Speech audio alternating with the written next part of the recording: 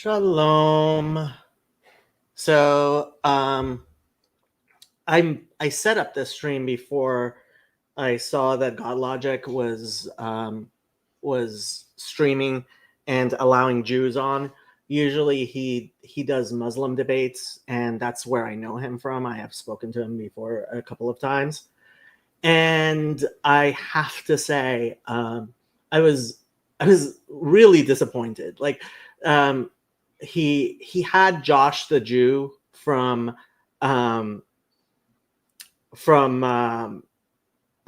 he goes to what is it called, Speaker's Corner in London.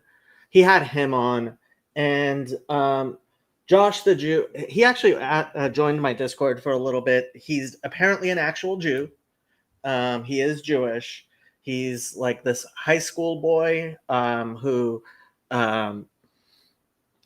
frankly, as soon as he found out that my Discord was actually also Jewish, like Orthodox Jewish, and people might know him, he suddenly disappeared. So, like, I'm guessing Josh the Jew's parents and synagogue are not aware of what he does.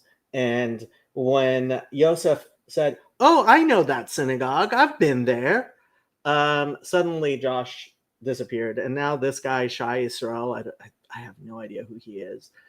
But it goes, and God Logic, I have to say, I'm kind of, if you ever see this, I don't actually have a way of contacting him. I don't think. And I've watched some of his streams. He's really smart, eloquent, and now this time he had this guy who knew more Hebrew than I thought he would, than Christians usually do, on making arguments, which, I mean, they're old arguments. He was applying them to some new verses, but they're old arguments, which,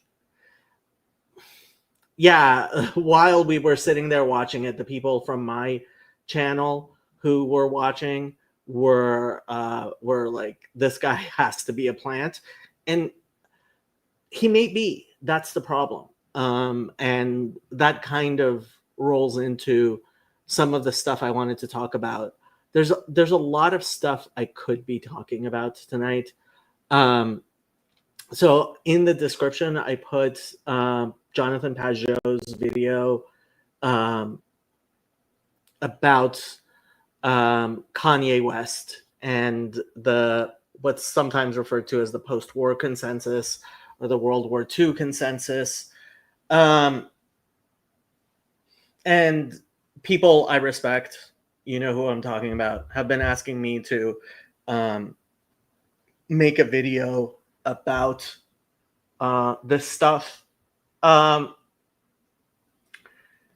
And look, we're in a time of real confusion in the internet. I think it would be a little much to say that it is as big of a change as the invention of writing, and then later the invention of the alphabet, and then later the invention of the book by Christians, by the way.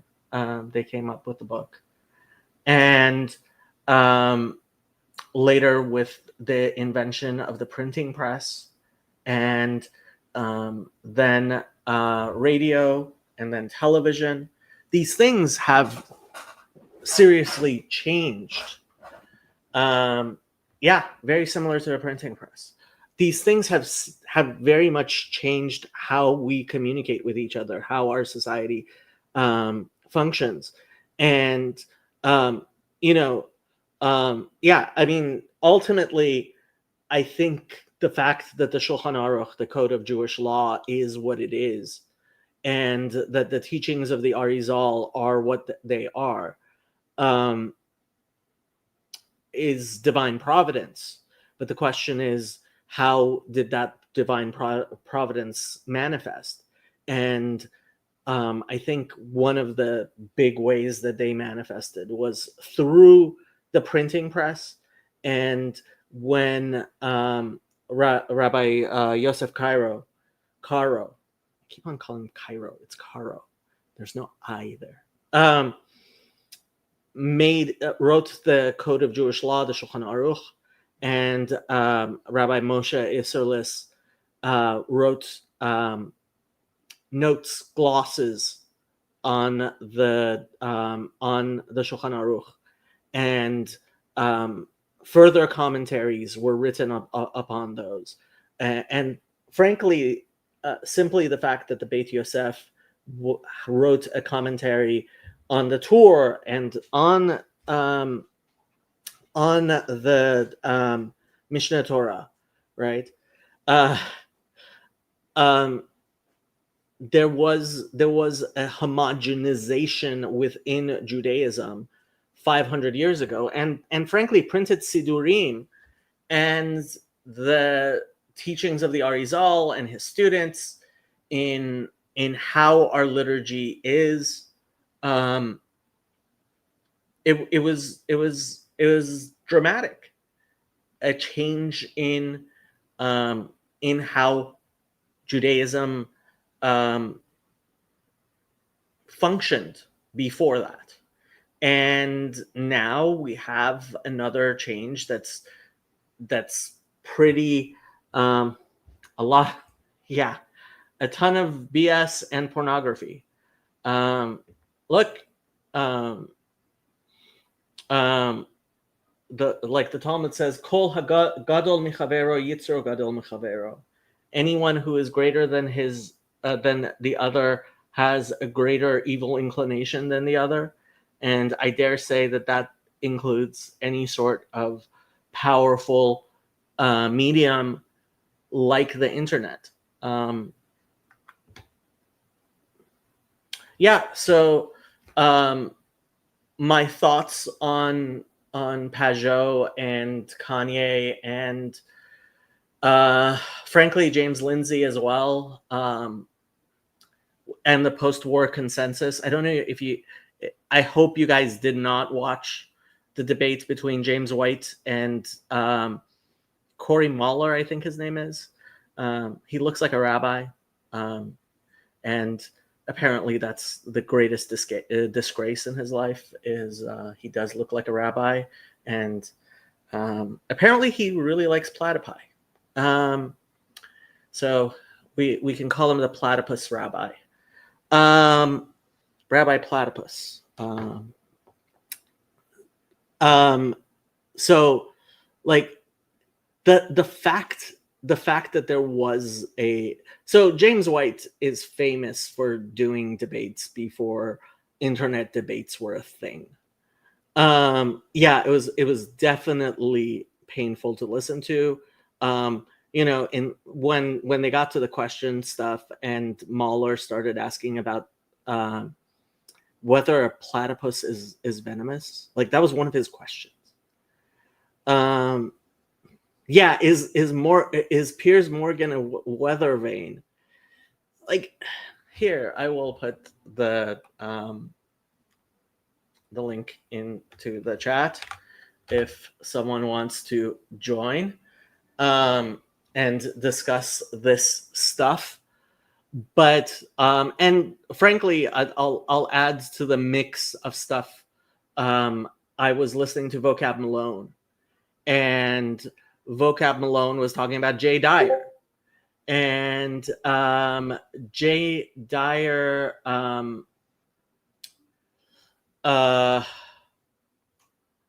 like how he has become a representative of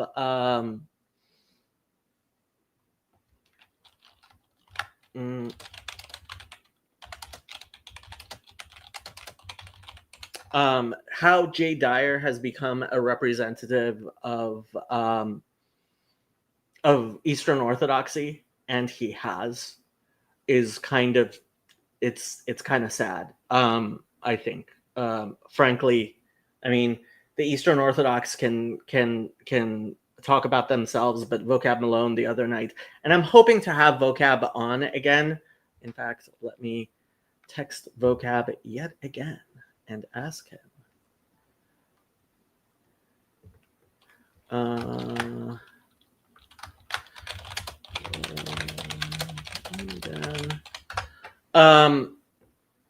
It's been like 2 years since Vocab came on my channel. My channel's a lot bigger now.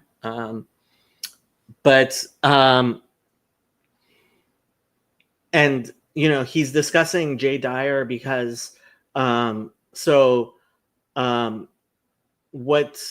Vocab does is mostly apologetics to the Black Hebrew Israelites, which, I mean, the man is doing great work, and more power to him. But the response that he's been getting is, hey, look at Jay Dyer. Jay Dyer is a Christian, and like Vocab Malone's like, no, he's not. Right? And so he started asking, like, as far as Eastern Orthodoxy, like, do the Eastern Orthodox think that this guy is a representative of them? And then we get an internet representative of the true Orthodox Church, right? And then we got this other guy who was an obvious online internet stan. And frankly, I mean, no offense whatsoever, I hope, Yehuda Israel, but Yehuda Israel just came on my channel, and I love the guy, and he does good work, but at the same time, when I start talking to them, like, unlike Jews for Judaism, for example, or Rabbi Rosenblum, I think it is, these are very young men in a very modern and in a very tech savvy way. Like, Yehuda Israel sent me, like, he has these docs where he has, like, okay, here, he methodically going through, like, okay, these are your questions, these are our answers, right? It's like beautiful stuff, right? And they have their Discord, which much younger audience than mine, but again, it's not like me or Yehuda Israel or even, I have to say, Tovia Singer are actually integrated into the Jewish community.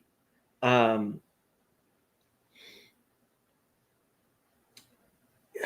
is Jay Dyer sad? Because Jay Dyer acts in ways that I don't think anyone who has been anyone who has teaching authority from one of the actual patriarchates would ever act the way he does. Tovia Singer is integrated in the Orthodox Jewish world, well, more than I am, but the fact is, like, most Jews have never heard of this, of Rabbi Singer, and he does great work. He has been a trailblazer, but he is far better known in Christian circles than he is in Jewish circles. And even, I mean, so Claire Kaw sent me Paul Vanderklay's video about Daniel Boyarin, and yeah, like Paul obviously doesn't know much about Daniel Boyar, and like, and it's like Daniel Boyar, and he called him a rabbinic scholar, and it's like, please don't use that term. Please don't use that term. Rabbi Tovia Singer is more well known than Rabbi Skobach.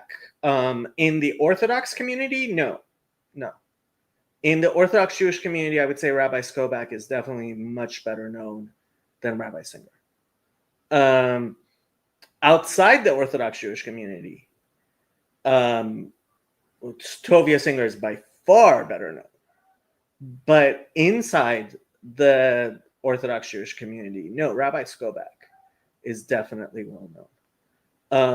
Is well known as, look, if you have somebody in your congregation who is an actual Jew who has gotten enchanted by Christianity, who you call is Jews for Judaism. You don't. I mean, I guess there must be people in New York who know Rabbi Singer well enough to reach out to him, but Jews for Judaism was the official anti-missionary organization, and as I have seen it in the religious community. Singer wasn't someone I was familiar with till I started engaging in these spaces. I can say with almost certainty that none of my friends know who he is. Yeah. Especially, I mean, I'm wondering how. So Rabbi Schulman, I'm wondering how well he's known in the Hasidic community, because he does come from the Hasidic community. And I love him, and he's obviously someone who knows what he's doing and knows his halacha. And frankly, like, as far as I am concerned, like, if I have tremendous respect for Rabbi Schulman, but I don't know how many people actually know of him. Should the Orthodox Jewish community become more familiar with these outwardly facing rabbis, and do they deserve more attention and standing? So, I mean, this goes into the whole thing. Like Kirk is saying, the Hasidic community is too insular, in my honest opinion, other than Chabad. Look, most rabbis who are well known because they publish books that are widely read, because they are heads of organizations that are important, because let me see what he says. Jonathan, I do think that we need to pay more attention to them, but not to promote, but rather to be able to remove the bad ones. Yeah. Oy vey. Yeah. Talk about three people whose names I don't even want to mention. I have no idea who Shapiro. Do you mean Ben Shapiro? Ben Shapiro is not a rabbi.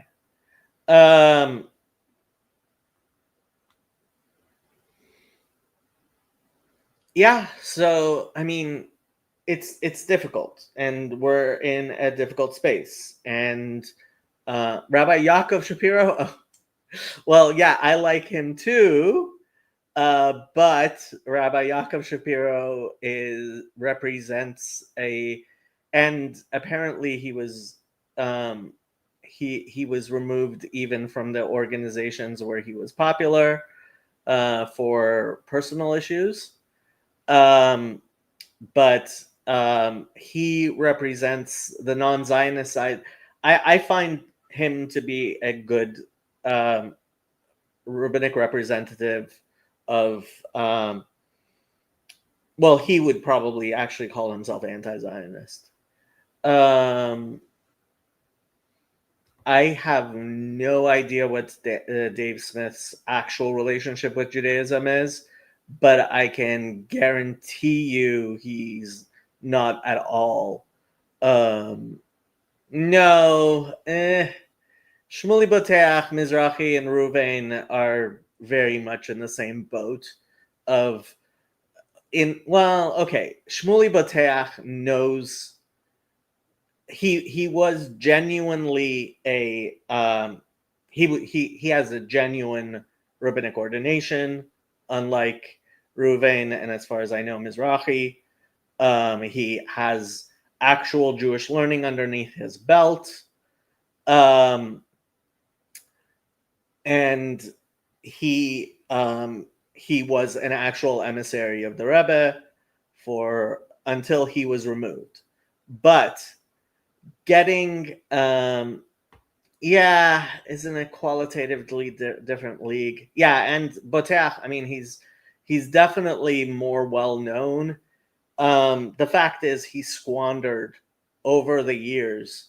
It has been a long time of him squandering his what relationship he had with the Orthodox Jewish community for fame.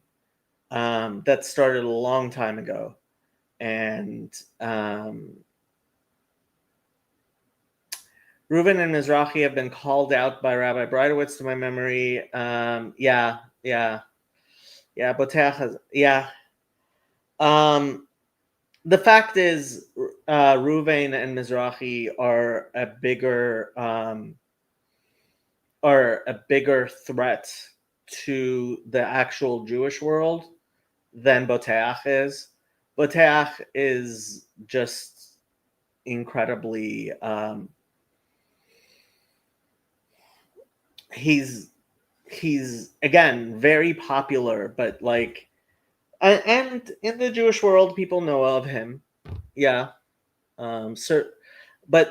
I mean, Mizrahi actually comes, and like, people do know him, and not Reuven, but Mizrahi does speak even in religious communities in the United States, at least. I don't know, but that Jan God has to do with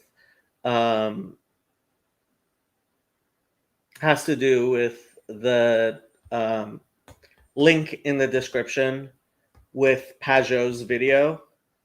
What to say about Pajot's video?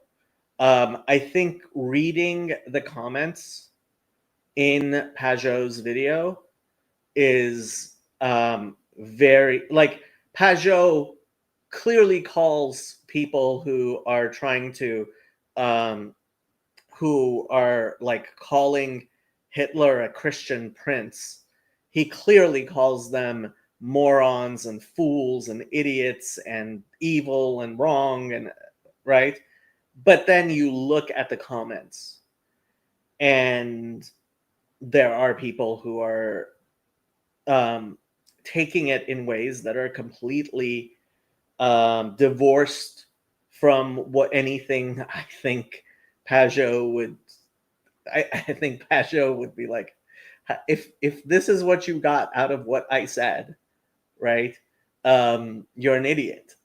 And I think that's actually true. Should I try this show comments on stage thing? They recently put it on here, and it's like this. Can I even move it? I can't move it apparently. Hi mom. Yeah, so it just comes on automatically. I'm not sure this is the best idea in the world. What do you guys think? I guess it's more like it's a feature people are big on. Yeah, what do you guys think? Yeah, I would say Mizrahi and Reuven's. The only thing is, anybody can put whatever they want into your chat, and then it shows up on your screen. Like, is that a good thing? And I'm wondering if it makes people more reluctant to actually comment or not. Yeah, it's like Twitch chat. That's precisely why I think they did it. I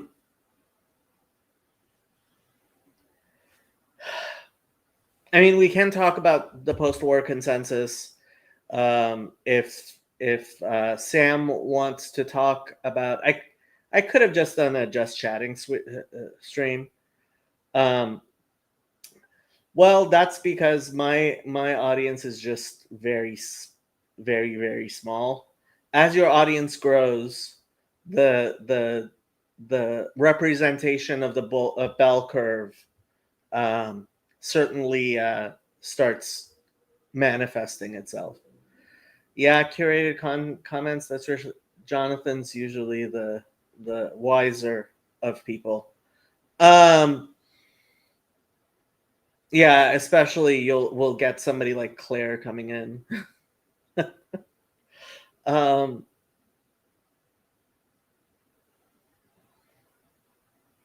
Yeah, I generally don't stream at this time. This is usually the time I'm spending working on my homework and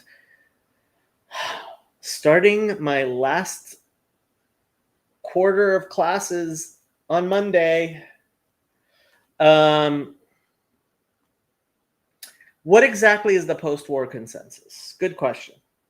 So the post-war consensus is an international governing regime that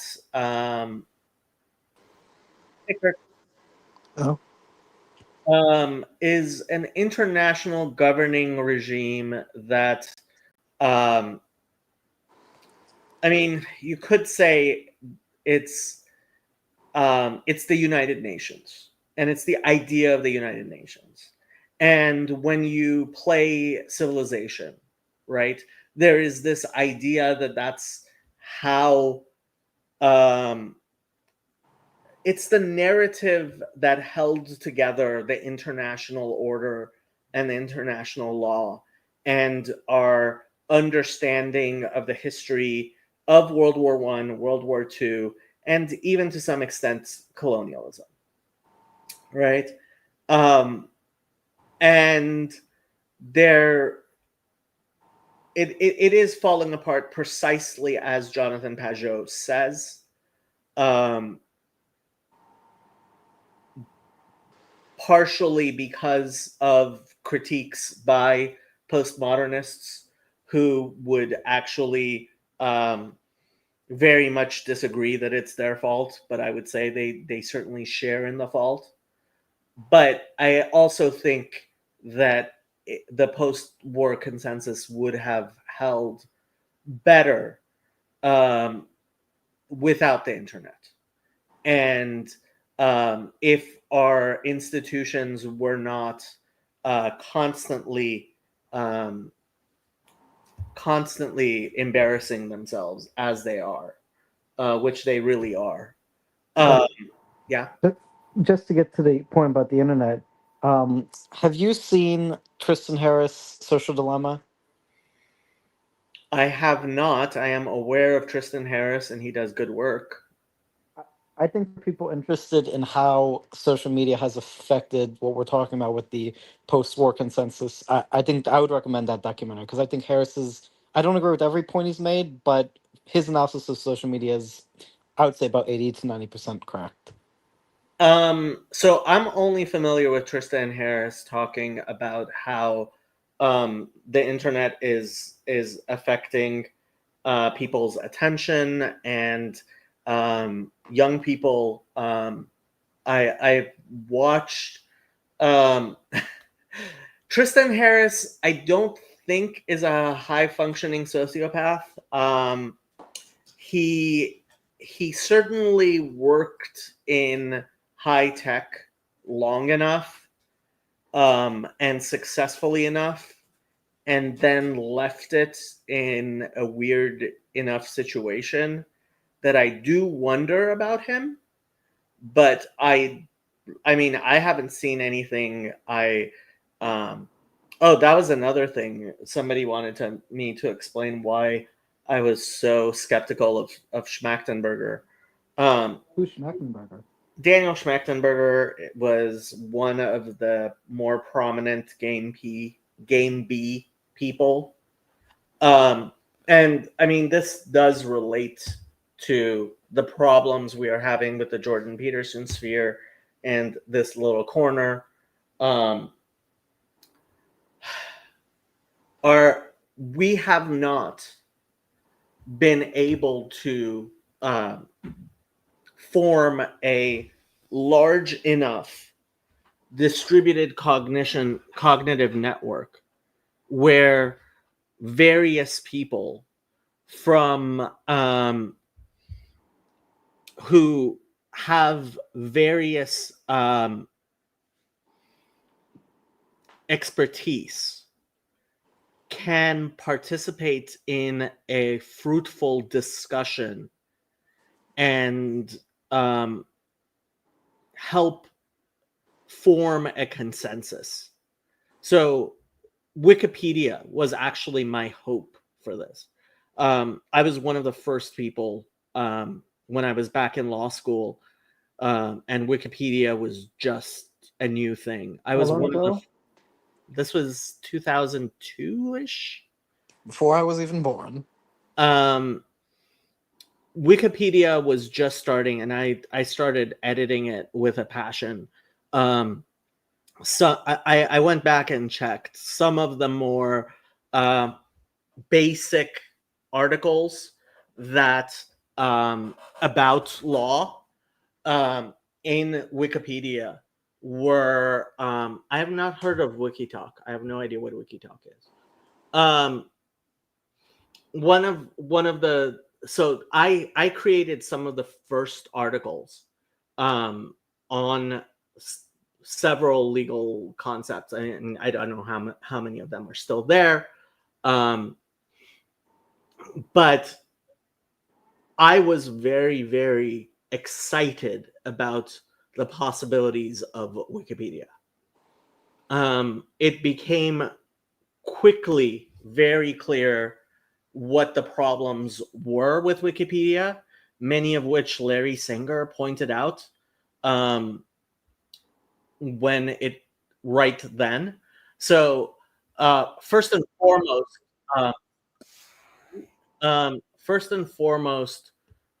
Wikitalk. Larry Singer is the founder of Wikipedia? He was one of the founders of Wikipedia. Okay. Yeah, I mean, and I don't know. one of the first critics. Look him up. Okay. Yeah, he was recently on one of the shows I listen to, like Trigonometry or something. I forget where, but he's on Twitter.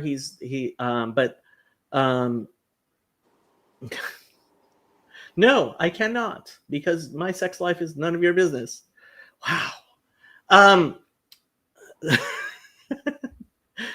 Some people amaze me. So what was I saying? Larry Singer. So Wikipedia, for example, way back when you spoke about when you went and looked up, for example, an article about math, right? Well, there was it was very detailed, especially towards the beginning, right? Or even something about computers or particular things about, and when you looked up things that were less technical, and the people who were paying attention to that topic were less likely to be the type of person to go on Wikipedia and make Brierly or Scrivener. Yeah. He I don't know about just became a Christian. He's been saying Christian stuff for a while now. But there, so there was that sort of bias, simply self-selection bias in what was in Wikipedia. I hate that video is becoming default in some spaces for information sharing. Just let me read. Yeah, Dr. Marcus Shara, Professor Dr. Marcus Shara, was actually saying that he kind of wishes I would write more instead of making videos and speaking about things. And I reluctantly explained to him that before he was born, well, was it before he was born? He was a very young lad when I was trying to write things and getting no audience, Is he unfortunately. your professor? What? This Marcus Shara, is he your professor? He's not my professor. He's one of the guys who's involved. He's on the Discord, and he came on the channel a couple of times. He's teaching at Chapman University right now, and Jonathan, Substack is new theater. Substack is the new theater.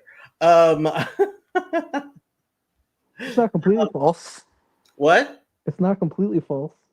Yeah, I love it. I actually think it's in a very real sense, it's true.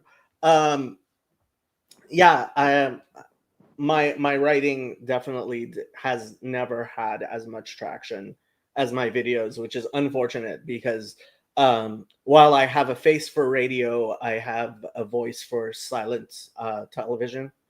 And but I'm not a bad writer. I would like to think. I mean, Yeah.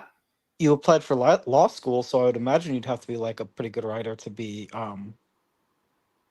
like that. I mean, I'm pretty sure, doesn't law school require like pretty proficient writing? No, Okay, it doesn't. It should, but it doesn't, unfortunately. that's unfortunate. Um, Jacob has different kinds of laughs, Kirk. You got to distinguish between the two. But yeah, unfortunately, and frankly, writing does offer a better way of engaging. Unfortunately, and I do blame the postmodernists for this. In writing, it is very, very easy, especially given the manner in which we do much of our writing. It is very, very easy to filibuster, to write something that is very, very long, and therefore you can claim that people.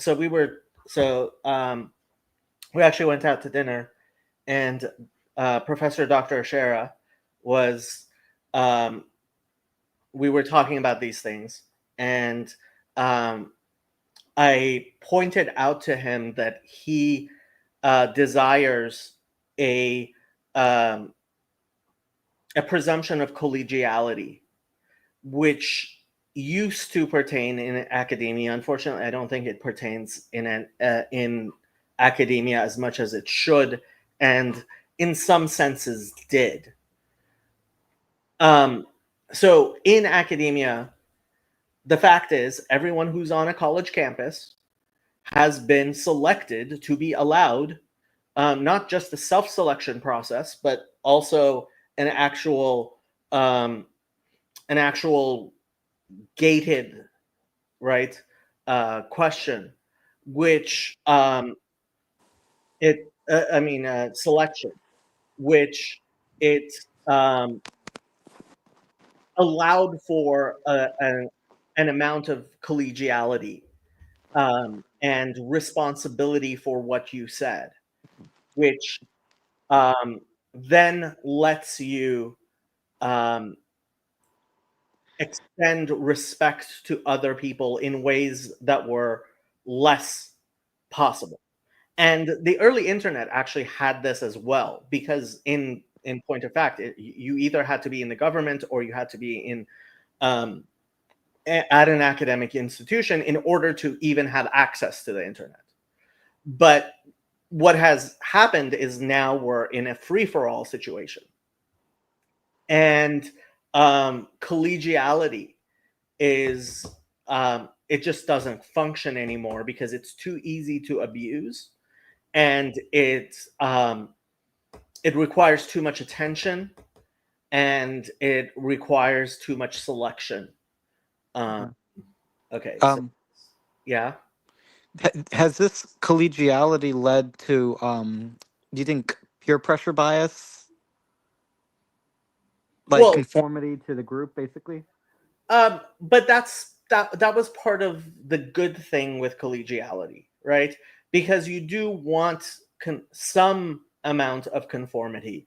You want some amount of, okay, these, you have embarrassed yourself enough that we no longer want to hear from you. So, for example, someone who, could not tell the difference between a man and a woman, right? It used to be that we would laugh at that person and remove them from academia.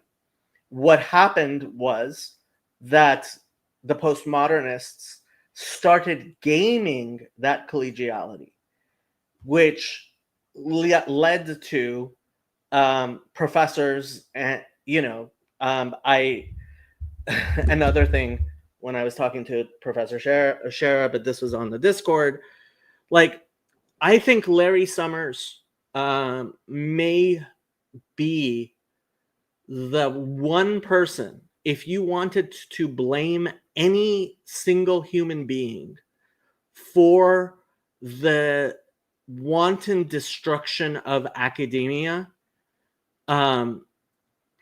in by the woke, I would say that Larry Summers is a better candidate than even Kimberly Crenshaw or Rudy Deutsch, because he was the president of Harvard, and he allowed, through his resignation, which was, his response should have been harsh to the pushback he got to stating something very normal. Instead, what he decided to do was go meekly into that soft night and retain his reputation by kowtowing to the lords of woke, which if that wasn't the Fort Sumter of the war on woke, it may have been the Dred Scott decision, or yeah, I wouldn't take it any further back than that. I certainly wouldn't say it's like the 3/5 compromise. Kimberly Crenshaw may have been like the 3/5 compromise in that situation. Okay. Young God asks, I guess the too long didn't read question is, at what point does discarding the post-World War II consensus become anti-Semitism? Discarding the post-World War II consensus is only anti-Semitism if the reason you are discarding the post-World War II consensus is because you're an anti-Semite. And there is definitely the anti-Semites tend to be the ones who are most vociferous and most willing to discard the post-World War II consensus, but that's not why it's falling apart. And too many people are actually understanding it's falling apart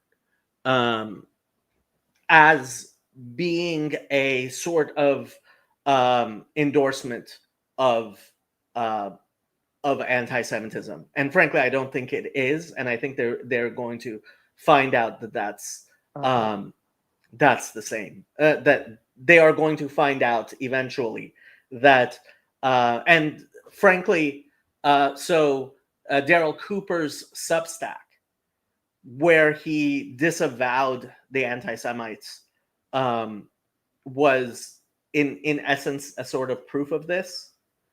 And yeah, Jan God, if you haven't read that Substack, I would recommend it to you personally. I'm not sure I generally recommend it. Cassandra says, for me, it feels more efficient to scan words when I'm looking something up.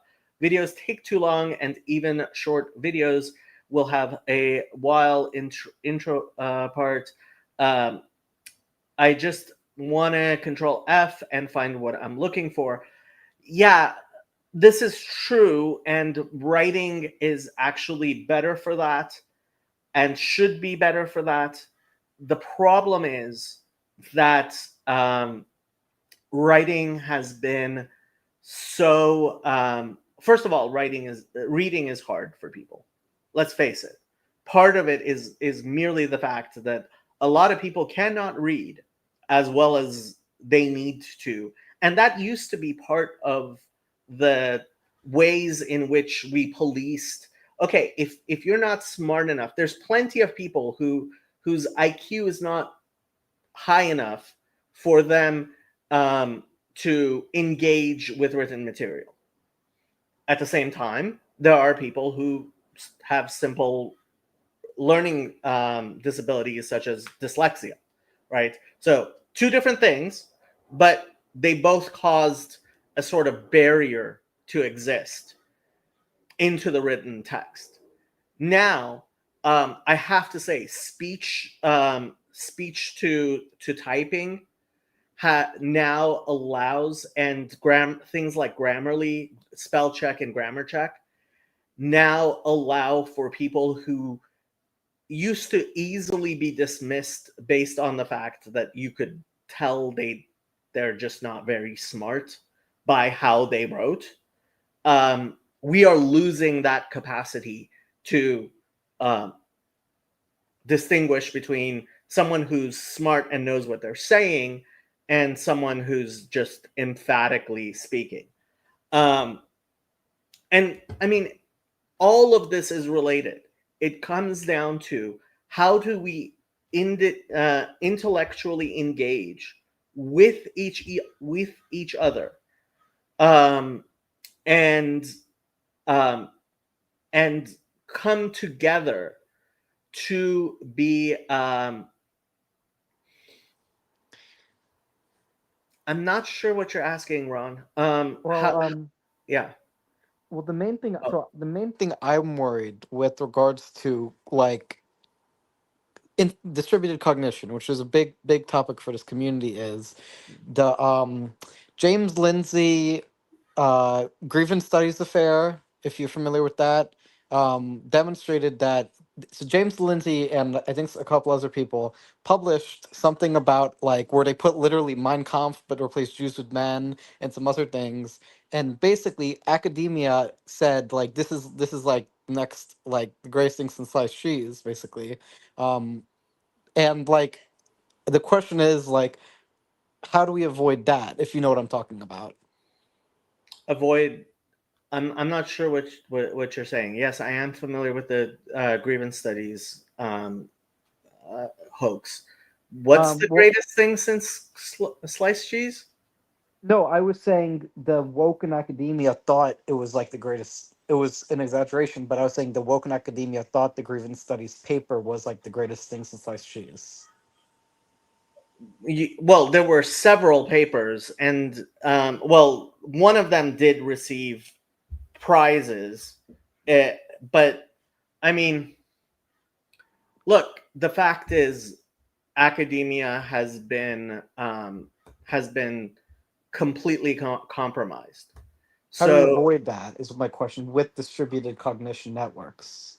good question. I don't know. Okay. But I think it's an important thing to have at the back of minds when we create communities of trust. That is the most important thing. I mean, that's my on my Discord. One of my rules is like The whole point is secured distributed cognition. We need distributed cognition, and we need secured distributed cognition that is not easily hacked. And unfortunately, I don't know that. I don't know what the way forward is at all. I really don't, and it's Yeah. unfortunate. I mean, yeah, I suppose if we had a way forward, then like we'd be able to take over the university system. No, I think we would, because I think if we had a way forward, we would be able to use the woke's tactics against themselves, infiltrate the university system, and create a network of distributed cognition within academia that values rationality. no, and this is important. Like this is one of the reasons I think James Lindsay is so right about the woke right. Like, we cannot use the woke's tactics. The woke's tactics will not lead to secure distributed cognition in any way. The tactics, ultimately what you need in secured distributed cognition is a fidelity to the logos, right? Do not lie. Tell the truth. And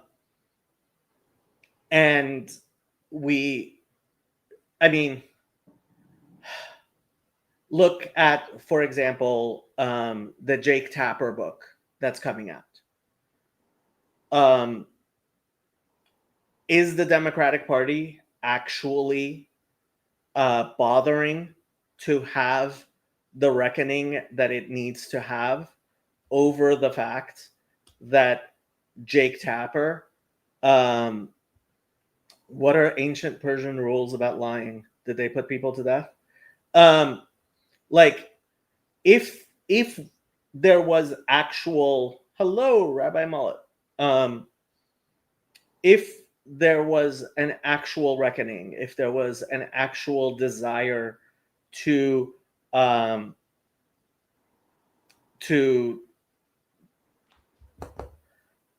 have real journalists, Jake Tapper would be fired. In fact, every single person who did not do their job, everyone in the White House press corps who did not ask, hey, how come Joe Biden only does prepared remarks? How come he will not take questions? Like,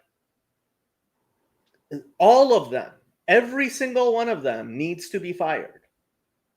But that's not going to happen. So, yeah. I agree. What?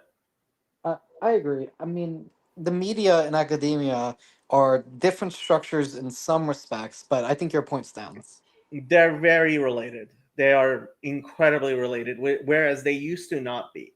Yeah, it's very funny. I went to undergraduate. I specifically was in the School of Journalism because I was so excited about journalism, and one of the reasons I chose to apply to USC.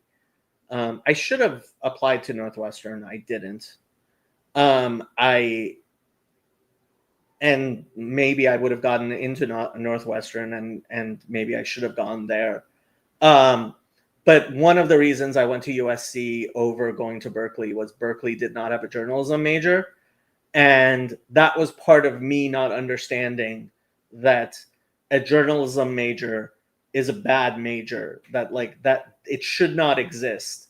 And any school of journalism that has an undergraduate, like, I was very surprised Columbia doesn't have an undergraduate journalism major, but that's because Columbia actually had some level of morality back then, not that they do anymore. Okay, Jan God says, distributed cognition is having 6 degrees of separation from someone who knows the answer. It would seem that society is presently in a state larger than 6 degrees, fun times. No, I don't think distributed cognition is first of all, I think all of humanity is less than 6 degrees of separation away from each other. I think any two human beings are less than 6 degrees of separation away from each other. It becomes really easy to get to 6 degrees. The distributed cognition is no, because our distributed cognition is very much polluted, which is why people are becoming conspiracy theorists, right? Because the information you get, for example, about Joe Biden's health, right? Like nobody is even asking oncologists, hey, is it possible that Joe Biden, like, in order to get to the level of cancer that he has now, how long would that have taken? Right? And like, yeah. I mean, yeah. There was some newspaper in Chicago, I think, with a summer reading recommendation article that was completely AI, and the author didn't bother to fact check. So over half the book were fake. Yeah, there's plenty there, like the amount of plagiarism. I do wonder if the increased use of AI is going to lead to some sort of quality check. I hope so. I don't know.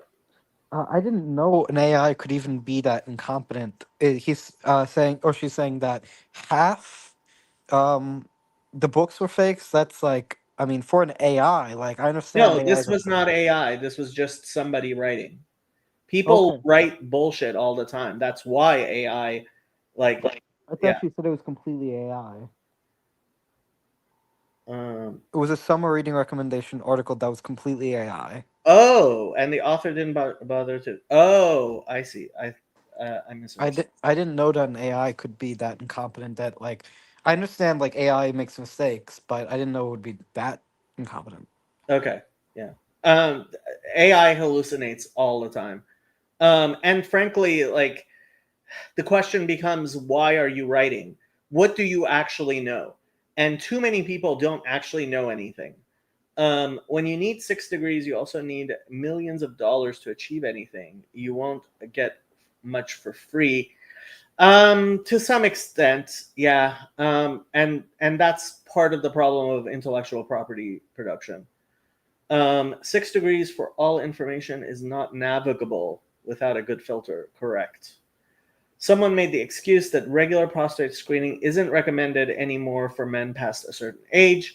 This is true, but I mean, if the cancer has metastasized to his bone, like, this isn't just the nodule. Like, yeah.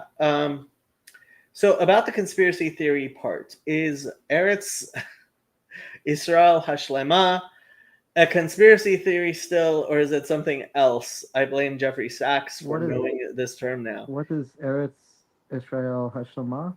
Shlema. Great. We might as well add Zionism to the discussion tonight. So Eretz Israel Hashlema was certainly a conspiracy theory. So I think a lot of people do not recognize how much their ideas impose themselves into the Jewish community.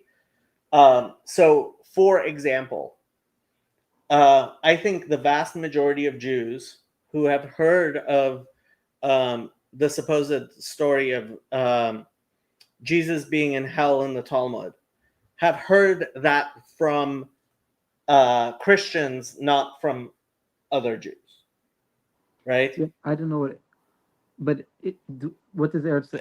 Israel Shlema translate to? Okay, I am getting there, Kirk. Okay. So similarly, Eretz Israel Hashlema, the completion of Eretz Israel, biblical Eretz Israel,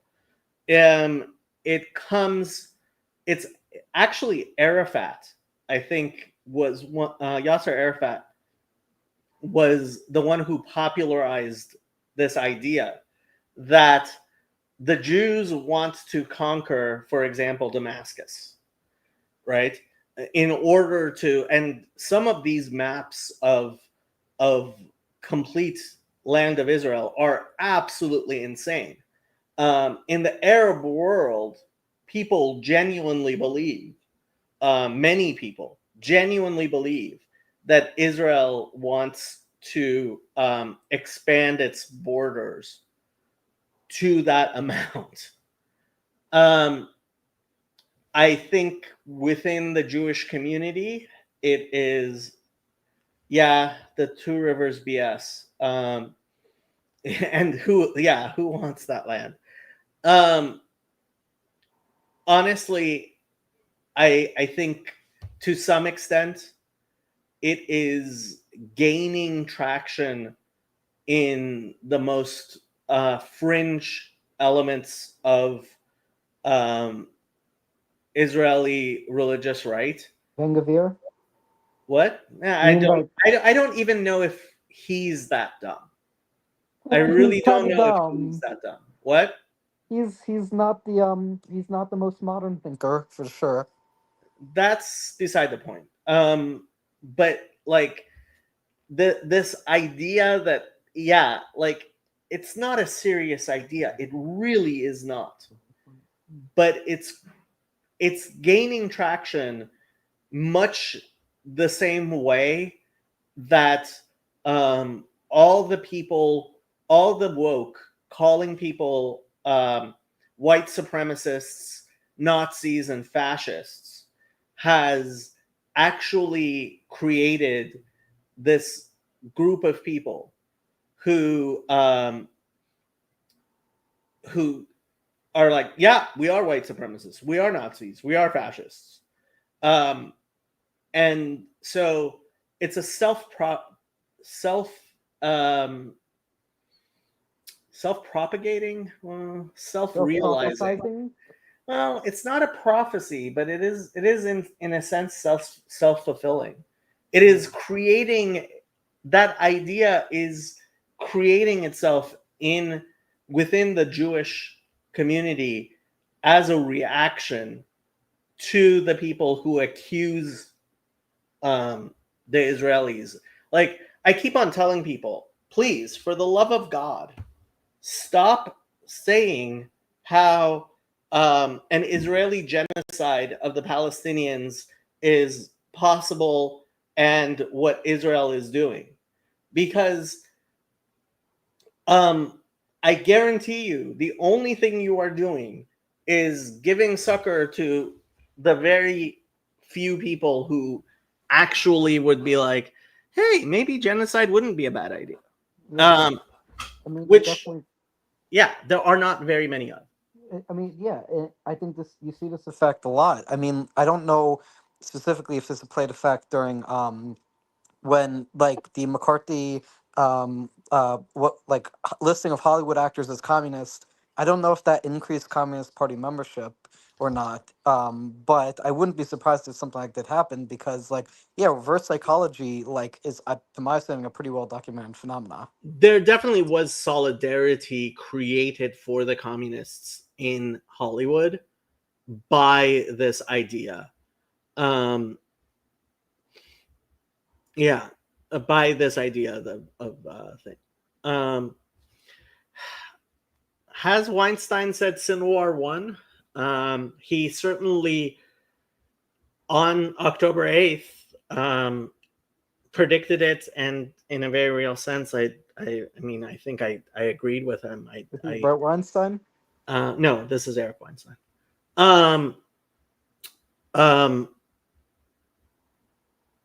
yeah, Sinwar in a very real sense, has gotten what he was asking for, what he wanted. I watched the podcasts during his trip. Yeah. What exactly does it mean, Sinwar won? I'm a little bit confused about the context of that. So Hamas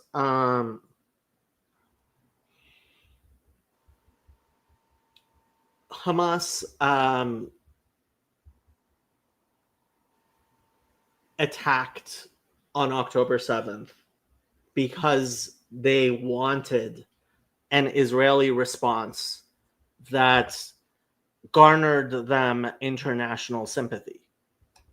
That was Sinwar's plan. And frankly, I think anybody who was really paying attention realized that.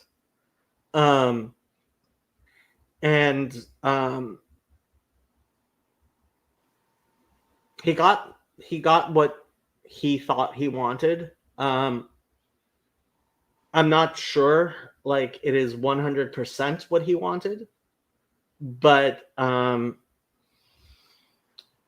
RJ says, by the way, RJ, you could come on stream yourself. You might want to speak up on how Hamas refers to everyone as a martyr and how that frames things for Sinwar and his ilk. Yeah, so for example, the numbers of casualties of people who have died, so Hamas does not distinguish between civilians and combatants. Here in the West, we do distinguish between combatants and the West. And so they view anyone who dies on their side as a martyr, as a combatant. And they see that the deaths of, and this for, yeah, we do. No, we do. And the I mean, there has been this strain within Islam of people who believe that especially with the Shiites. Nasrallah said these types of things. Various people associated with the Islamic regime in Iran said this. I think this is the point of Douglas Murray's book about death cults. Like, there are people who genuinely, and this seems so abhorrent and silly to us that we cannot understand it. There are people who genuinely celebrate the death of their own children to the point that it is emotionally like, look at Hania, was it Ismail Hania who got the news? There was a video of him getting the news that 3 of his kids and grandkids died, and like he shows zero effect, right? He doesn't cry, he doesn't nothing, right? And so the only way you can have that sort of reaction to someone is one of 2 things. Either you have already written them off as people who are going to die, which you would be surprised how many people who have been traumatized will do that. Or you're a sociopath.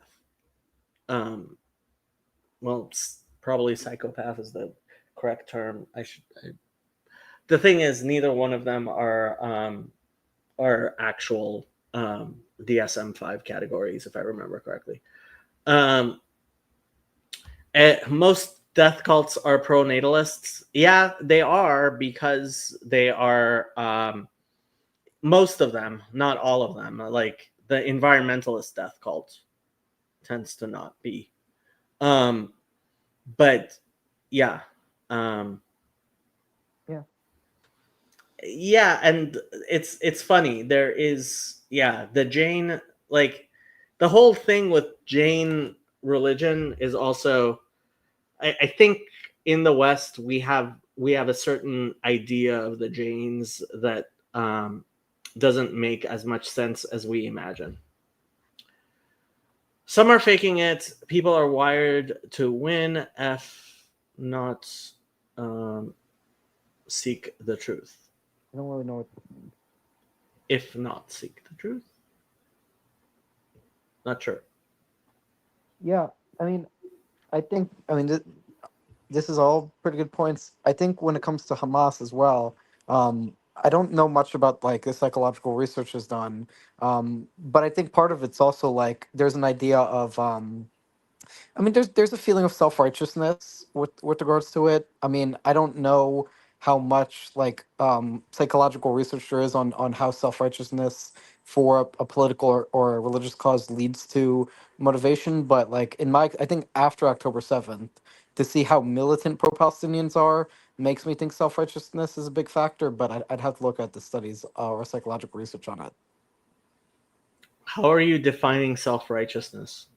Well, basically the idea that because we are essentially seen as the marginalized ones in a political situation, that means we're on the right side of history, so to speak.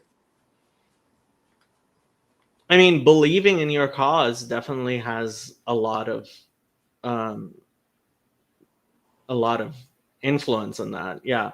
but I'm specifically referring to believing in your cause because of the belief that you're marginalized. I wonder like if there's like a correlation between the idea that Hamas thinks of us as we're on the oppressed Palestinian Arab side and the Israelis are like the oppressors, how much of that like victimization ideology, you could say, leads to that.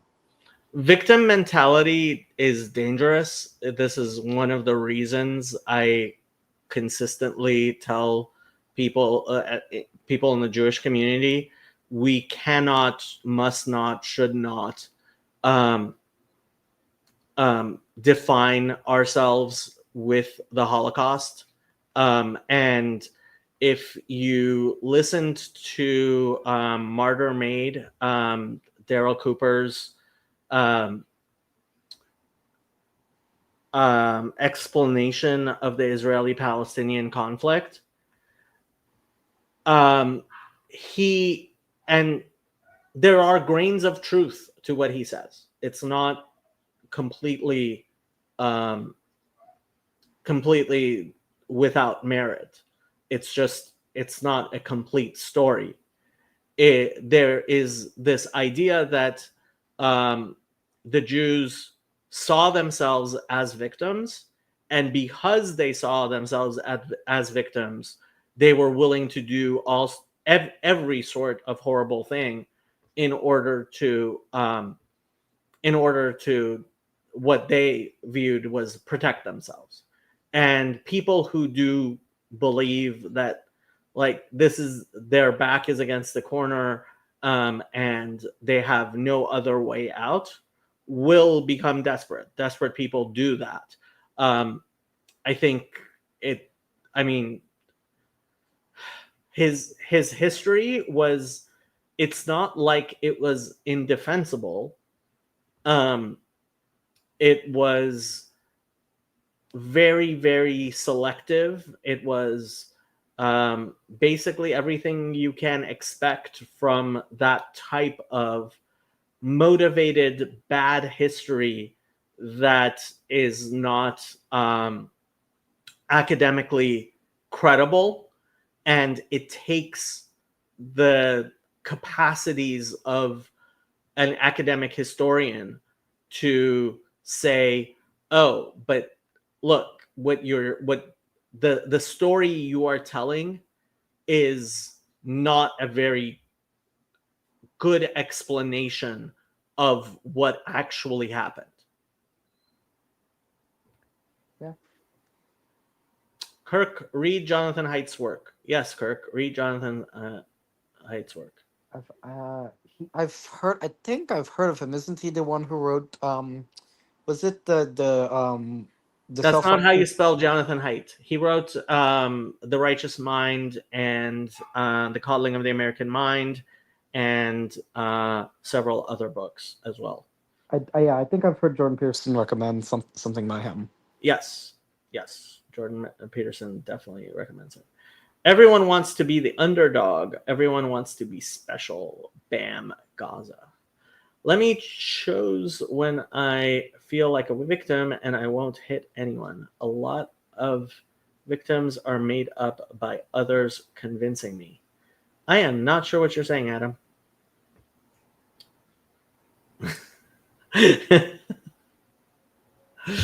Spelling is for suckers. You a little bit tangential to the point, but like because we're talking about post-war consensus, I think this is relevant. Do you think John Mearsheimer has expressed sentiments that you think are anti-Semitic? Who has John Mearsheimer? So he's Yeah. a political Yeah, I know scientist. who he is. He's an obvious anti-Semite. He is? Okay, yeah. Like when you are a political scientist who seriously believes, as Mearsheimer first wrote and then revised, that the reason for U.S. Foreign policy being what it is Jewish money. Like, again, it goes back to the, like, there within academia there are people who have a strong affinity towards Marxist ideas, and Marxism is anti-Semitism applied to Gentiles, right? So Anti-Semitism applied to Gentiles? yeah, What exactly does that mean? well, like the reason your life is not good is because of this wealthy cabal of capitalists, right? I So see. So like it's replacing Jews with like capitalists or like any other oppressor group or perceived oppressor group. um yeah, and so um the Marxism is an anti-Semitic conspiracy theory, and so you can apply it to anyone, but it most naturally applies to Jews, which is what Mearsheimer did. Like the idea that um, I don't. I hope I don't throw. I mean, pick and choose. I hope you've listened enough to what I say to see that I don't just throw it out around at everything. The particular aspect of his thinking, which is Marxist, is that you can buy politics, and obviously, money affects politics, but you cannot buy elections. You cannot buy the public policy, and people are not just economically motivated. I mean, behavioral economics shows this quite clearly, but if nothing else, the democratic elections over the past 8 years should show you that while money can help, like, you cannot look at money and imagine that that's why politics are as they are. Um, does Jewish contributions to political campaigns affect American politics? Obviously. Is the Christian Zionism of dispensationalists and a lot of fundamentalist Christians affect American foreign policy more? I don't think any intelligent political scientist, thereby excluding Mearsheimer, can deny that. Yeah. I don't know much about behavioral Well, I didn't economics. say he was a Marxist. I mean, I think that his particular idea there is Marxist. Okay, let's talk about Epstein killing himself and Cash and Bongino. The only way I can explain how Cash and Bongino changed their mind so quickly, so obviously, so uniformly is something that I was worried about, which is Epstein was a U.S. intelligence asset. Is it possible he was an Israeli intelligence asset or a British Five Eyes one? Could it have been a joint thing? Maybe, but yeah, they were definitely like the only thing that explains their change in position so quickly to me is they looked on the file and they saw, oh, okay, we know exactly who Epstein was working for. Yeah, I mean, yeah, sharing one or two positions. I think it's the worldview. It's the worldview. I don't think Bongino was scared. Frankly, I don't think you could scare Bongino. I think Bongino would gladly die in a blaze of glory. I think Bongino would gladly, and frankly, Cash might as well. Like, these are the types of people who, like, I think enjoy the possibility of, like, it really seems to me that Epstein must have been a U.S. asset. These takes, Jacob. This is what diversity is all about, I guess. Elections don't really matter, though. Look at what has happened in the Trump. Come on, young God, stop being so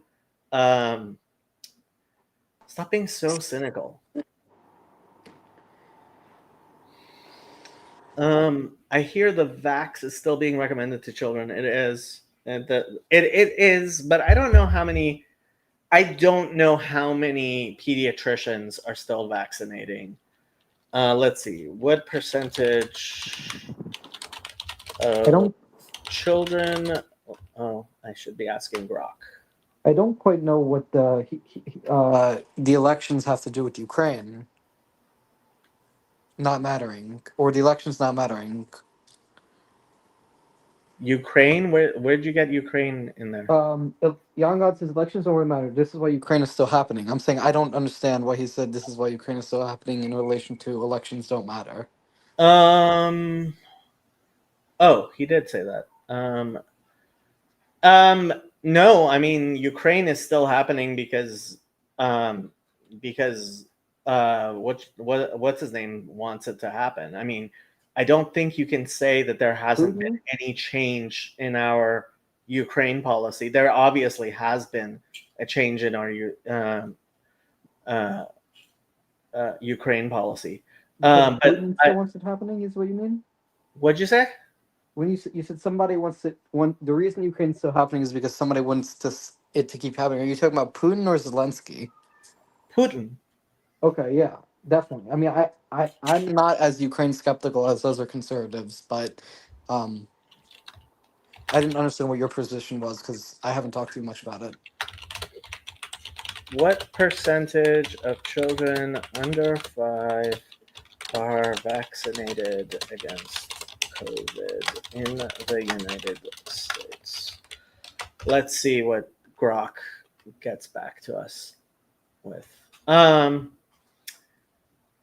Don't be a materialist. Marxism solved. Correct. I agree. Kanye. What about it? All intelligence agencies that engage in sexual extortion are tools of Satan first, regardless of their nationality. Look, I don't think you can be a secular, like, you can have a secular morality and then think that there's something wrong with, and I mean, when I looked into the Epstein stuff, what was he doing? He was taking people to places where the age of consent was 16 and getting them involved with 16-year-olds and then blackmailing them, right? That appears to be the thing. And he's like, hey, 16-year-old, you know, and like, I have a hard time imagining the people in the CIA and the FBI who monitor their ethics and possibly military intelligence really imagine that that is somehow worse than any of the other things that they're involved with, right? Like, there's a limit to how much, yeah, yeah. Blackmail and extortion, classic FBI and CIA playlist. Look, these people are not, like, there are no chaplains at the FBI or CIA. I don't know what to tell you. Trump was elected to do stuff. Lots of the stuff remains undone for no reason. No reason. I think you imagine that that government functions much better than it actually does. And I am surprised that Grok is still thinking about vaccinations of children under 5.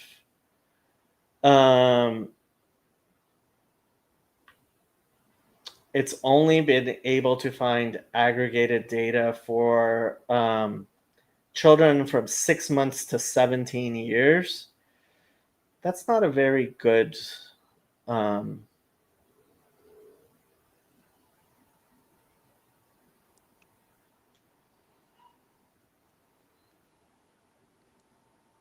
yeah, it's having trouble finding information for children under 5.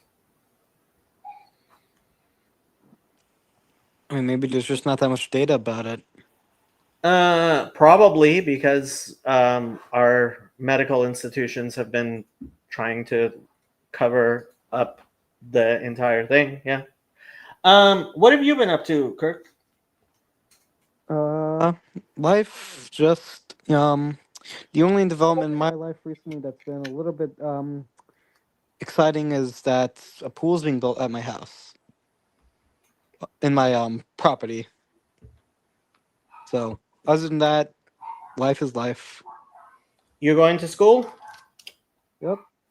Well, the community college, and then the classes I have for the remaining classes I have for my online program.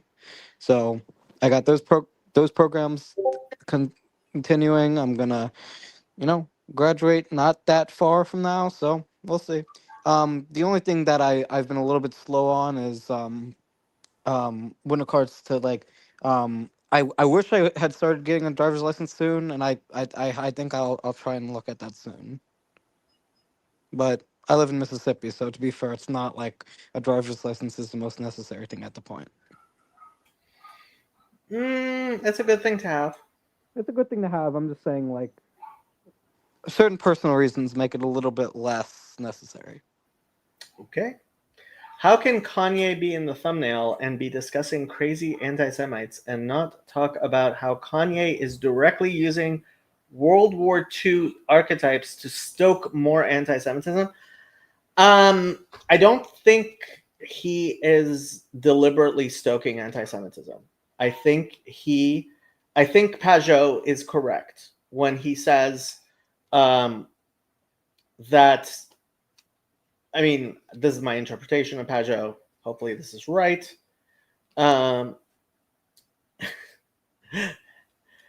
Gark says, Kirk, get your license and change the oil in your car yourself. The next step in life. I have to say, Garth did not change the oil in his car himself until after he was married. So, like, you could change the oil in your car yourself or get married in any order. Either one's fine, but either order's fine. What was I saying?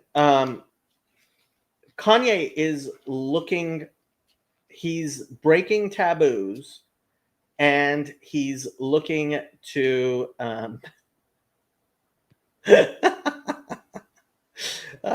Jonathan, spoken like a true Michigander. Kanye,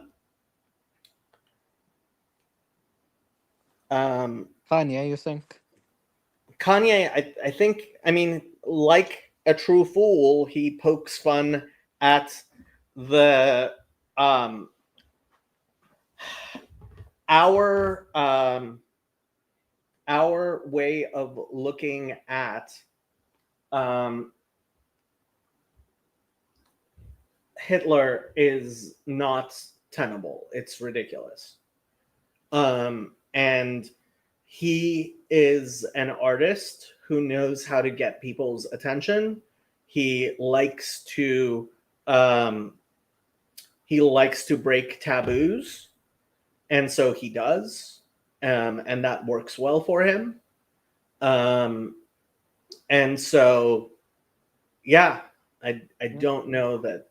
I mean, I feel bad for him because he is mentally unwell. And frankly, I think he's probably surrounded by people who care not at all about his well-being, Yeah. which is not good for him. Yeah, definitely. But yeah. This kind of reminds me of sorry, can you hear me? Yes. Okay. This Kanye thing reminds me of a quote by Plato, where Plato says, "The wise man speaks because he has something valuable to say, and then the fool speaks because he wants to be part of the conversation," or something like that. You should look it up. It's a good quote by Plato. But Is it I by think, Plato? Let's see. The wise man speaks because he has something to say. Ooh.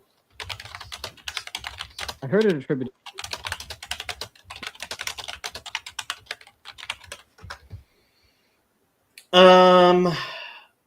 Reddit thinks it's from Plato, so it probably isn't.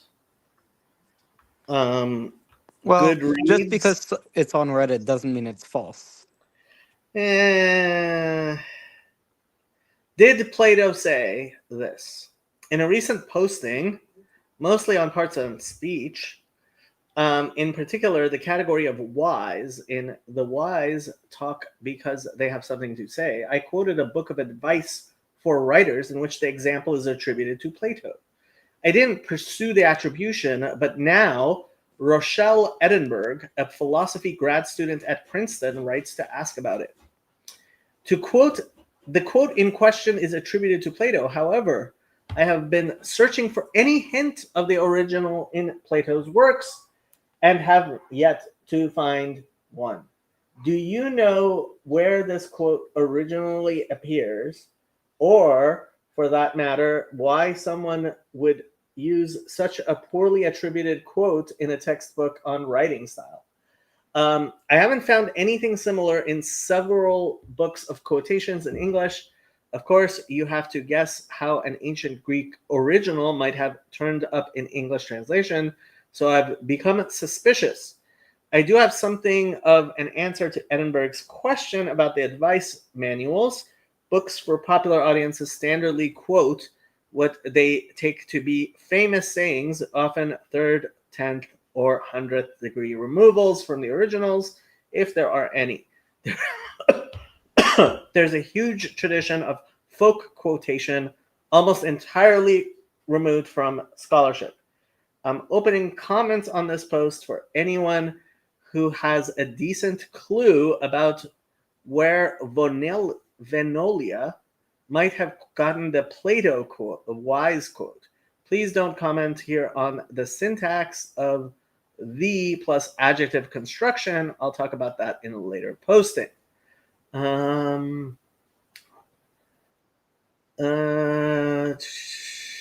him legitimacy.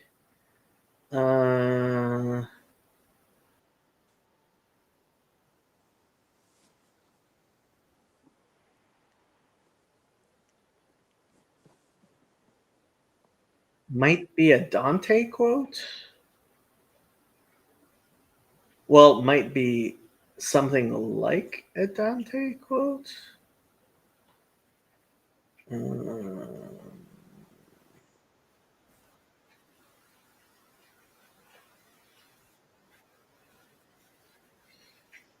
Mm.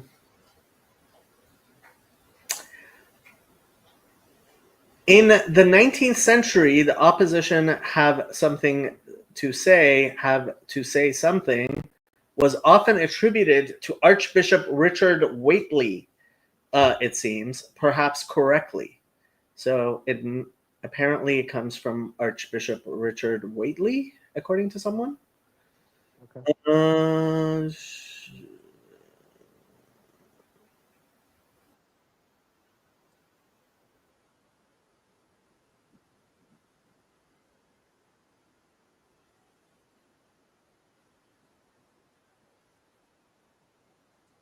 I have heard this attributed to Saul Bellow, a writer born in Canada in 1915. Why does Saul Bellow sound like a familiar name? Saul, I think he was Jewish. Sounds familiar.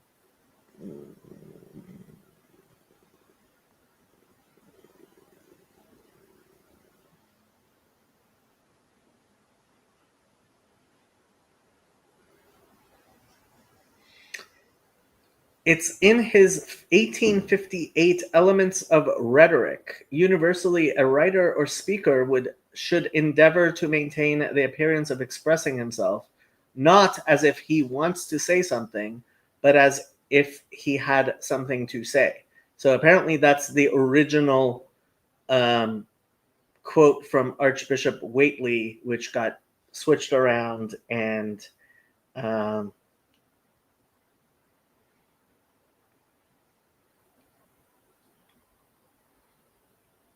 well, yeah, actually, it might just be a restating of Proverbs 17:27-28. A man of knowledge uses words with restraint, and a man of understanding is even tempered. Even a fool is thought wise if he keeps silent, and discerning if he holds his tongue. Not Great exactly. minds, great minds think alike. Yeah, it appears that the original quote was from Archbishop Whately. Yeah. And he only lived about 2,500 years after Plato. So there you go. Incidentally, I'm great at weddings. Sorry, I was just reading chat. Yeah, but the quote still stands today, and I think it explains why social media is the way it is. People quoting things that aren't actually from Plato. Well, if more people quoted Plato, social media would be much improved. Okay, let's see what people are saying in the comments. There's a bunch of people watching. There's a lot of people watching. Why are so many people watching? I would like RJ to come on, and Andrew. Andrew's at work. It's what time is it where he is? Andrew works nights now.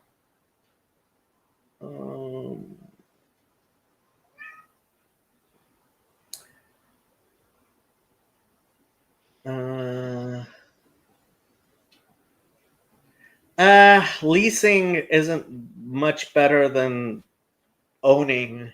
Like, yeah, I'm not a huge fan of leasing cars unless you are in an upward income trajectory, like young people tend to be. But I'm sure owning nothing and being happy is in the Talmud, though. There you go. It's gotten pretty hard for me to continue to defend Yi, no matter what he says or does. Yon God, you should invite RJ to your wedding. People are talking about your wedding, Yon God's wedding, but like we haven't even done the stream where people come on and say congratulations. Is Yon God Nick Mo's supposed to be doing that. What? is Yon God the Muslim person we have in chat? Yon God is not a Muslim. He just acts like it. Okay. If I knew RJ when I got married, I'd have invited him. That's hilarious.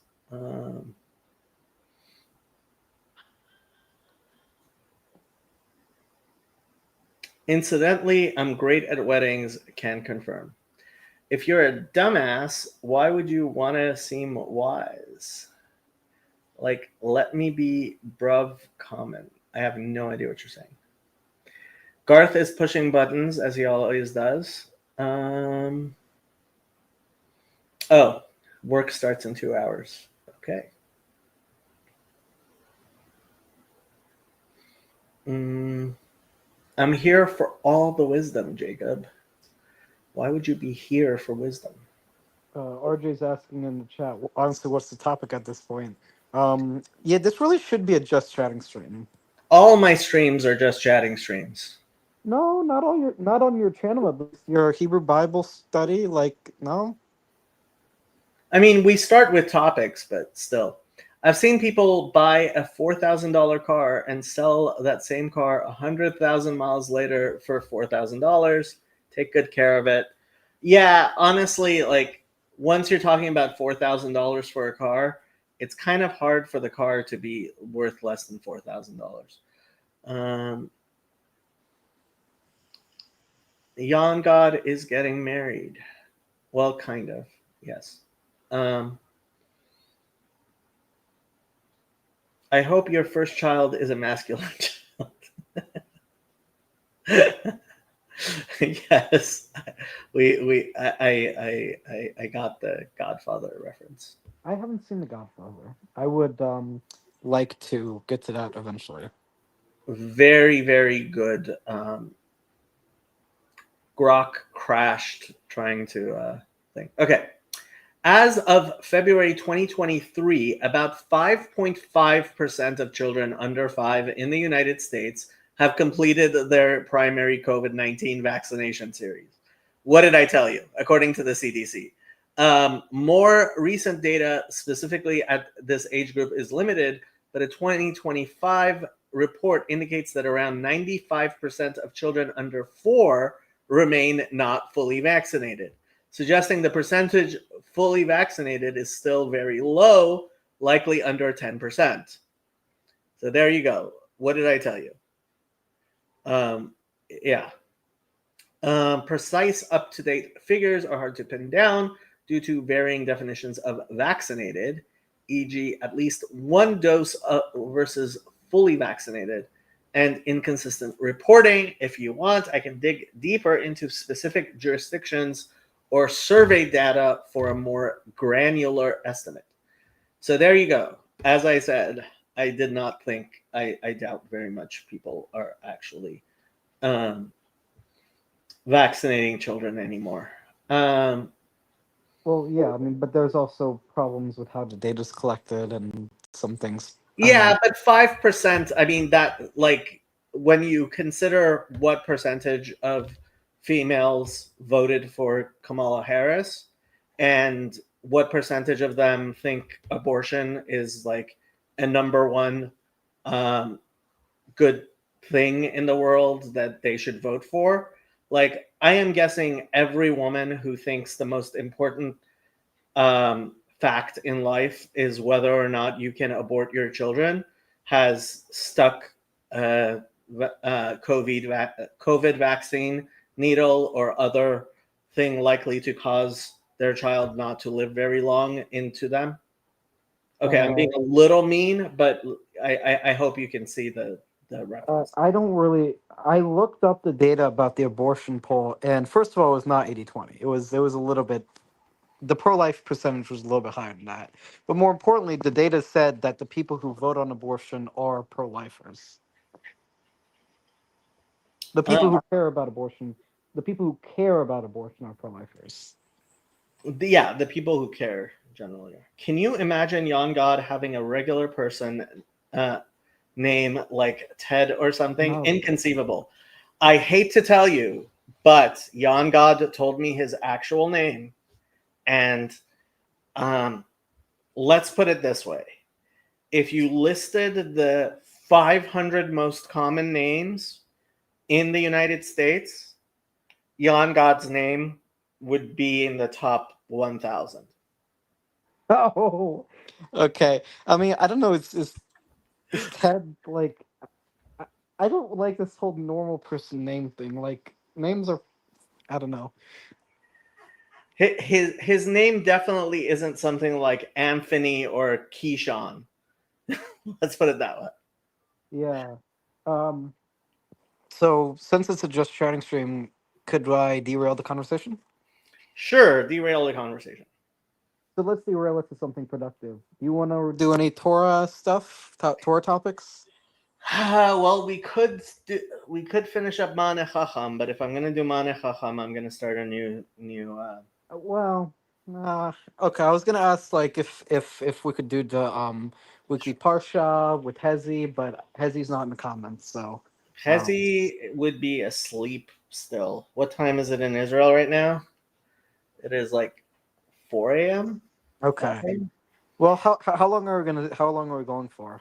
I am not sure. It depends. Like there's like 20 people watching. Okay. If we go for long enough, maybe doesn't he wake up at like 5? Well, I don't know if. Yeah, we'll see. Okay. I cannot believe her whole campaign ran on abortion. It was so weird. It's not so weird. That is kind of normal. Can you imagine Jan God having a regular person name? Oh, we did that. Anyone confirm she's not just a secret? Jan God's girlfriend absolutely exists. She's been on stream before. Really, you guys want to do weekly Parsha? Well, I do, but I'm saying like the reason I like it when Hezi is because A, Hezi's a more knowledgeable Jew than you, and second, I prefer Hezi to you. Why? Thank you very much, Kirk. I know that's very nice of you to say. Well, I'm just being honest. Like, I like roasting you because I think you like it. Mm. Am I wrong? Is that why? No, I'm serious. Like I thought you like when I roast you. Yes, it's I enjoy a good roasting. I definitely do. Okay, so I don't even know what this week's Parsha is. What is this week's Parsha? Come on. You should also start going to synagogue more. I should. Please. Jewish calendar. Okay. Well, it's not time to count the Omer yet. Somebody remind us to count the Omer later. Bahar Bechukotai. Bahar Bechukotai. I think I know Bechukotai better than I know Bahar. So this week's Parsha is a double Parsha. How many double Parshas are there in the weekly Torah reading cycle? It depends on many different things based on the. It depends on whether it's a leap year. It depends which Shabbats fall on which holidays. And it depends whether you are in the land of Israel or outside the land of Israel. So it can be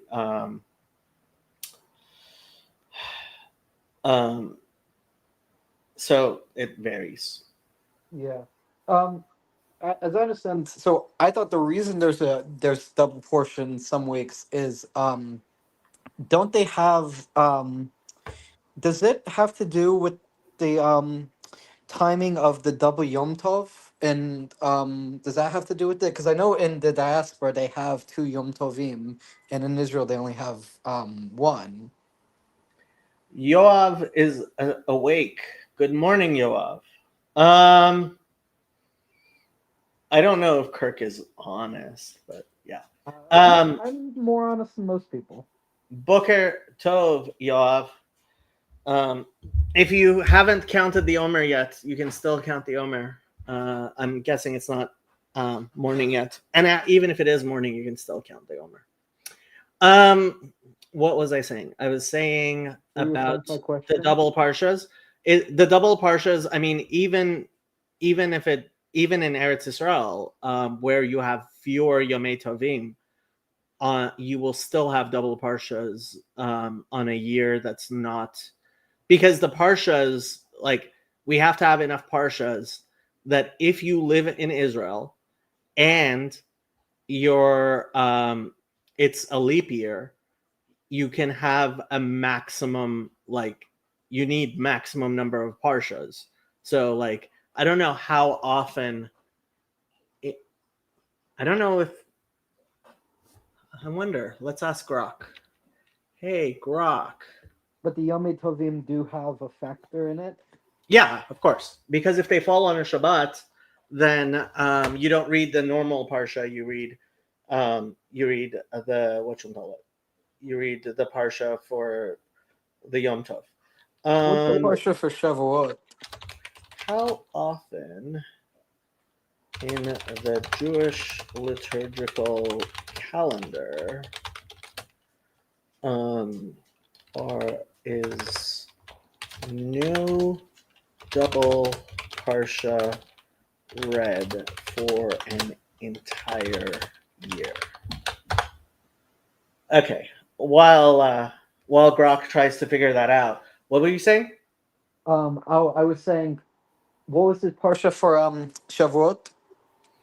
The parsha for Shavuot. Do they have a parsha for Shavuot?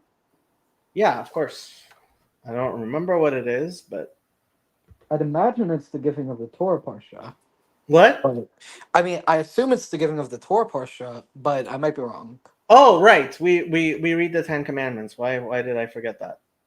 Yeah, possibly because when you go to the morning of first day of Shavuot, you've stayed up all night generally, and it's hard to remember. But yeah, we read the Ten Commandments on what you call it.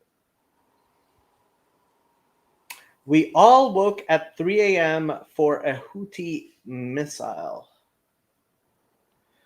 What's there to go over with Lag BaOmer?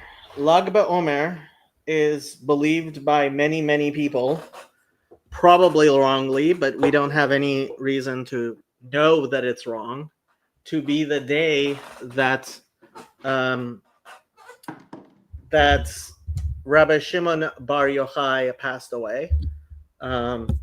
That is due to a printer's error, because the actual text should have been Yom Semhat Rabbi Yohanan, not Rabbi Shimon Bar Yochai. Why did I say Yohanan? Rabbi Shimon Bar Yochai. That's why I said it. Yom Semhat Rabbi Shimon Bar Yochai, and there was a printing error, and the het was left off, and so it said Yom Shemet Rabbi Shimon Bar Yochai, and therefore people often make the mistake of thinking that it is, well, I mean, it might not be a mistake, but it might. There are people who will argue that since it has become a Jewish folk legend that that's the day that he passed away, then it must be actually true. Okay. Is that like a Hasidic thing to believe that? It's not. I mean, there are people who like to believe that, so they do. But the Talmud already talks about the way that the students of Rabbi Akiva died in a short amount of time. One possibility, which many people think, is that there was a plague in which they died. Another possibility is Rabbi Akiva was known to be a supporter of Bar Kokhba, and it's possible that his students fought alongside Bar Kokhba and died alongside Bar Kokhba. But in any case, the deaths ceased after 33 days of the Omer. And so Lag BaOmer became a day of celebration within Jewish culture. Yeah. The reason I asked about the Hasidim is because I thought on Lag BaOmer, a lot of people associate that with the Kabbalistic minhagim, and generally speaking, the Hasidism are like very big on Kabbalah. It's not just Hasidim that are big on Kabbalah, it's that they're more public about it.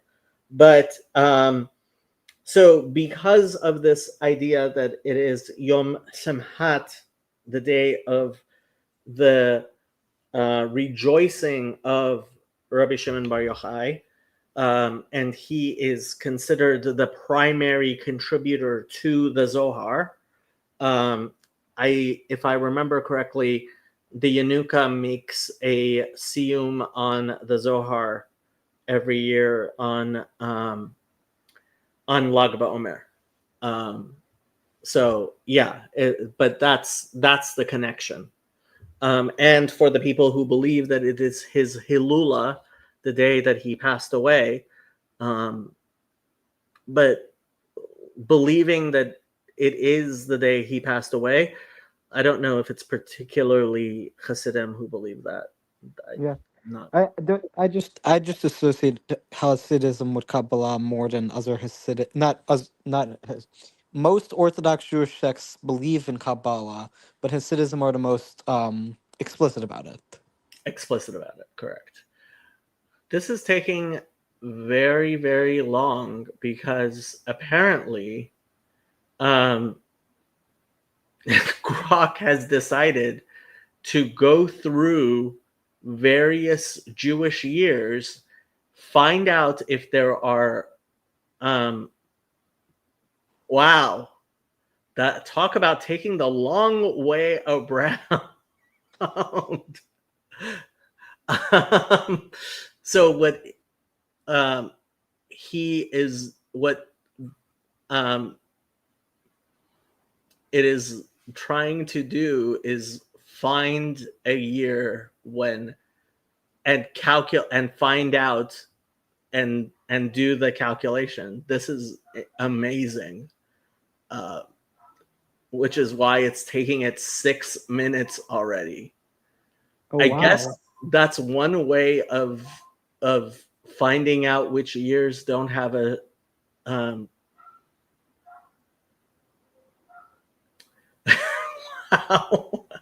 It's going all the way back to 5771. 5771? Yeah, we're Isn't that 7 years ago? it's no, this is 2010. Wait, no, 2010. Yeah, Oh, 5771 would be okay, that would be 15 years ago. yeah. Okay. Yeah, I mean that's silly, but AI is not the most competent. But we'll see if we ever reach the singularity. I don't know who talks about that, but Wow, research suggests there are no years in the Jewish liturgical calendar with no double parsha read. It seems likely that at least one double parsha occurs annually due to calendar constraints. The evidence leans toward the need for double parshas to fit 54 Torah parshas into varying Sabbath counts. Huh. is that accurate? Even is this true even in the halachic land of Israel? There's no years without a double Porsche. Apparently, but I'm wondering if that's Did somebody just join? no, that was somebody somebody messaged me.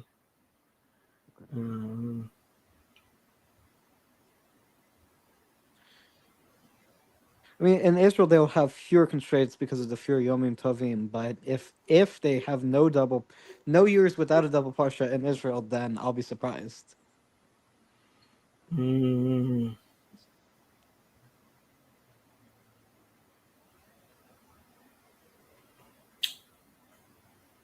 Oh, well, also apparently, I mean, this may be from, I mean, the creation of the Parshiot may be from before Hanukkah was.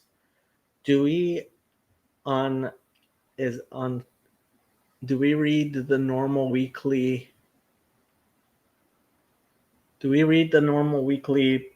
Parsha on Shabbat of Hanukkah? That is a good question. I I don't know. think there's a portion from Numbers that's read on Hanukkah.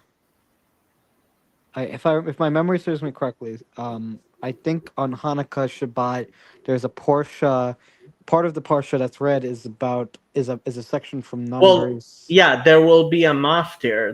There's always, I mean, if there will always be, like, for example, Rosh Chodesh, there will be a maftir on. But the Maftir doesn't affect the Parsha schedule. No. Okay. Let's see. Okay, Hanukkah. Shabbat Hanukkah. Yeah, you read a regular parsha on Shabbat Hanukkah. Yeah, if Rosh Chodesh Hanukkah falls on Shabbat,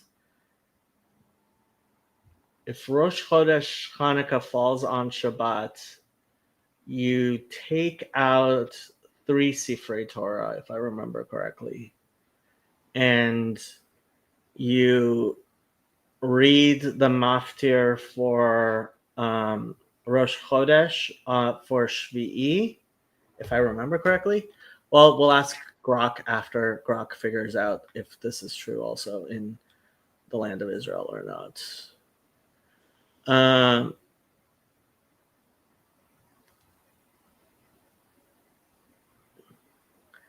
Wow. Grok, I'm putting Grok to work. That's for sure.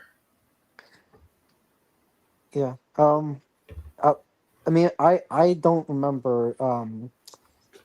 If in Israel they don't have a year without double parshiot, then like the parshiot system should be reformed. But I don't think that's possible. I don't think that's possible either. Chazi's awake. Good morning, my dear Chazi. I would love for Hezi to join us now. Yoav is here to tell us all about Lag BaOmer. And Yon God, thank you for including the link. Hi all. Hello, how you doing? I'm fine. Flying to Europe this morning. Ooh, where in Europe? Budapest. Budapest. Yep.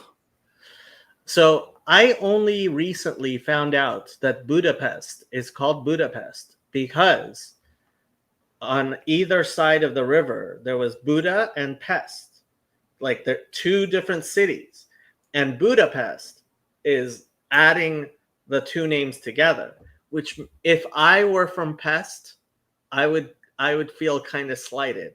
Like, why not Pest Buda?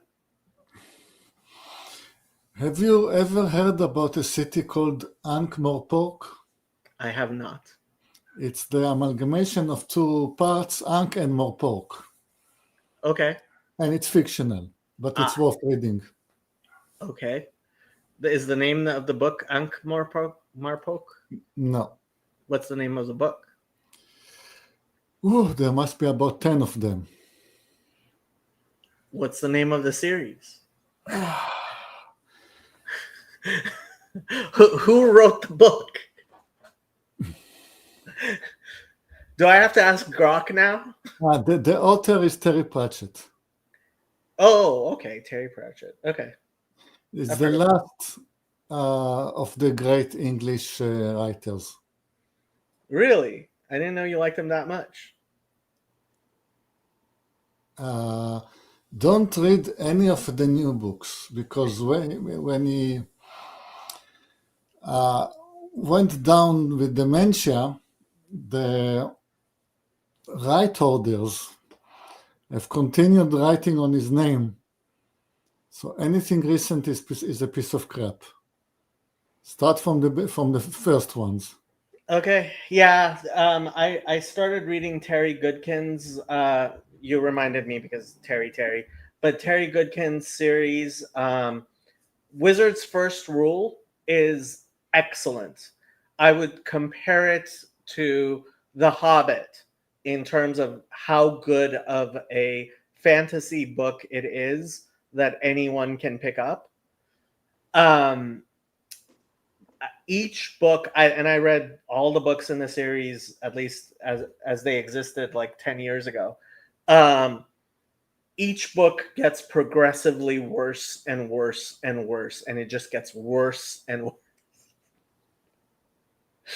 So apparently, even in Israel, there are no years when there are no double parshas. But okay, this is an interesting fact to know. I'm here to tell you about the secular Lag BaOmer. Tell me about the secular Lag BaOmer. Well, it's the holiday of the bonfire, so it's all about the bonfires. This is true. And as usual in Israel, it's all about children. So when they are very young, when they go to kindergarten, they'll have to have a bonfire with the kindergarten. So the kindergarten will arrange for one afternoon when they all convene out of hours, and we all have the bonfire together, the children from and parents from the kindergarten. The problem is that you have 3 kids on average. Okay. So you have to spread it over 3 days. So it goes by age group. Every day has its own age group. So it's not Lag BaOmer day, it's Lag BaOmer week.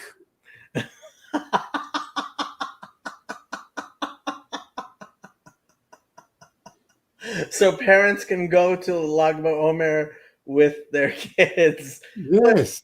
But Yes, you see, I only just entered the chat and I already made you laugh.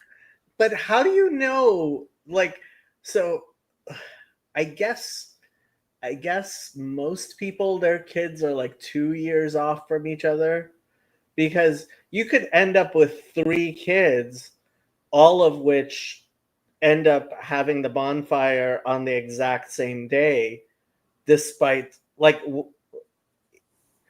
I don't know how they arrange it in kindergarten conspiracy. I mean, it's something that the kindergartens have to fix among themselves informally. Hold on, but it's not just kindergarten. It's got to be like school.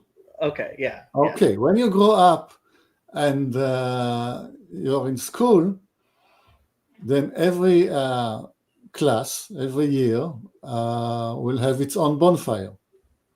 Mm-hmm. But then they will have it at the same day, but same place somewhere near the school where everybody can come. So within a commuting distance from the school. Right. So you have a huge lot, and let's say unpaved parking lot, and there will be dozens of bonfires on the lot. Okay. And they will get very crowded, very close to each other. Why can't they share a bonfire? Why can't they share a bonfire? No. It goes by class. It goes by age the 7-year-olds will never mix with the 8-year-olds. This is not how it was done. Basar v'chalav? Basar what? Basar v'chalav, milk and meat. Things that are not meant to be mixed in Jewish culture. Yeah. Yeah, the difference between Discworld and crack is crack. There is always some supply of new crack, and Discworld has ended. There will be no more Discworld. Okay, I guess Discworld is really good. Yeah, I mean, I have to say the first book is really good. The second book is pretty good. The third book is worth reading. The fourth book, I don't remember at what point it became not worth reading. It does depend on how much Ayn Rand you've read, because and they all learned the Zohar together. Yes, all the kids. The no Zohar. Okay, anyway, what I told you is a bit of how things were used to be. Yeah. Because now with increased urbanization in North Tel Aviv, any unpaved lot will be about, let's say, order of magnitude of $100 million worth. I can imagine, yeah. So finding a place for your bonfire has become extremely difficult. And with the safety society and increasing awareness, and the fire department has to put an eye on the event.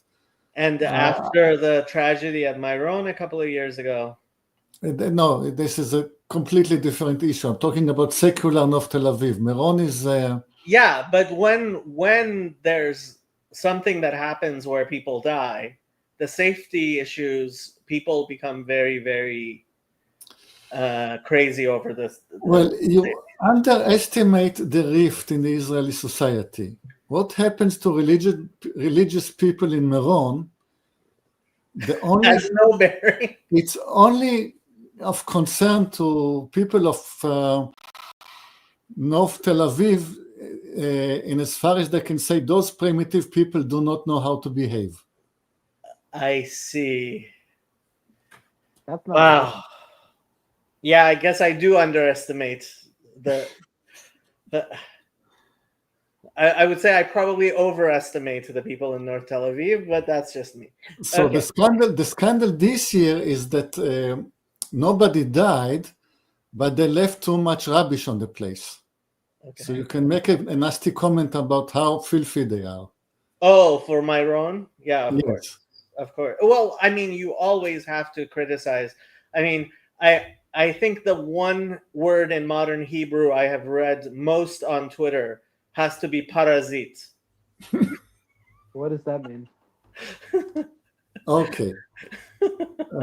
Now, back to the old days, when the kids grow a little bit older and they don't want it, they don't need parent attention with the bonfire, it's becoming an exercise in group project, because the whole class needs to collect the wood, find the proper place, arrange for some food, guard the pile of wood against the other classes who are going to steal it because they were too lazy to collect their own wood. Okay. And then arrange all this quite dangerous event of lighting a bonfire without anybody getting actually killed. And then it goes all to the night, so you can stay up all night and not go back home to bed and be all grown up and they stay up all night on Lag BaOmer. This is the first time I've heard of Tikkun Leil Lag BaOmer. Yeah, I mean, so this is how it used to be. Now I'm out of this age group, so I don't know how they do bonfires over Facebook, but I guess they do. Yeah, apparently. I mean, Chezi says we end up watching a video of a candle flickering. Yeah. Do people like? There has started being on Tikkun Leil Shavuot. So Shavuot, Jewish Pentecost, is coming up soon, and the tradition is to stay up all night. Many people recite a particular liturgy called Tikkun, but many people just learn Torah all night. And so in Los Angeles, definitely there started being classes all through the night at different synagogues and even the secular Jews have now started having secular classes in the middle of the night. So has that become a thing in North Tel Aviv? I figured. It Yeah. has been for a long while.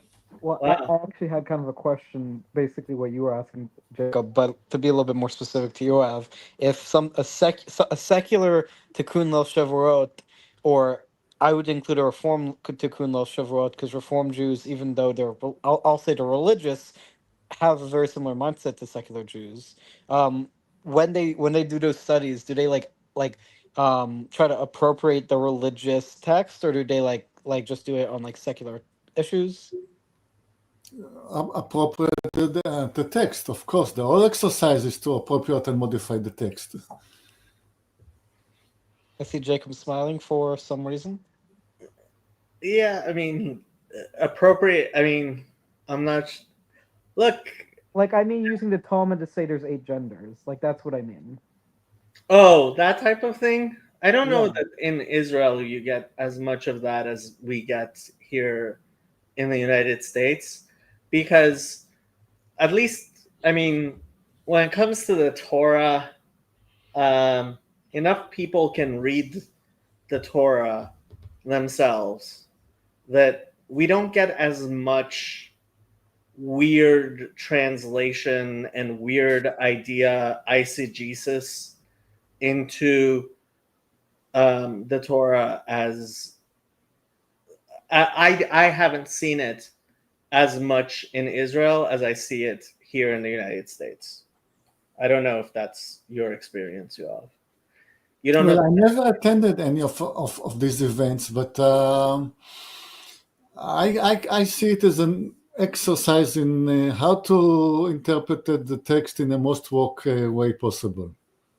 The more woke, the better. Well, that sounds like what I was saying. But it is a long tradition. So when they had stuff like that even like 30, 40 years ago, you think? Yeah. Okay. Interesting. Yep. Chazi says usually take wood from active construction sites. Yep.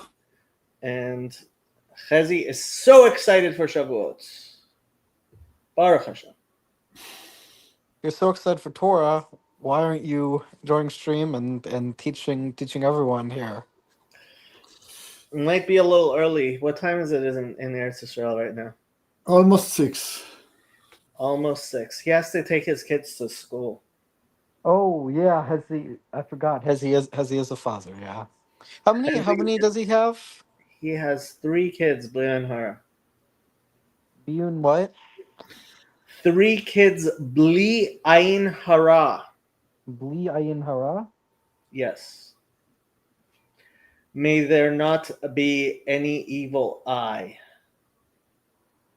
I'm spoiled coming from Jerusalem. So many class options on Shavuot, but this year my brother and I, among others, will be speaking. Aha. Yeah, like now in Los Angeles, the Los Angeles religious community has grown dramatically over the past 20 years, 25 years. And Pico Robertson, I mean, there's so many synagogues. Pico Robertson, within 1 square mile, there must be at least 50 different synagogues. Wow. Yeah. I mean, they all have a minion? Oh yeah. Oh wow. Oh my goodness. Yeah. There are definitely more than 500 adult Jewish men living in that square mile.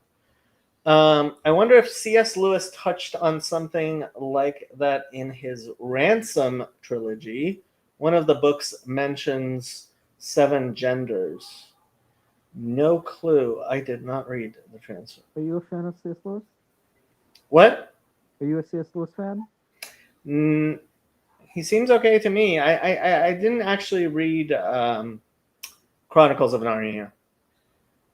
Yeah, which is surprising. I don't know why they weren't in the children's section. I read the entire children's section of the of the library. I don't know how come Chronicles of Narnia wasn't included in that. Is it too Christian to be included in a Los Angeles thing? I mean, probably, yeah. I mean, I don't know how woke Los Angeles library policy is, but if it's woke, then yeah. RJ saying he went to a Shavuot class taught by an atheist. It was weird. So this actually reminds me of. Have you seen the recent Rabbi Tovia Singer interview with the guy from Torch? Nope. Who's So- the guy from Torch? I don't remember his name, but I think this was like either a month ago or less than a month ago. Rabbi Singer was interviewing a guy from Torch, and he was saying that he was raised a Reform Jew, and he was marrying a non-Jewish woman, Yeah. and the non-Jewish woman took him to a Torah class. and it didn't say they were taught by an atheist like RJ's saying, but what happened was he was telling Rabbi Tovia Singer that at this Reformed Torah class, not on Shavuot, but it was a Reformed Torah class. He was the guy giving the lecture was before he was talking about the Torah. Like we don't believe any of this. Like we all know this doesn't come from God. Yeah, This- that's every synagogue in Los Angeles. That's not Orthodox. That's like Well, but that's the like preamble required, like land acknowledgement here in Los Angeles is we don't believe anything we in the Bible, obviously, but that's why David Wolpe it was kind of surprising when to some people. So he made the front page of the New York Times and the Los Angeles Times because his Passover drasha was on the subject of the Exodus never happened, but we still believe in it. I know. And this became such a huge to-do that it made the front page of the New York Times and the Los Angeles Times. But yeah, I mean, I wasn't so surprised. I know what David Wolpe way too well. Well, I mean, the thing I don't understand about the mindset of that is if you acknowledge this doesn't come from God, then why don't you just go to like a library and just study like, oh well, this is a physics textbook or this is a history textbook. Like why waste your time in a class like that? Because you view it culturally as part of your culture. You may view it as wisdom literature. Many people do. Yeah. But the thing I think about is like this. You can find a lot of very wise quotes and a lot of very wise subjects to think about. I just don't understand like the specific fetishization secular Jews have of Jewish texts if they don't believe it comes from God. It's their cultural text. But secular Catholics who were raised Catholic and become agnostics or whatever, They don't still go read the Bible. but did they go to like a Catholic like Bible teaching or anything like that? Like That might not happen as much because there are definitely cultural Catholics. I mean, that is part of the problem that the Catholic Church has, right? Is there are definitely people who still go to church because yeah, but yon God, we all know you actually believe in God, despite what you might say. yeah, I mean, I'll just Yep. say this. I'll take an Adam Sandler. Leonard Cohen Jew over an Amy Goodman, Norman Finkelstein Jew any day of the week. Like, I think Jews who connect to Jewish culture, I would use as archetypes people like Adam Sandler and Leonard Cohen, even who are not strictly observant. I'll take over people like Amy Goodman and Norman Finkelstein, who basically become rabid anti-Semites. Well, yeah, I mean, they hate the fact that they're Jewish. Norm Finkelstein, especially. If you haven't watched his and Amy Goodman. interview, Kirk, let other people speak. Thank you. Um, if you haven't watched Norm Finkelstein's interview on trigonometry, I think they did the best job. They did the best job of allowing Norm Finkelstein with enough rope to hang himself and show what a rabid anti-Semite he is. Before that, yeah. So yeah, going back to Sartori and Terry Goodkind, if you've read Ayn Rand, what happens is that Terry Goodkind, being an objectivist, ends up just putting her stories into his books. So if you haven't read Ayn Rand, it might not be as bad because you're like, okay, this is new. But when you recognize he's just retelling Ayn Rand stories, it becomes even more cringe. I don't know who Terry Goodkin is, but I hear Ayn Rand's a terrible author. No, have you read her books? She's not No, a terrible I'm author. just saying what I heard people say. So what? Yeah, well, I mean, my recommendation is you can actually skip the long monologues.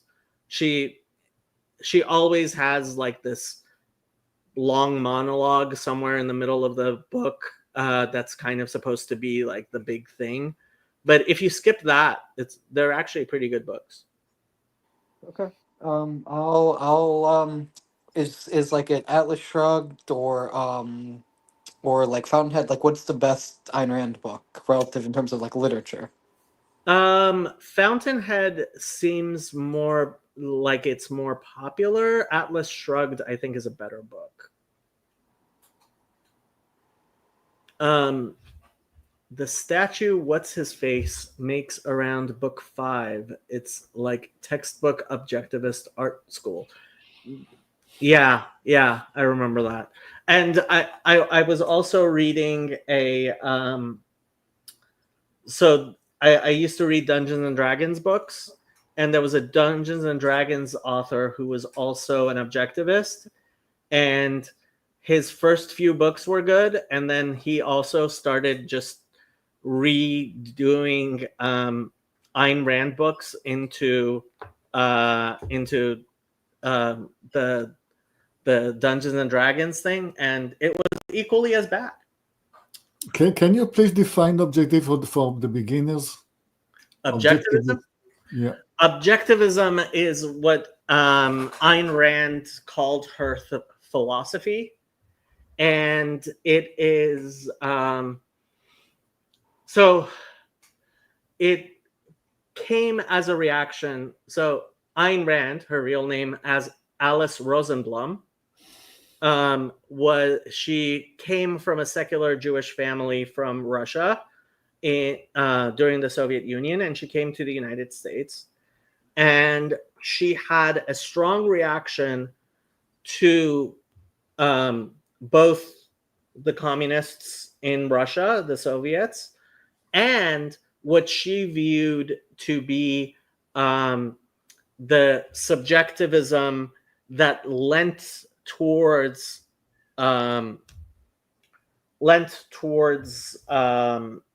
communism in American academia. And she worked in Hollywood for a while with her husband. She became famous through her fiction, which actually I think Fountainhead and Atlas Shrugged are both good books to read, in which she represents the very strong Jan God, only you could think that objectivism is KGB psyop. I don't think it is. Actually, and you are yet to define it. I mean, thank you for all this long history? introduction, but can you please define the term? Okay, so the biggest proponent, let me just say, the biggest proponent right now is Yaron Brook, who is an Israeli. But so objectivism she saw that people were, as a reaction to communism, Marxism, and American liberal thought, she emphasized logic, individualism, and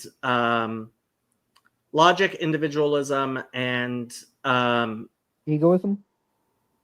egoism is also like, but that, yeah, and the scientific method, rationality, right? So the most extreme objectivists, for example, actually deny quantum mechanics because they say it doesn't make enough sense.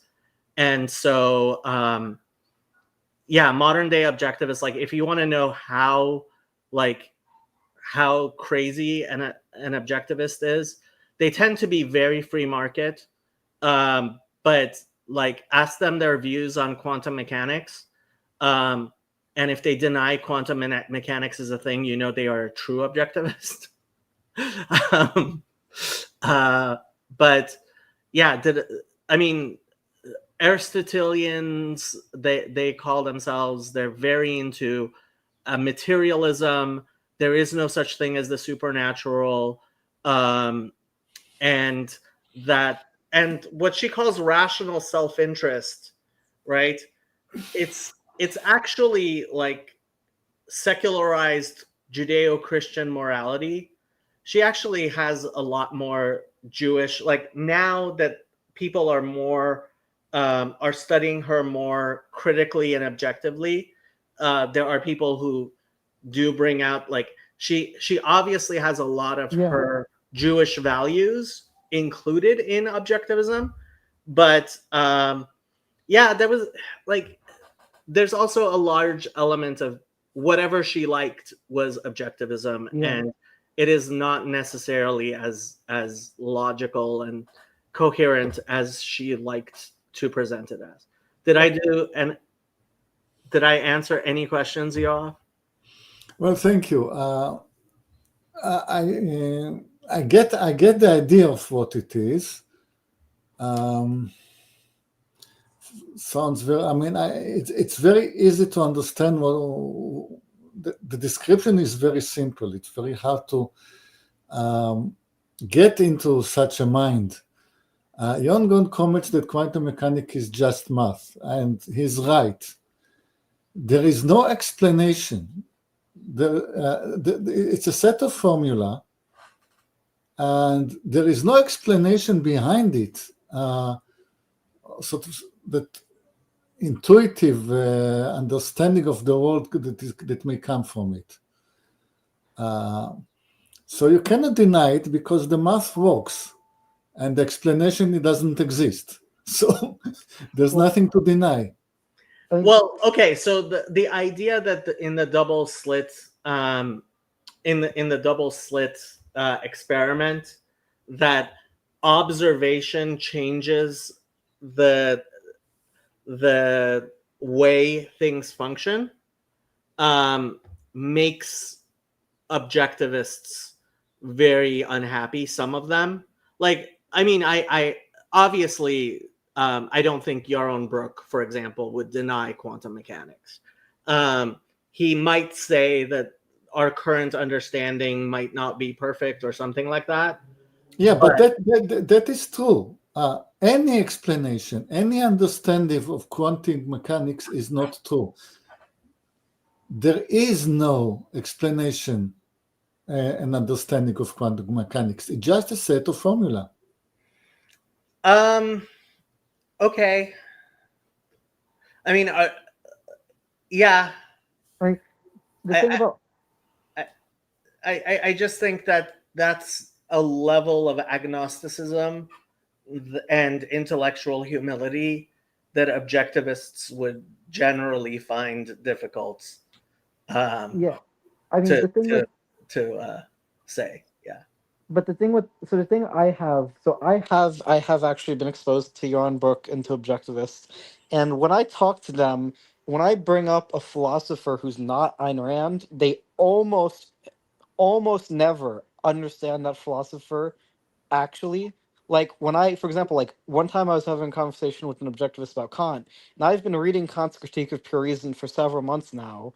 And when I asked them, so like, what do you think about Kant's transcendental aesthetic of the like intuitions of space and time being a priori? They didn't even have like response. She was just like, Kant is a subjectivist. Subjectivism leads to communism and fascism because as soon as you divorce mind from reality, then feelings and the group rule. Like they don't actually engage with the philosophy on its own terms. Like it's embarrassing. Father Stephen, Hello. hello. How are you doing? I am well. You're not playing Marvel Heroes? Marvel Rivals. Rivals. No, not at the moment. Apparently. Yeah. So what made you decide to jump on? I missed you yesterday. So That was nice of you. So what do you think of objectivism, Father Stephen? how old were you when you read Ayn Rand? Obviously, I was in high school. When else would you read? That's exactly where I was going with this. Yeah. I was about 10.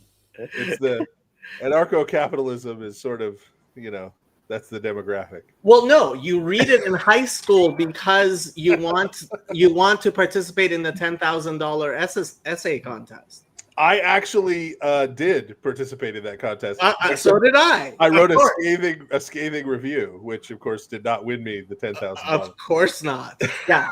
So for our non-US audience, in US high schools, there is a annual contest where for the low price of $10,000, the Ayn Rand Institute gets thousands, if not millions, of high schoolers to read The Fountainhead and write an essay on it. And I mean, frankly, it seems like a great way of marketing to me. Yeah. That's not a lot of money. And if you're trying to get people to become ANCAPs, like the high school male is your prime target audience. Excuse me, I want to make some closing remarks because I have a plane to catch. Yes. David, I might be missing the Bible study Thursday because I'll be abroad. I accept. Okay. Yeah. Harry Pratchett is wisdom literature, and I will make one quote. The biggest mess you find where people are trying to make order. And the mess always wins because he works in a more orderly fashion. The mess always wins. Wait, Yoav, before you go, Yoav, I felt Jacob did not emphasize a big part of Ayn Rand is trying to understand that even your charity is selfish. That you're always being selfish, even when you think you're being selfless. You're being selfish because you like it. So you give to charity, you have to say, I'm giving to charity because I like giving to charity. I like doing it. It makes me feel good. I like myself, and you cannot cure me of that. Yeah. You don't care for your family because you're selfless. You care for your family because you like them, and it makes you happy when they're doing well. That's like a major idea. So you'll see her arguing with people because she likes the word selfish. She went on Donahue a lot. I've seen it more than once. Yeah. I think I don't think it's just one appearance on Donahue. I think that made a big reason why she was so popular and in the news, and her salons. And she's so ornery too. She will just get into fights and refuse to answer people. She's fun. She reminds me of you. And she lived a chunk of her life on public assistance because, Yes. hypocrisy. Yes, Why is that? Very famously, yeah. Well, It's not hypocritically, because she believes you should take advantage of whatever is there. Well, yeah, sure. It's not hypocritical. Taking advantage of Okay, she said she was forced to pay the taxes and she was just getting her taxes back. Uh-huh. Yeah. Well, I actually Convenient. saw a recent book about Ayn Rand by a woman named Alexandra Popoff. And Popoff in the book, it's called Ayn Rand, a Jewish Thinker, argues that Ayn Rand's philosophy was inspired by her being Jewish. So I haven't read Popoff's book, but Especially the atheism part. but No, I mean, but it yeah, might be there. It might be there. no, there definitely was, and so she had Yeah, these. she salons. took that Maimonides strain to the extreme, didn't she? Yeah.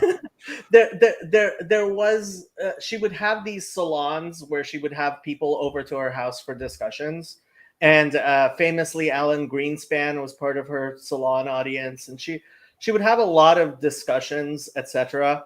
And I mean, she was very influential. I don't beat up on her as much as so many people do. A lot of my friends think of themselves as objectivists. But when you look at the actual situation, she did a lot of just explaining away whatever she wanted to do. Right? Yeah. It's just not. I mean, like And making other just unjust. Well, my favorite thing was the whole argument that even if no one acknowledges your rights, you still have them. And I'm like, cool, rights and $5 will get you a cup of coffee at Starbucks. That's awesome. I mean, I'm enslaved, but I have the right to be free, and that's what's really important. Well, okay, but this is the general American ethos of these quintessential rights, which are not God-given for some reason, yet yet exist. Leave it to God to give them. So yeah. So yeah, there's a lot of weird. Plus, like the people who get really into Ayn Rand, it gets culty. It gets. Oh yeah. Like look at Steve Ditko, man. It turned him into a weird recluse. Like Steve Ditko. Who? I don't know. Steve Ditko, the original artist on Spider-Man, Yeah. the guy who created Spider-Man was Stan Lee. Like retired from comics in the mid '60s and would just put out these self-published Ayn Rand, like A = A. Objectivist tracks. There's like for the rest of his life. So were they as bad as Chick Tracts? They were the Ayn Rand equivalent of Chick Tracts. Like seriously. I love it. Like if you saw Watchmen, the movie, or read the comic ever, I think I watched it. Alan Moore based the character of Rorschach on Steve Ditko in his later life. Oh, okay. Oh, fun. I didn't realize that. Well, I mean, also the question, wasn't he also the question? Yeah. Okay. The biggest proof was when Nathaniel Branden and his wife, she decided. So Ayn Rand decided that she gets to have sex with young men because she wanted to, and Nathaniel Branden is a virtue. Yeah. Yeah. So she was. I believe she was in her 50s or 60s at the time, and Brandon was like 20, maybe, and married, and she was married, and apparently Ayn Rand sat all four of them down together and announced that she gets to have sex with Nathaniel, and her husband and his wife should be very flattered by this arrangement where she's complimenting Barbara by having sex with her husband. I think that we need to see the value in this. In that, why must we come up? Why must we reduce to absurdity? Why can't see? She's helping us. We don't have to reduce just objectivism to absurdity, right? Yeah. It has a real value. She lived. She embodied how objectivism could be. That's right. Yeah, it could be. Yeah. They show you. They tell you who they are. Yeah. I have to say, ever since Yaron Brook, I believe Yaron Brook took over the Objectivist Center after Leonard Peikoff died.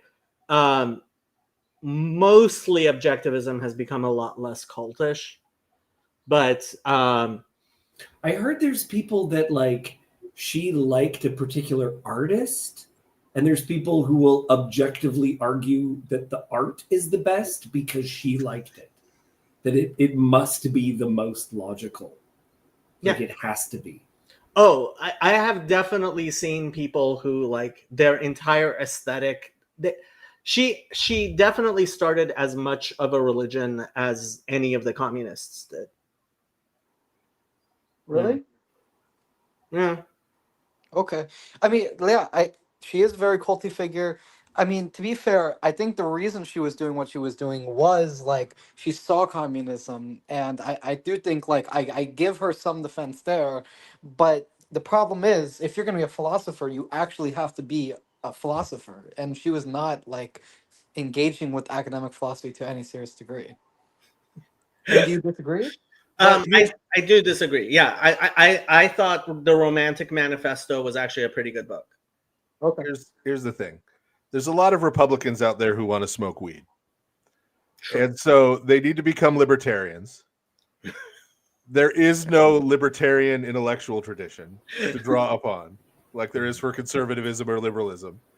And so Ayn Rand provided them with something to point at. But that's just like your opinion, man.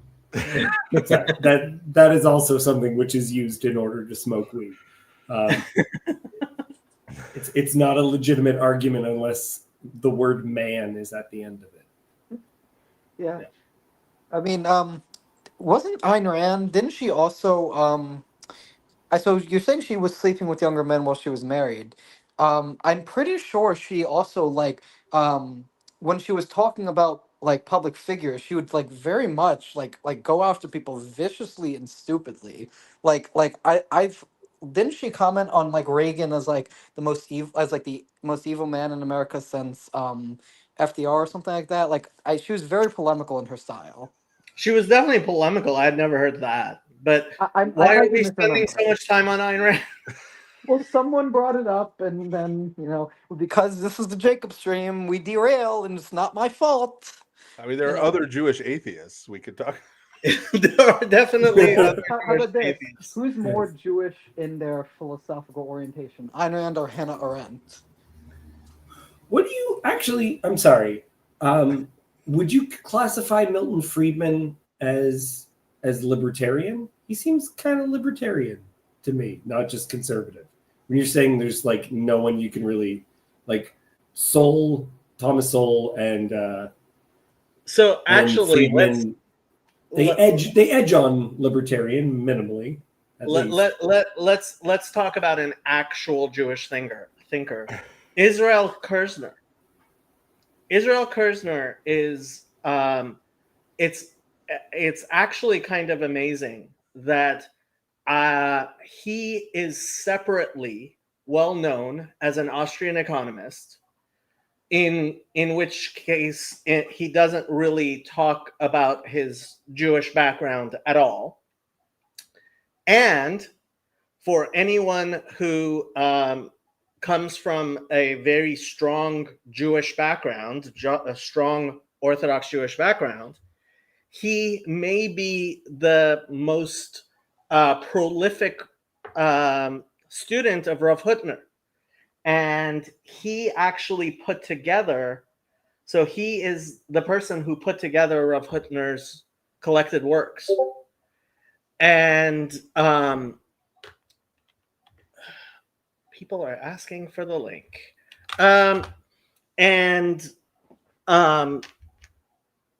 First of all, it was amazing to me that he had separately done that.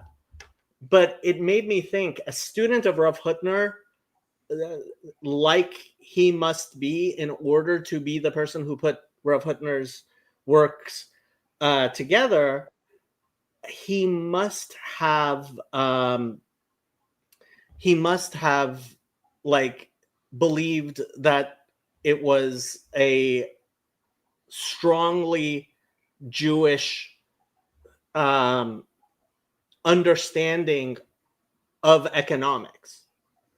And so it's made me want to actually read his works, but he kept his works so separate that I don't believe he actually mentions anything in regards to Judaism in his economic works. And like, he doesn't mention anything about economics. Like he's collecting Rav Hutner's works, which I just found really interesting to know that he became a great scholar in both, like, so that he's known in both like that. I mean, have you read the Mises or Hayek, the original Austrian people? I've read Hayek. Okay, because yeah, I mean, I haven't read the Austrian people, but I know Hayek was Catholic and Mises was of Jewish heritage. So because Mises was of Jewish heritage, I wouldn't be surprised if there's some seeping of those ideas into his work.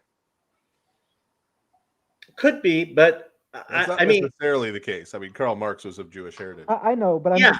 just to bring the earlier point about Ayn Rand being of Jewish heritage. yeah, but There are Kerzner, speculators Kirk, but Kerzner, the thing is, like, and apparently he retired from economics to go be a whatchamacallit, to go be a rabbi. Apparently he retired from economics. Michael, your YouTube's on. Turn off your YouTube. Yeah. From economics. So we have you muted until you figure out how to. Wow, we have a full house. So I'm the first one to jump on. Andrew and Trey, why'd you decide to join? And Look, everyone just wants to know from Father Stephen DeYoung what the official opinion of economics is from the Orthodox Church. What is It is not in any of those categories. okay? There is a document that touches on a few areas of economics called The Social Concept of the Russian Church from several years ago. But like the Synod of Russia doesn't speak for all of the Orthodox Church either. So What is there like a stance on usury by any chance? Oh, usury is a sin. Right. Has like, but have countries that consider themselves Orthodox been sufficiently affected by that belief? Well, I would say no. Yeah. But because bankers are everywhere. And by that I don't mean Jewish people, just for the record. I mean people who are in the banking industry regardless of their heritage. That's not a dog whistle. Would you say usury is excessive interest or all interest is usury? According to the Orthodox Church, it's all interest. All interest. Yeah. Wonderful. Okay. Because that's difficult to run in an economy. Exactly. And so there's a basic issue. And so before I forget, have you had much exposure to the Malbim, and what do you think if you have? I have not had a ton. Okay. So I will not weigh in with a lay opinion. Okay. I know that doesn't stop people who are lay people in any other discipline in any other context on the internet. But I will allow it to stop me in this one instance. In intellectual humility? Why would you allow that? Okay, Michael, Andrew, Trey, I'm guessing you jumped on for a reason. Any of you wanted to actually talk? I will try unmuting Michael. I didn't realize the stream link would take me here, and I accidentally clicked on it. Aha! Well, if you don't want to be on, I can take you off.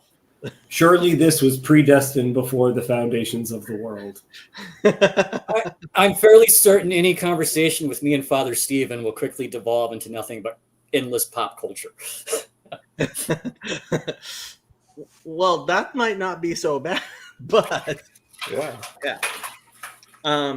Although a Okay. couple of the people on here, I don't think are old enough to get most of my pop culture references. So I got it. Honestly, yeah, like I only made one. so much about pop culture. It's like kind of, yeah. Okay, so I am going to go ahead and remove Michael and Kirk, and we will be left with a discussion of the five of us and anybody else who wants to join. I think Jacob and I have a fair amount of overlap just because of being roughly the same age and Los Angeles television. Yes, but you know so much more about pop culture, that I do wonder. And some of that has to do with the fact that I started learning English when I was 8. Yeah. Yeah, so I didn't watch Star Wars until high school. Okay. So you were you were watching Channel 18, not Channel 28. Jacob, I know you're RC programming.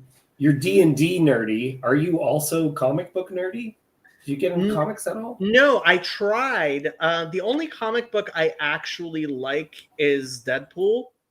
And but the problem I had with comic books is I binge things, and the idea of like reading one comic book at a time was like torture. Well, then here's what you need to know. I know they have compilations. Yeah, they're republishing everything now in these huge hardcover but it's also like very difficult because the philosophy of Spider-Man is every single Spider-Man comic has to state his origin story, like every individual one. So if you get into that was them, the Marvel rule for a long time. Yes, yeah. So it's infuriating. Because I got in through graphic novels. I'm sorry. I know. Whatever. So this has actually happened to me. I have gone back to listen to a lot of like I don't watch new things. So I went back to watch, for example, Family Ties again, right? And the serializing parts of it where, okay, the ad break, like they have to overlap the ad breaks, and like in half an hour, like so much of it. And now with things that being so much longer, like for example, Game of Thrones, it's like it's actually too short of a time. And that's kind of weird because if I don't remember it being so like repetitive and small chunks of information as it is now.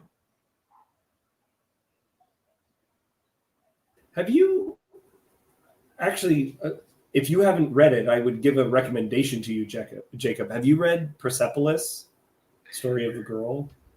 I have not. For example, I only recently ended up watching Argo because I have to be careful about my PTSD. Yeah. And so there are things like Persepolis and Argo, which I kind of like. Actually, I was fine watching Argo. It didn't trigger much, but I mean, I've been through enough therapy. But it's part of what makes it so interesting is the writer and animator is a writer of children's books, and so the style of it is from a child's perspective, right. Which is part of what makes it very compelling art. And I don't know if that would make it almost more triggering. Triggering? Yeah, that was definitely like, yeah. I definitely had to be like, okay, is this going to haunt me or not? And I decided not sure I'm going to bother. So Yeah. Understand. yeah, my first 7 years of life were not the types of things you kind of want to remind yourself of very often. Yeah, comic books are how I managed to befriend the rabbi in West Virginia, who threw me out of his The Talmud class. Talmud class. But then it turned out we went to the same comic book store because he grew up in Brooklyn reading old Marvel comics. Yeah, there was actually a book I read. I forget the name of it that talked about how Jews during World War II, like it was a historical novel dramatization of like the story of how Jews were behind like comic books during World War II. And after. I mean, Stan Lee is Stanley Leibowitz, like, and Jack Kirby, also Jewish. And Jack Kirby, like, people don't understand. If you read Jack Kirby's actual stuff that he wrote when he went independent from Marvel, super influenced by Judaism, like unbelievably influenced by Jewish ideas. But he was the one who drew the cover of Captain America Comics #1. He co-created Captain America, where Captain America is punching Hitler. Right. Yeah. People don't realize that comic came out before the U.S. entered the war. Yeah. Like that was pre. So I want to share something that I haven't told a lot of people about. I wrote a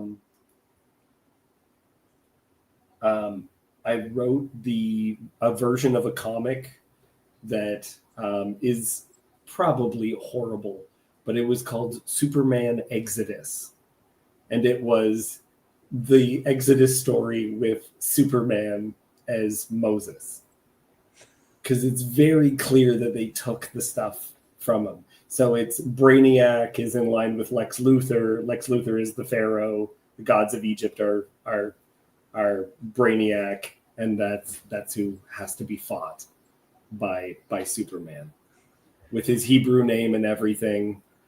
Kal-El, yeah. Kal-El, yeah. Well, yeah, Jerry Siegel, also Jewish.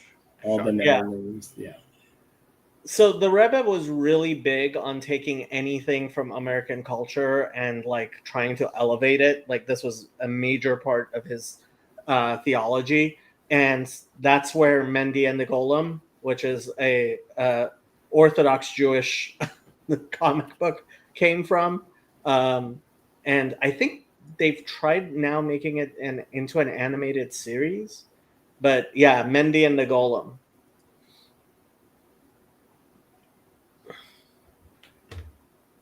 Very Jewish.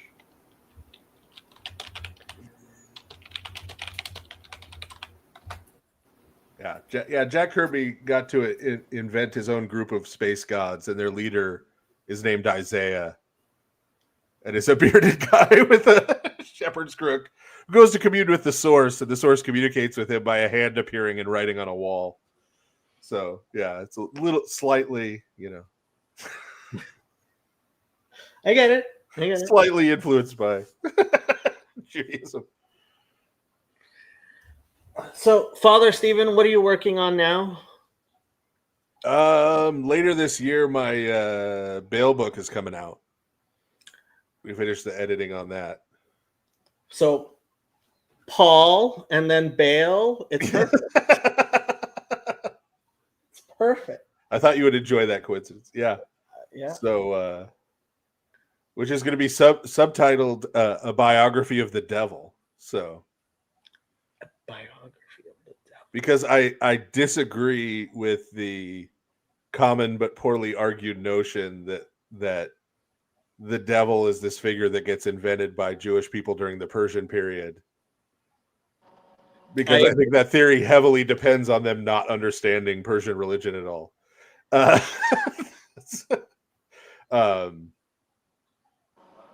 Reading a lot of Manichaeism back into Judaism, I think that figure actually develops from the figure of Baal, the way he's described in some of the prophetic literature. the Old Testament. Okay, That so you're Baal is sort throwing of it back further into history. Yeah. Okay. yeah, that the contained within the Hebrew Bible is a lot of polemic against Baal and Baal worship and the Baal myths, Right. and that the figure of the devil develops from the way in which the Baal myths are recast and the figure of Baal is talked about in the Hebrew Bible. That sort of becomes the devil the way he's understood in the Second Temple period and in the New Testament. And Yeah, I was telling someone about that verse, Leviathan said, Asata l'sachek. You made this Leviathan to play with. yeah, And whoever I was talking to was like, what do you mean play with? I'm like, yeah, exactly. that's what it says. Play with. Yeah. Well, if you understand that Baal's greatest accomplishment was defeating the Leviathan in battle, and then, the God of Israel created him to play with like a house pet, like you get the point, right? Like, Right. Yeah. So there's a place in the New Testament where it talks about Beliar. Belial, yeah. Belial, yeah. But, Beliar in Aramaic is the Aramaic okay. spelling, yeah. Okay. So is that would you say that's also Baal or? Yeah, that's another name for this figure. Yeah. Okay. Probably etymologically it's from the Aramaic for yokeless one. Bliol, yeah. Yeah, and that it's sort of like the yoke being the Torah, being the law, right? That these lawless and that's, St. Paul actually uses the name Belial, but he also talks about the man of lawlessness, right? Like the man of Belial. Proverbs also talks about the man of Belial. Yeah, Ish Belial. I was actually just searching to see where that shows up in the Tanakh. Yeah. Because is Esav related? No. I thought Esau might be referred to as Belial. I don't think not by that title. Okay. Yeah, he's called Para Adam. Yeah, he's called Para Adam. That's different. Okay. Yeah, so that's another related because Baal, when his cult comes into Babylonian religion, it's Bel or Bel Marduk, and so taking a title of Baal, that's where we get Beelzebub, right? Is from Baal Zebul. Yeah, right? Baal Zebul. Yeah. What was I going to say? So, what do you think of Bel and the Dragon? Is that part of your? It's sort of an appendix to the Book of Daniel. Yeah. Okay. In the Greek. Okay. Which, Daniel is just an interesting book all around. In that it came together so much later than the rest of the Hebrew Bible.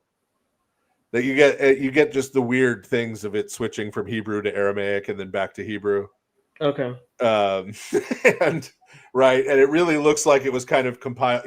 Even the I can't say the Hebrew version because we don't have a whole Hebrew, right? We have part Hebrew, part Aramaic version. That version looks like it was kind of put together by somebody, right? And then you have the Greek version that has all of that, just with a couple more things tacked onto the beginning and a couple more things tacked onto the end, sort of as appendices. And so it's sort of one of those cases where they may have come together separately. You may be talking about two separate traditions instead of just a translation tradition. Okay. I see, said the blind man. Like the Greek version of Esther, which is also obviously later than most of the Hebrew Bible, is very obviously somebody trying to fix it. Interesting. Because almost all of the editions are talking about God explicitly and stuff, right? Like you could tell it's like somebody was going through and was like, hey, this doesn't really talk about God very much for, Interesting. Okay. So it very clearly looks like a rewrite, or like a re-edit, I'm sure whoever did it wouldn't say they were changing it. They would probably try to say, "Oh, I'm just trying to make more explicit what's really going on," or what have you. But the Essenes probably would have liked them better, yeah, so just like an added layer, Yeah. Yeah, and sometimes you can tell that, and sometimes that works in reverse. First and Second Samuel, that works in reverse in the Greek, because in the Hebrew there's sort of the doubling where it kind of seems like David meets Saul twice. Okay. Like there's two different stories where sort of David meets Saul and stuff, and in the Greek none of that is there. There's just one version and the other one is left out, so it's much shorter. Wow. Okay. So it looks like the Greek might be translating just one set of traditions, whereas the Hebrew has sort of all of the David traditions have been brought together, right, into the one text. No, nobody tried that with Genesis, did they? No.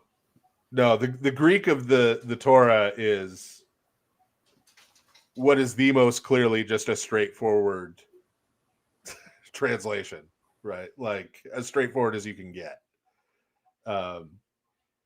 It's when you get into some of the later things that things start to, and especially the latest things, Esther, Daniel, right, where things really are farthest apart. Jeremiah is interesting because they're very different. The Greek is much shorter, but they found both versions in Hebrew, both one corresponding to the Greek version and one corresponding to the Masoretic text at Qumran. In the same cave, like side by side. They just had two different versions of Jeremiah. Mm-hmm. Apparently we're cool with that. I mean, it seems to me like, look, if you come and look at my library, I will have many different books, right? It does not mean that like I am somehow equating my Talmud with your book. Yeah. Yeah. And so the type of like the type of inferences that people try to make from the presence of a book is it's too much. Now it does, you need more stuff, right? So for example, the second most commonly found text at Qumran is the Book of Enoch. Right. Number 1 is Genesis, number 2 is the Book of Enoch, number 3 is Jubilees, then Exodus. Right? Yeah. But you combine that with the reason they split was they were trying to practice the Enochic calendar, right? And you combine it with a bunch of other things to say, okay, the Book of Enoch they thought was hugely important, right? Clearly. Okay. It was carrying a lot of weight with them. So have I told you why every synagogue has a copy of the Kabbalah Center's Zohar with the commentary of the Sulam? No, I don't think so. Okay, so this is one of my favorite proofs to people that don't get it too, overtaken. Have you met Dr. Shera before, Father Stephen? You are muted, Dr. Shera. We met briefly in person at Lord of Spirits Con. Oh, right. Okay. He was there. So I'm from Father David Subu's church in Virginia. I don't live there anymore, but yeah. And he's moving back to take up a professorship at Eastern College, is it? Eastern University, yeah. Eastern University. If you know Gary Jenkins, Father Andrew, I won't be far. Yeah, I won't be far from Father Andrew. And if you know Gary Jenkins, yeah, he's at the same university, so we're gonna be hanging out. So, what I was going to say about the Kabbalah Center has which is a cult, has sells these copies of the Zohar, which it's part of their scam is to sell these copies of the Zohar, and people end up buying these copies of the Zohar, and either they have them at home, or they're like, okay, what am I doing with this? And they try to get rid of it, right? And there are so many copies running around. Nobody wants another copy of this. It's not a very good copy, unfortunately. Like the text is hard to read, and so every synagogue has had multiple versions like handed over. And because of the Geniza thing, where we're not going to just throw it into the trash, and frankly, like getting rid of a whole set of books into a Geniza, like a Geniza box costs like $100, right? And it's like, it's a perfectly good set of Zohar, right? And so going to a synagogue and seeing a set of Zohar is, especially Orthodox synagogues, is very common. And it's like, okay, it doesn't mean too much about how often people actually read it, Right. You gotta see how well used it is. Yeah. See if the spine's cracked. So what is Andrew just here to drink White Monster and deny the two natures of Christ, or what? Yes, sir. You know me. That's all he does in our estuary. You tip it up and the cross goes upside down or something like that. Yeah, I've got work in like 2 minutes, so okay. Let's go. He's working nights now. So to explain a Geniza box, and by the way, the entire Cairo Geniza is online apparently now.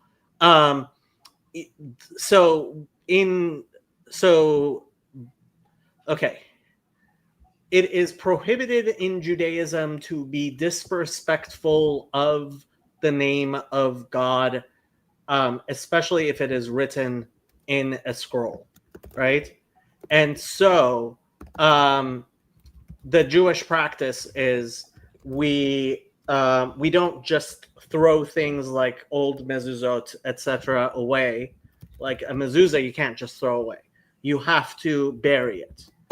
The Jewish custom has become that you treat, in fact, all words of Torah as in a similar manner. And so, and frankly, I mean, with the Cairo Geniza, like people included their kids' Hebrew homework, which, okay, nowadays a lot of people do that with their kids' Hebrew homework as well, and their shopping lists, and basically anything that's written in Hebrew at all, right? And that's what has made the Genizas so valuable and popular. But yeah, so a Geniza box, you get one box and you get to fill it with things that you don't want to throw away, and the cemetery buries it somewhere in the cemetery. And that's why Geniza boxes can be expensive, is because you're actually buying a cemetery plot in a sense. Yeah. See, we burn stuff. We do not burn stuff. Yeah. We don't burn bodies. Like texts and broken icons and yeah. If you guys did Genizas, I think there would be a lot more stuff. Yeah.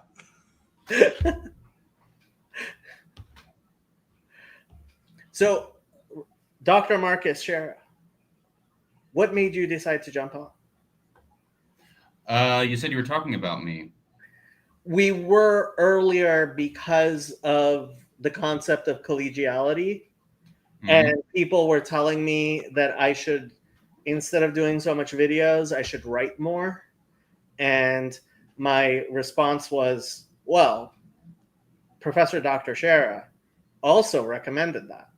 But because collegiality has completely failed in our greater... So how this entire thing started 3.5 hours ago was we were talking about the World War II consensus and distributed cognition and how it has all basically fallen apart.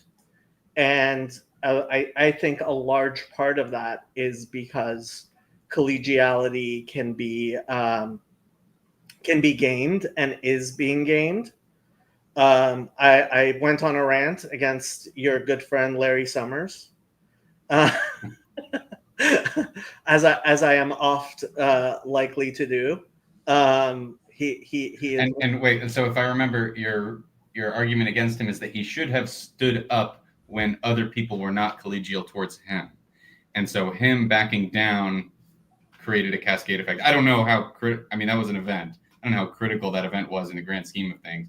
I don't know how many random people were paying attention to Larry Summers' reaction to various events. Random people know. In academia, perhaps. In academia, when the president of Harvard loses his job for merely mentioning the possibility that women might be more interested in other fields than engineering, I think the chilling effect there was much bigger than, for example, the chilling effect of any Trump policy, because that's the institution of academia itself basically telling you that, signaling you will lose your job.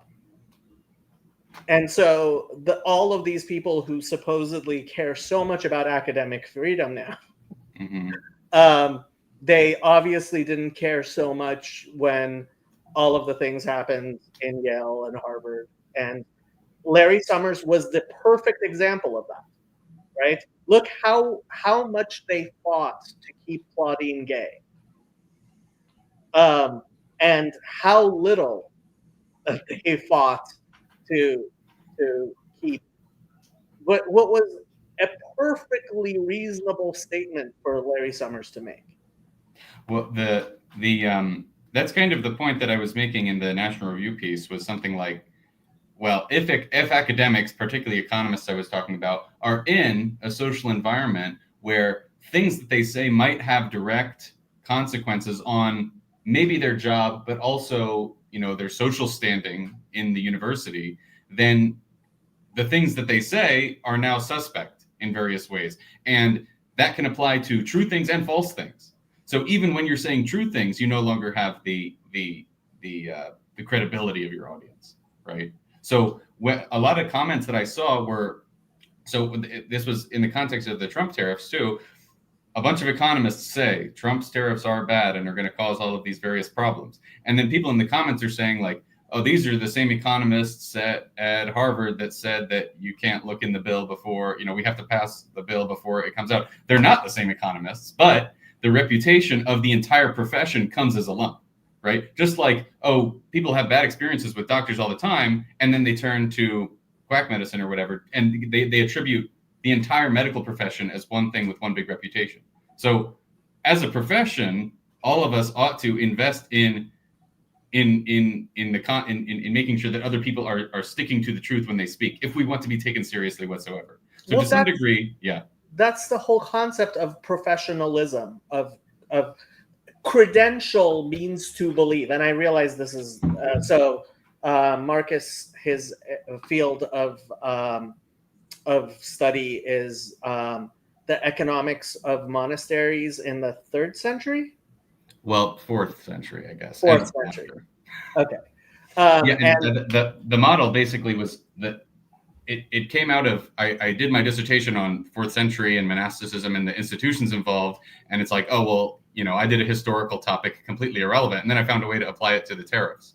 And so the analogy here is something like, well, in the first 3 centuries of the church, if I decide to become a priest or not necessarily, if someone forces me into the priesthood or forces me to become a bishop, right, and I don't run away screaming, right, then I'm I'm put in a position where it's very costly for me to interact with the power centers of Roman society. And it's a great sacrifice, right? Ignatius of Antioch made a great sacrifice as bishop, right? So when he speaks and when he tries to say, this is the Orthodox position, or this is the direction that we ought to go as our church in this locality, you trust him, or you trust that he has the church's best interests in mind at minimum, right? And so when Constantine legalizes Christianity, this is great for many obvious reasons, because you're not being killed anymore, right? But also you lose that same thing that was keeping you trustworthy in the eyes of your people, right? So right after Constantine's legalization, all of a sudden, all of these controversies, which may have been, doctrinal controversies in previous decades, all of a sudden become potential schisms in the entire church. And you get the Donatist movement and the Meletian movement and all of these groups that are like, oh, we're going back to the Church of the Martyrs. That's when the church was really a church, right? When you weren't hanging out with the emperor and all this stuff, right? And so the monastics are a kind of a solution to this situation, in that they put themselves in a situation that's analogous to persecution, but it's not the same thing as persecution, because what they can do in a sense is relay the trust and the reputation that they have onto the bishops, right? So Athanasius can stay in the city and proclaim his doctrines, and people can think that he's suspect because he's involved in all of these other various political patronage systems in Egypt, but people do trust Anthony. So to the extent that Athanasius is associated with Anthony, they trust Athanasius, even if Athanasius himself might be involved with these things, right? So you can think of the bishops as academics in universities, and maybe they're trying to say things that they think are good or in the best interests of mankind or the nation or whatever. But the fact that they're involved in these networks, and there's no academic monastics out here going like, yes, we live on top of a mountain and we also think tariffs are bad, right? The whole system breaks down. The solution's obvious.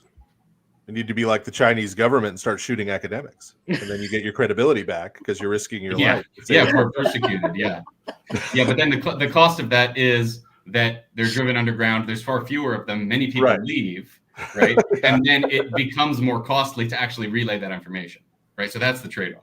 Yeah. So I mean, it's a huge problem with credentials. Actually, I'm sure you haven't heard of Vocab Malone. He is an evangelical. I know who he is. Yeah. You do? Okay. Yeah. I don't. He gets a lot of hate because he doesn't call God Yahuwah Wawa. That's a really inside joke, but yeah. Yeah, Lashawan Kadash still makes me laugh. And there are people, I swear, when I see someone say Shalom, it just kills me. But they say Shalom. Okay. So he had a stream a few days ago, and I was watching, where he was complaining about Jay Dyer because apparently people the Black Hebrew Israelites, because Vocab Malone's whole thing is the Black Hebrew Israelites, right? Yeah. And who, if you don't know, are guys in 100 different factions who dress like Power Rangers and pronounce Hebrew badly. And they're actually quite violent and aggressive, especially in their language. And so so Vocab Malone keeps on saying, well, you guys, you're not really like living Christian lives, because Black Hebrew Israelites actually tend to be mostly Christians, KJV only Christians. Yeah, weirdly.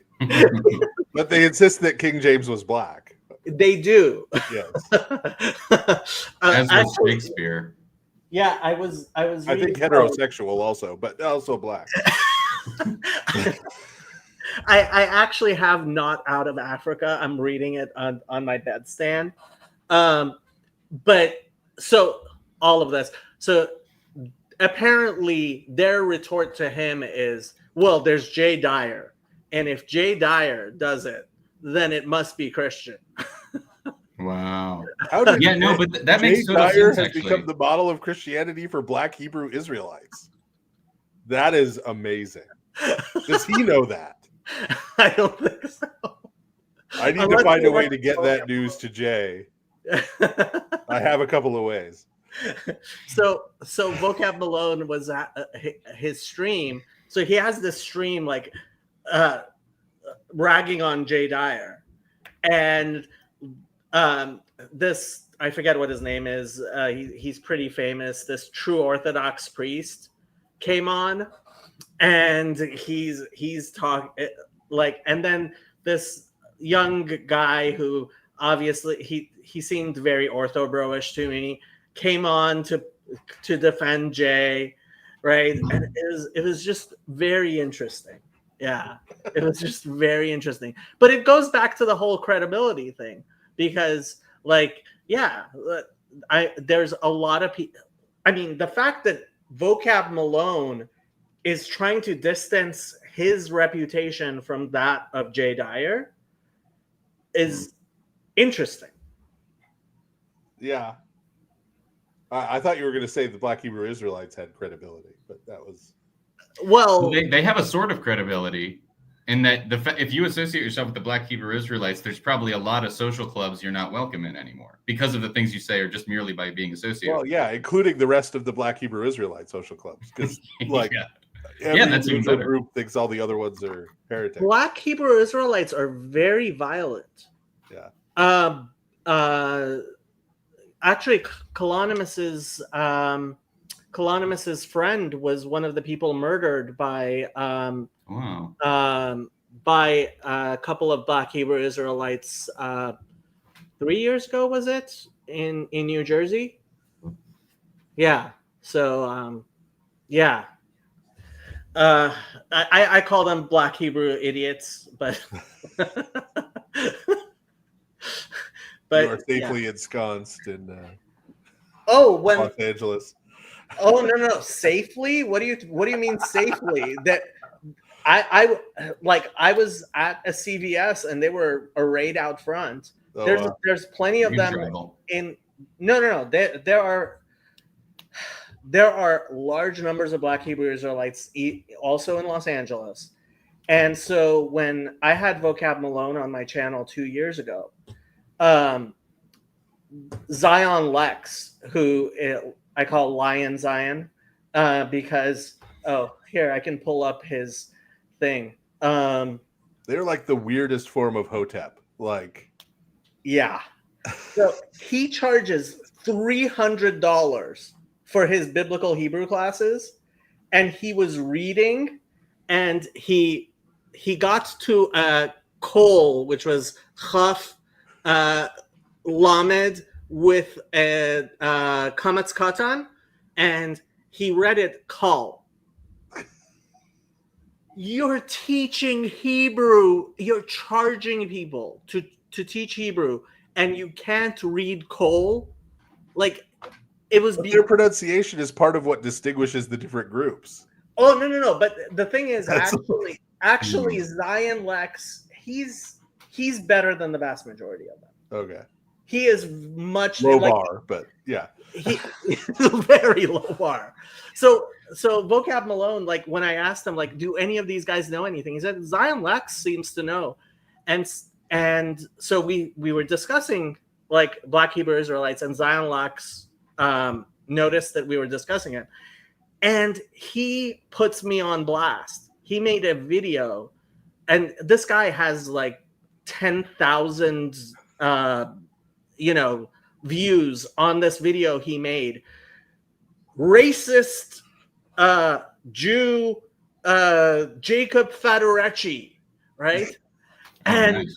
Yeah, and and he has a picture of me, and he tells his audience they need to come protest at my office, right? Yeah. Because every time I try to go to your house, I type your name into Google and it brings me to this other office in the valley. That's where my insurance office was, and that's where I used to do my live streams mostly from. Now, lucky for me, my office happened to be in a federal building, so like it is a federal crime to do anything in my building. Right? It is part of the federal government's jurisdiction. because the second floor is a social security office, and my office is on the 4th floor, even though now it's a virtual office. But I'm like, okay, you know what? You guys want to protest? Come protest. And I started. So outside my window, you could see Walmart. There was a Walmart across the street, and I put the camera in such a way that you, like, behind me, you could see the Walmart sign.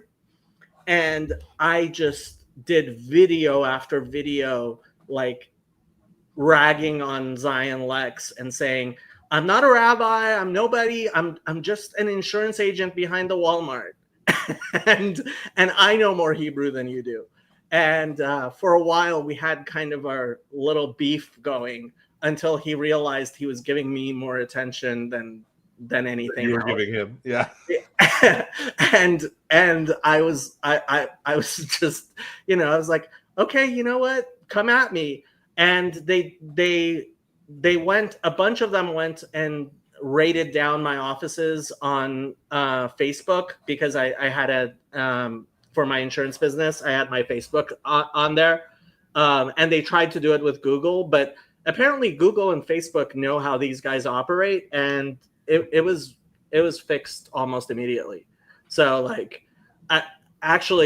if I have vocab on again, I am going to definitely start talking all sorts of shit about Zion Lex. Yeah. Every once in a while, because they're big into the Book of Enoch, every once in a while a comment shows up somewhere on Lord of Spirits stuff. Oh, okay. Yeah. Because of searches and stuff, and you can immediately tell. You get the, his name is Yehoahah. So did I tell you about the Black Hebrew Israelites who moved to Israel? So a group of Black Hebrew Israelites moved to Israel, and because of their political power, they're influential in the Black community in the United States, which means they're influential in Congress among the Congressional Black Caucus, which means the government of Israel had to treat them very well, and has for many years. And they still constantly complain about the racism. Well, they moved with their kids speaking Lashawan Kadash. Now, you have to understand Lashawan Kadash, for anybody who doesn't know. So, because the vowel system in Hebrew was invented by the rabbis about 1,000 years ago, they reject the vowel system in Hebrew. And rather than use the vowel system, they just use with all the consonants. Okay? Now, in Hebrew, Lashon Kodesh is written with a vav, which is one of the few times that you have a vowel written with a consonant. And these guys started calling it Lashawan Kadash because they just do ahs with all the vowels. So like, it is so ridiculous. But it's like the Erasmian pronunciation of the Greek, but for Hebrew. They have come up with a whole language they call Lashawan Kadash. Okay. Now, these guys moved to Israel with their kids, and their kids are speaking Lashawan Kadash and surrounded by people who actually speak Hebrew. So the second generation is having to deal with this fact that while they tend to love their parents and their community and stuff, they also realize how ridiculous it is to speak Lashawan Kadash. And so it's really interesting that like the kids are dealing with that. Yeah. Well, there's an obvious analogy to Protestantism in that, okay, you believe for whatever reason that the tradition is corrupted. So in order to use something as a key to the uncorrupted tradition, you just pick the text. The text has not changed, right? The interpretations of it, the interpolations of vowels have possibly changed, right? So we just go to bare bones, simple as that. You have analogous movements in Islam too, right? Yeah. Yeah, I didn't even think about like, yeah. So in a very real sense, Protestantism, like Lashawan Kadash kind of did come out, the Black Hebrew idiots did come out of Protestantism. They really did. Yeah. It's a similar idea. Yeah. More proximately, aren't they kind of related to Nation of Islam kind of stuff? Because that's that is with respect to Islam, something like that too. With respect to Islam, yeah. I mean, they actually apparently got a lot of their things by taking. So British Israelitism was a thing where the British thought they were the real Jews, and they wrote all of this literature talking about how they are the real lost tribes. Yeah. Yeah. When was that British? This was popular in the 18th century and 19th century, I think. Oh wow. Not mostly 19th. 19th? Okay. Yeah. There was a lot of stuff. I mean, around saying Mormonism, you know, the Native Americans are. It had nothing to do with Balfour. He wasn't like into that. No, I don't think so. I think there's any connection that direct. I just read a book, and Balfour apparently he was friendly with a lot of the Jews in England right before the war happened and stuff like that. Yeah. So they ended up, I mean, taking a lot of actually. So they're very closely related actually to the white supremacist Christians, the Christian identity movement. So like the black supremacists and white supremacists, they're basically, I mean, it's the same. It's the same basic thing with different nationalism, just different ethnos. Yeah. Don't get me started on Zionism. I could scream at you about killing babies or something if you want me to. Oh, you make you feel more at home. Okay, I didn't know. I didn't know you got to see that one as well. No, I wasn't going to drop in on that one. I was just like, yeah, you know what? I'll check in with Jacob another time. Yeah. The most interesting thing I think about ethno-nationalism is that it's wrong, except for Armenians. Then it's right. Dr. Shara is Armenian. Half. Half and full. So how embarrassed are you of the Kardashians? Oh, Kim is our queen. Kim is the queen. You have embraced them as yeah. She's the queen of half Armenians like me. Okay. Because she's only half. Her mom's not Armenian. Yeah.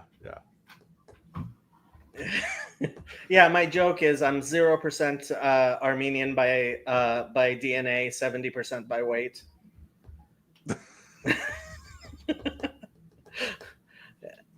If you've never been to an Armenian bakery, I've never seen a kosher one, but they're really good. Which is almost as good as being kosher. There was, I got to look into it because I want to get more into Armenian history soon. There was a Jewish queen of Armenia or something like that at one point. Queen Shamiram was her name. Could believe it. I mean, the early Christian and Jewish communities in the Middle East, I don't think. Yeah, but I think this was pre-Christianity. I think this was pre-Armenian Christians at least. Okay. I'll look it up. Yeah, I don't think like the communities were as separate, especially the Aramaic speaking. Like, yeah. Did the Christians in Armenia speak Aramaic? Some, yeah. I mean, a lot of the texts that they got, the early ones, they got it through the Syriac church largely. Yeah. And so a bunch of it probably was in Aramaic, but also just Syriac generally.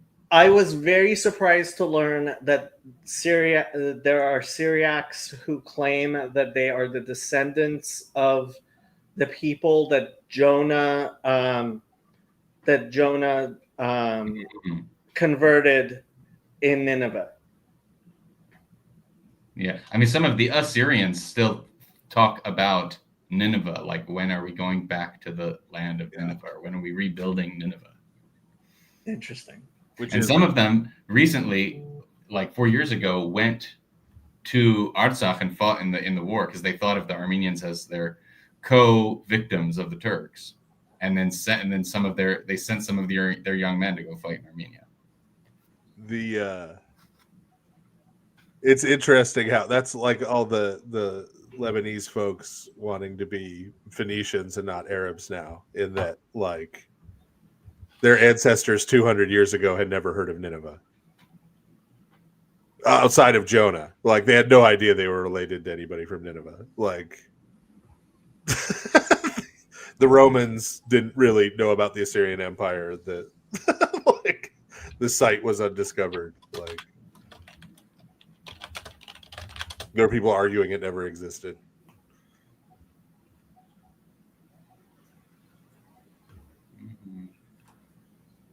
Well, Father Stephen, I know this might be interesting to you. I know the Armenian priest at one of the churches in DC, and he is still working on or just finished a PhD at Catholic University. And so one of the things that he's working on is, so since Evagrius was anathematized Fifth Council, I think, right? Yeah. So a bunch of his texts in Greek or in the Byzantine part of the world were lost, but since he was never anathematized in Armenia, there's a lot of Evagrius texts that were never translated into Syriac and then into Armenian that were never translated out. So his dissertation was translating a bunch of Evagrius into English that's never been translated. That's interesting. So that might be coming out sometime soon. I know there's a lot of stuff in Armenia. That's how we finally got Saint Irenaeus on the Apostolic Faith. Oh, no It kidding. was from Armenian. And fortunately, they found it with an old Armenian version of Against Heresies. So they even had like a translation guide to use. They could compare the Greek of Against Heresy Yeah. to the Armenian, and then use that to translate the Armenian on the Apostolic Faith that had been lost until they were renovating some cathedral, I think, and opened something up and found all these texts, and were like, "Oh wow!" You know.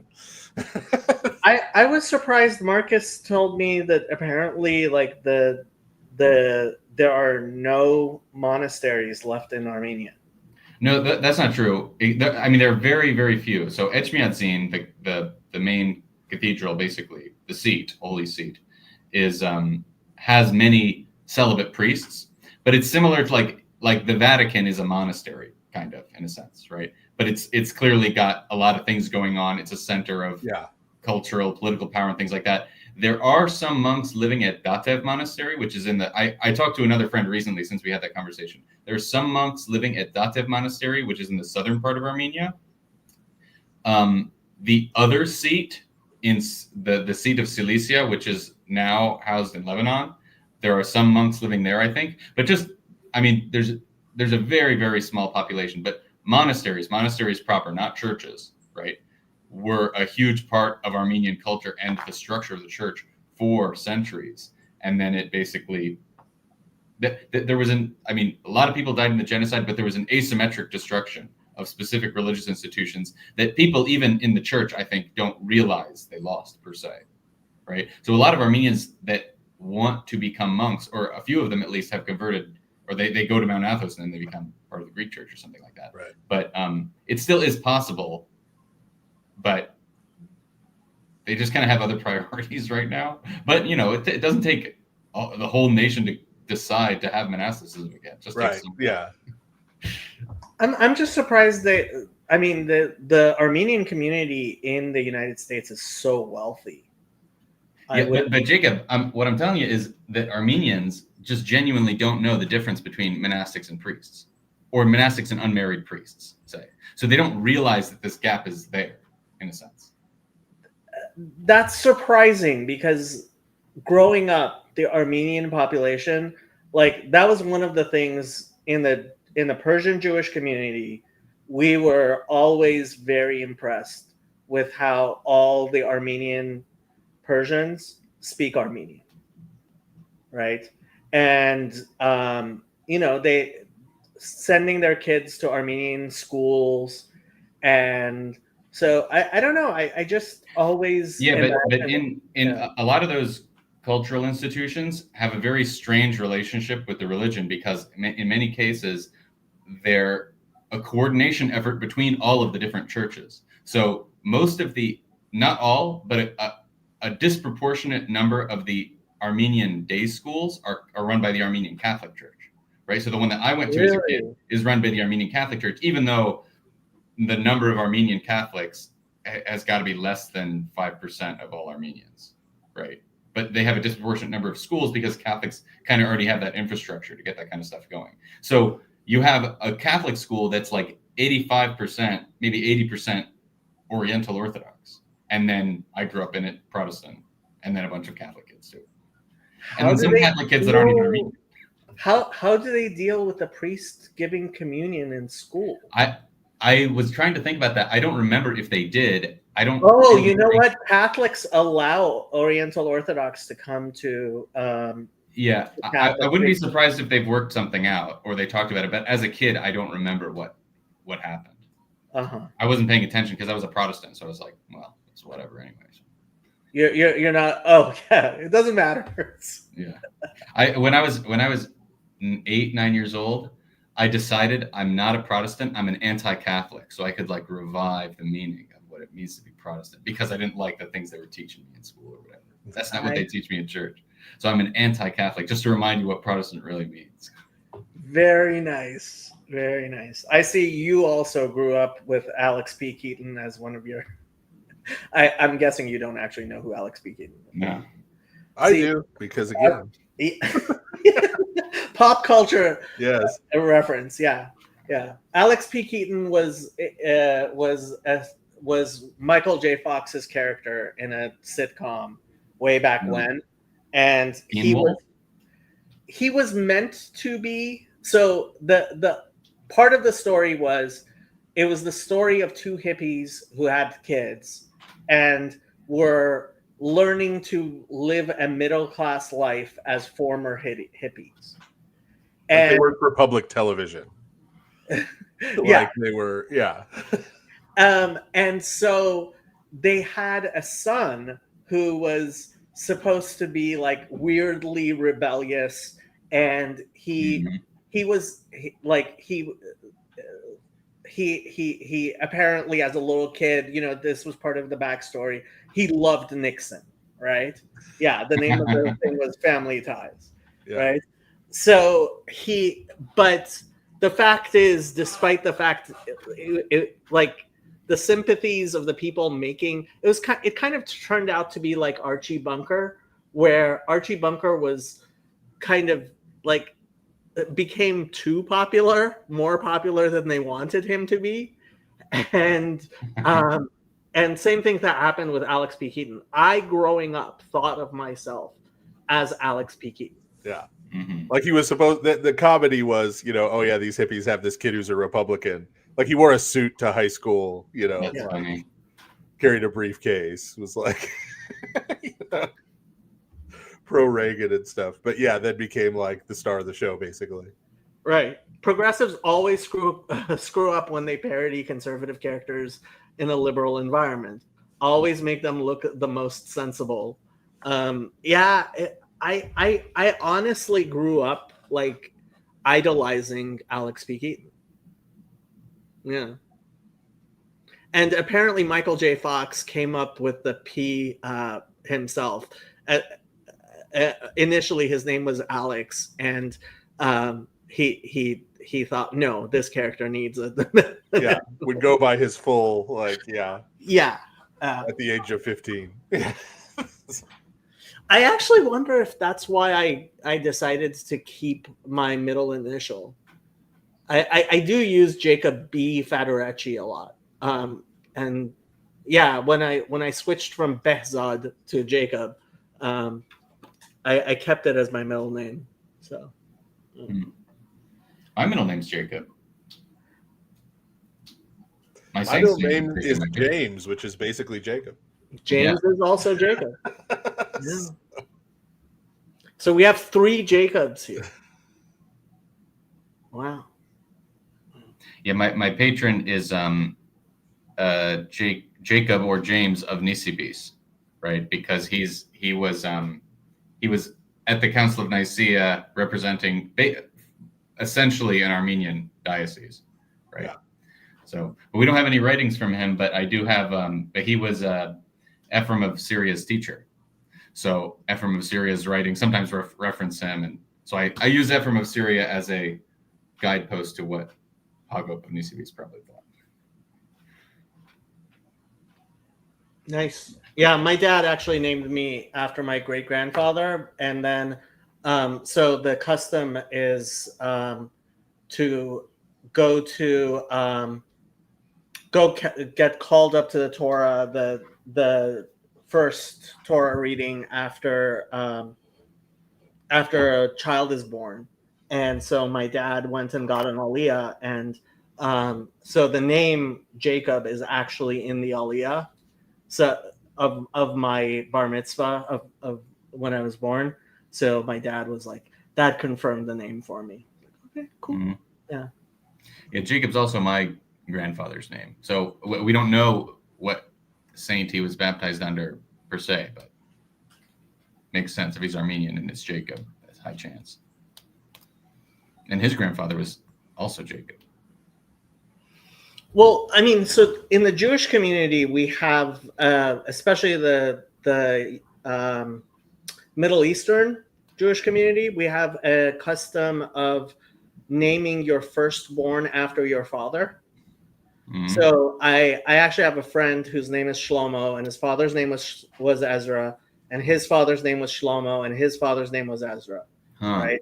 So, and because you get called, so my name is Yaakov ben Chaviv, my father's name is Chaviv, right? So when you get called up to the Torah, and weirdly enough, if you ever meet a Jew whose name is, for example, Yaakov ben Yaakov, that means his father died during his pregnancy.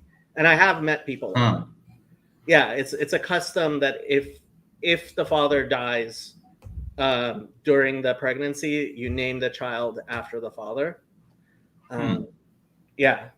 So whenever somebody gets called up to the Torah, like there was a Nisan ben Nisan in one of my synagogues, and it was always kind of sad when he got called up to the Torah. I have a Palestinian member of my parish, and it's the same thing. Like each generation firstborn son, it's just alternating names. Okay.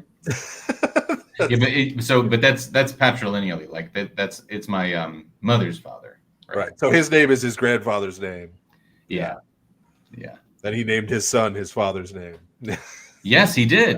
I just noticed that. Yeah, my uncle's name is Seth. Yeah, but my uncle doesn't have kids, so it kind of stops there. But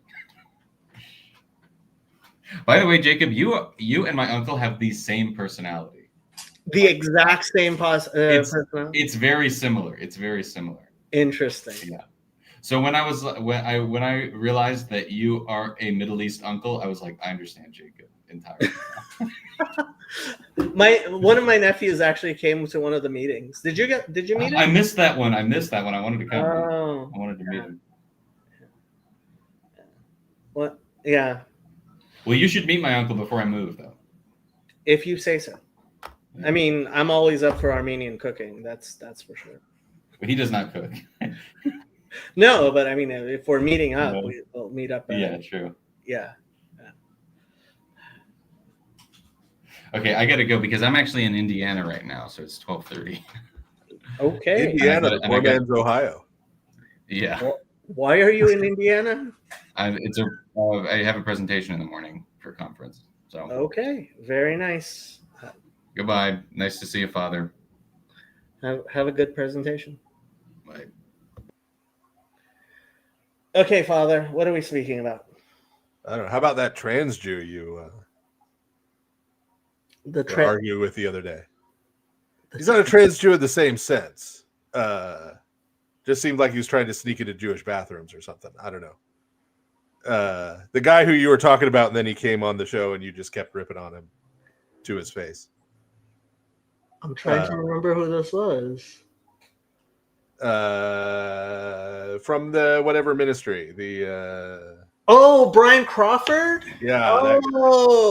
That's okay. So that's an old video that you reposted. Yeah, okay. That I reposted. So Brian Crawford, I mean, he's a Calvinist. He's a straight up Calvinist, and he works for Chosen People Ministries. Yeah. And Chosen People Ministries is so. Have you heard of Rabbi Leopold Cohen? I don't know. That name is so like Generic, yeah. Well, have you heard of Rabbi Cohen? Oh, geez, I don't know. all three of those words, Rabbi Leopold and Cohen, are lies. Okay.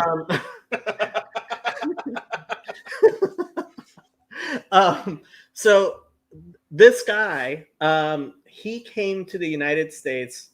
Why don't I actually look up what I'm saying, because the good there he is.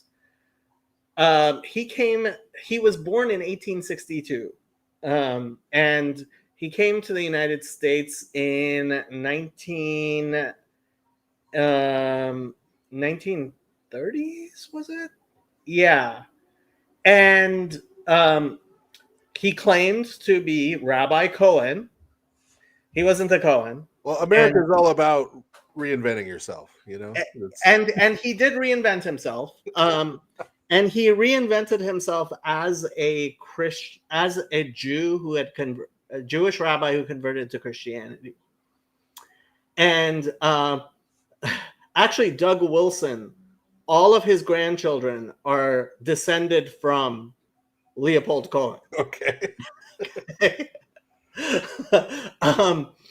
So he started this ministry to Jews, and that's what became Chosen People Ministries.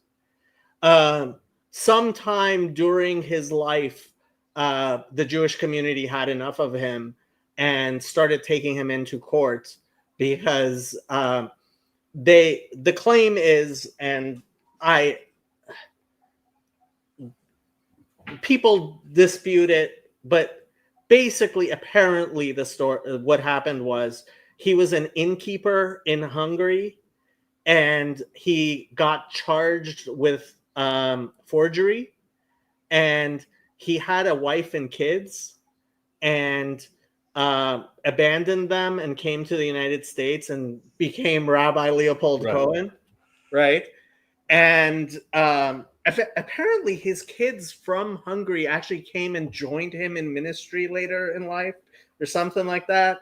So, you know, so that's Chosen People Ministries. And over the past 100 years or so, I mean, they are the oldest mission to the Jews. And Brian Crawford, I mean, he seems to genuinely believe the stuff he says. And it's very obvious. He let some interesting things slip. That's what was interesting to me. Okay, well, how much the cult had addled his brain. Like, do tell. Like, I mean, he literally said, go back and rewatch it. He said, yeah, the one thing you could do that will cause you to go to hell, right? So Martin Luther can spend the last part of his life as a genocidal maniac. No big deal. No big whoop.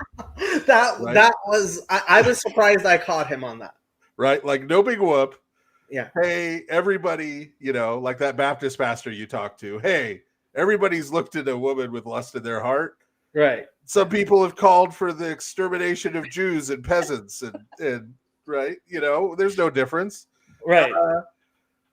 Right. So that's fine. Still get into heaven with that, as long as you believe the right things. The one thing that gets you sent to hell for eternal punishment is trying to live a life where you keep God's commandments so that your life will be pleasing to him. Yeah. Yeah. Like, you can't get that from the Bible. There is no way of reading the Bible. There is no way of reading the Bible where you get that. Okay. So, this is, I'm including the New Testament. Like, okay, insanity. So let's talk about Romans. Yeah. And I mean, I watch way too much James White and Doug Wilson and Keith Foskey for my own good, but it's interesting because you watch some. Yeah.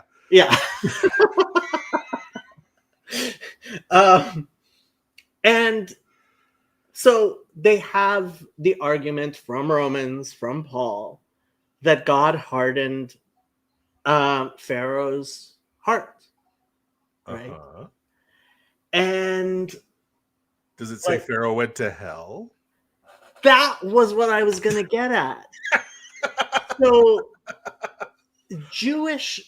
that's the thing. So Jewish theology, like the diuk, the how do you translate diuk to English? The exacting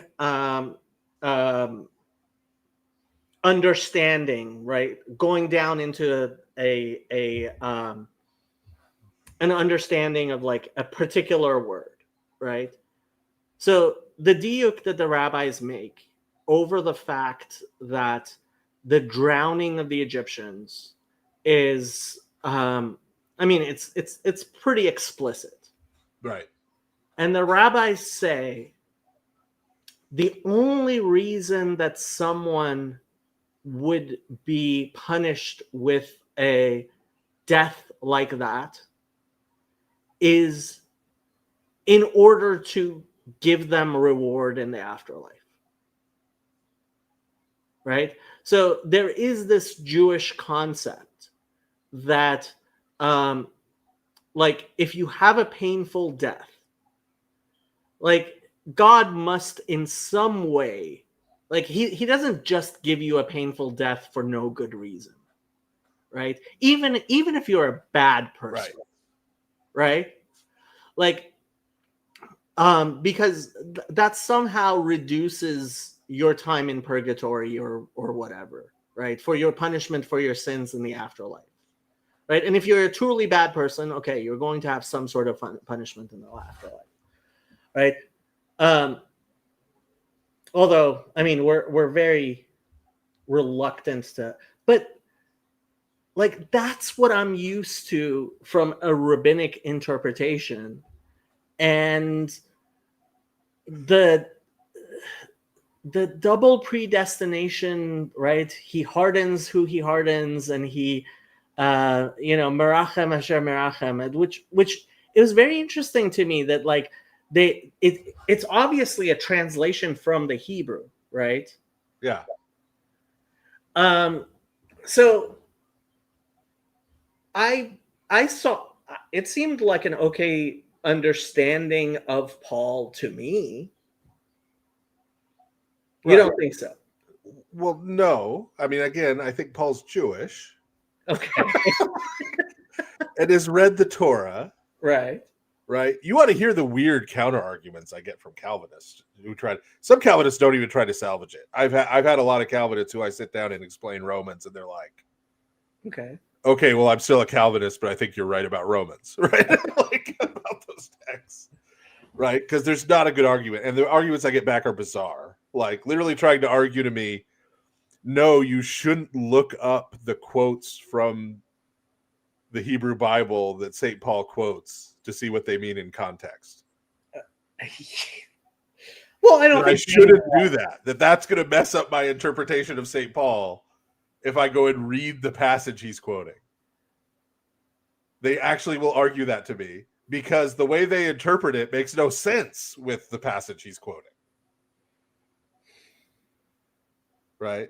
So they do this thing where they take one verse, like St. Paul quotes one verse, and they don't understand the way that scripture was quoted. Okay. Right? You quote the first verse to indicate that passage, right? Because there weren't like verse numbers. Right. Yeah. Yeah. Right.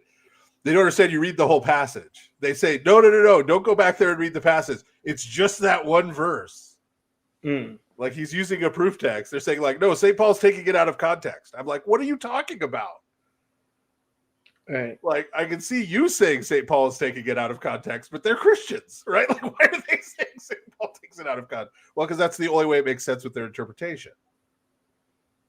Right? So the whole thing with Jacob and Esau at the beginning of Romans 9, right? Their interpretation of it only makes sense if you've never read the story of Jacob and Esau in Genesis, at the end of which they reconcile. Right. That's right. So if you haven't read that, if you just have in your head the Sunday school version that like, oh, Jacob was the good guy and Esau was the bad guy, right? Then yeah, okay, their interpretation kind of sounds right. But that's the interpretation they have. I mean, like, I have had so many Protestants, like, they will outright call Moses a murderer, right? Yeah. And Jacob a liar, and like, it's. That's because they don't understand how to read the text. I agree with you, Right. but like, I just They read figured everything that through a in. filter. They're reading everything through this Calvinist filter, right? Where, for example, we just assume total depravity, right? Everyone's a sinner, right? So even people who the scriptures never say are sinners are sinners, right? And this is why they go crazy at like Roman Catholics and Orthodox Christians when they say that like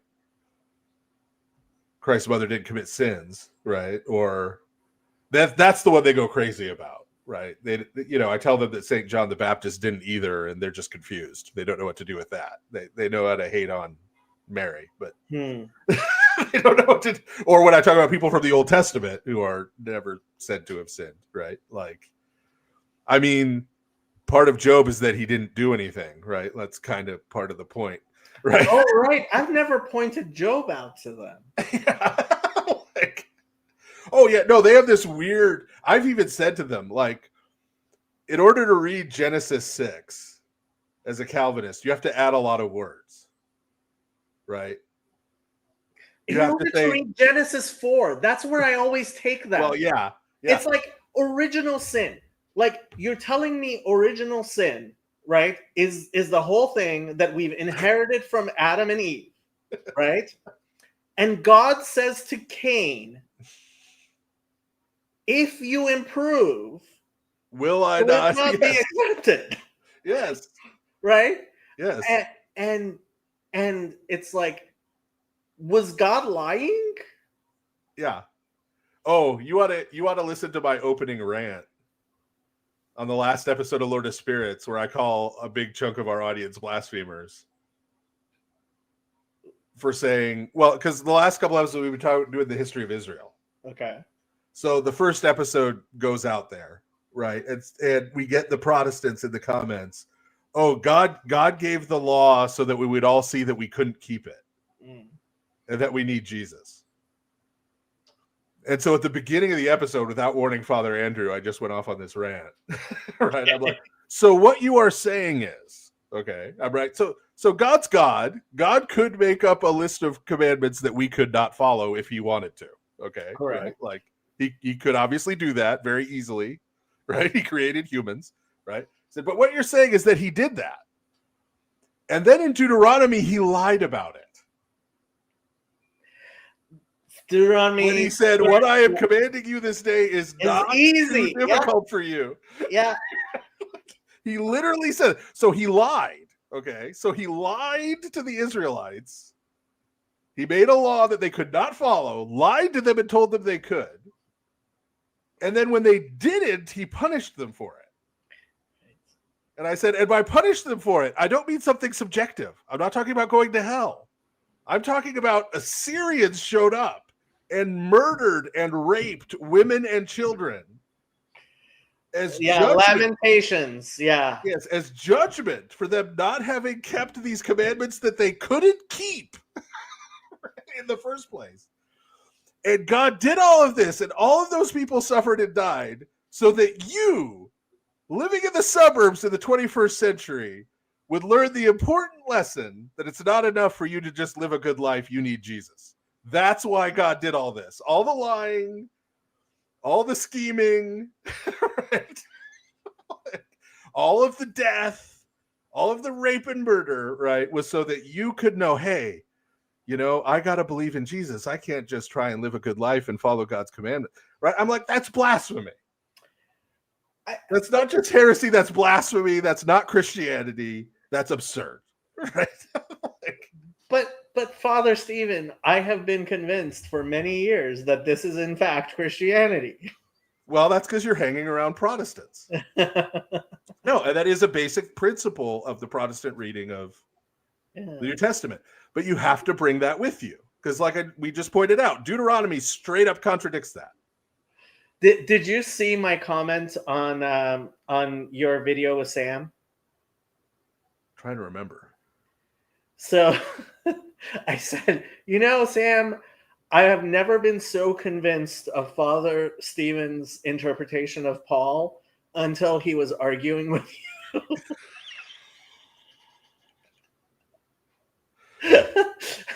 I've been talking to Sam, and I'm like, it's the first time that I'm thinking Father Stephen might actually have a better interpretation of Paul than Martin Luther, because your defense was so bad. And Sam's a really smart guy. No, he's not dumb. And the stuff he's saying is not just stuff he came up with, right? I mean, it is the Protestant understanding, right? Like I've said before, depending on your definition of Christian, Sam might or might not be one, but he is definitely a Protestant, like zero doubt, right? Like he is one of the most consistently Protestant people around, right? That's why I brought him up when I was talking to Gavin Ortland. I'm like, you're being inconsistent. If you were consistent, you'd be more like Sam, right? Like if you actually followed through on what you're saying, these principles you're getting. But yeah, that it's bizarre. And then I've been really ripping into dispensationalists. I got a lot of dispensationalists mad at me. I get these great comments whenever I go after somebody, where it's always like, I don't understand. Father Stephen's usually so right on and so cogent and so rational. But the stuff he said about group I belong to, I don't know. Right. So, he's right about the Calvinists, but now that he came after dispensationalists, I don't know what's wrong with him. But yeah, basically explaining why they're like more anti-Semitic than your average Christian, right? Like not less so, right? Well, I mean, philo-Semitism is fetishizing the Jew. It is. Well, and that's your best case scenario with a dispensationalist. I prefer, a lot of dispensationalists are very philo-Semitic. They are. In a way. A lot of them are far more crass than that. They see the Jewish people and the nation of Israel in particular as a tool to get the Messiah to come. They don't really care what happens to the Jewish people. Right. Well, we're damned to hell because if crazies showed up and blew up the Dome of the Rock, right, and started rebuilding the temple tomorrow, they'd be rejoicing no matter what that meant for the local population, right? No matter what horrors that engendered, no matter what, or Jewish people around the world, no matter what, they wouldn't care. They'd just be super overjoyed that, oh, look, Jesus is coming back. Yeah. And I'm like, that's not really philo-Semitism, right? Well, I mean, I say the exact same thing about the people in Gaza. Like that's like dehumanizing. Yeah, there are people who their response when I say, okay, we need to allow the people in Gaza to leave Gaza, their response is, well, no, we can't allow that. Like that would be, and it's the same thing I tell to Chezi, like land is not worth your life. And like if you actually care about people in that situation, your first thing is not, oh no, like we have to free Palestine, therefore let these people be living in Gaza while what's going on. More martyrs, yeah, right.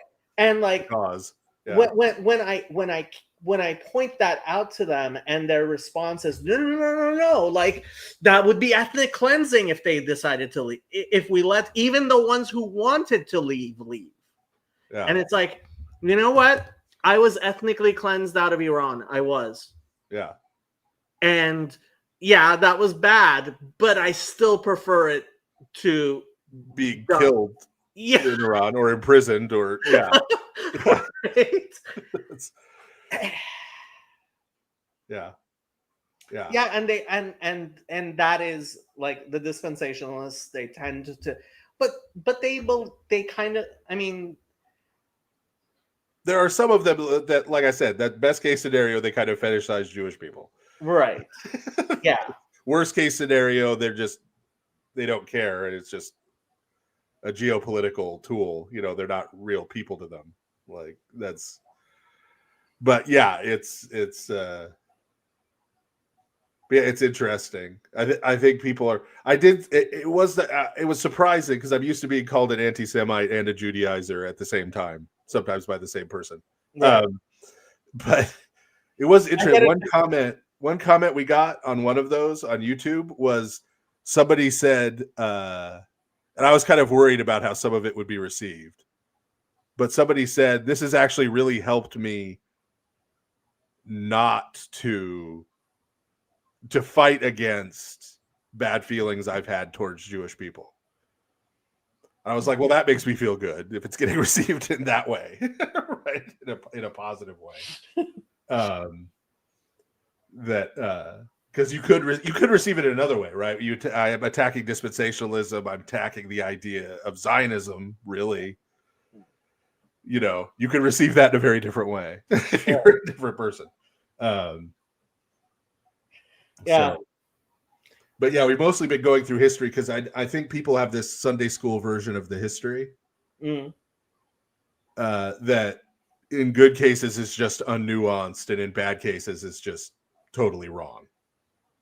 Right. In terms of the history of Israel throughout the Hebrew scriptures.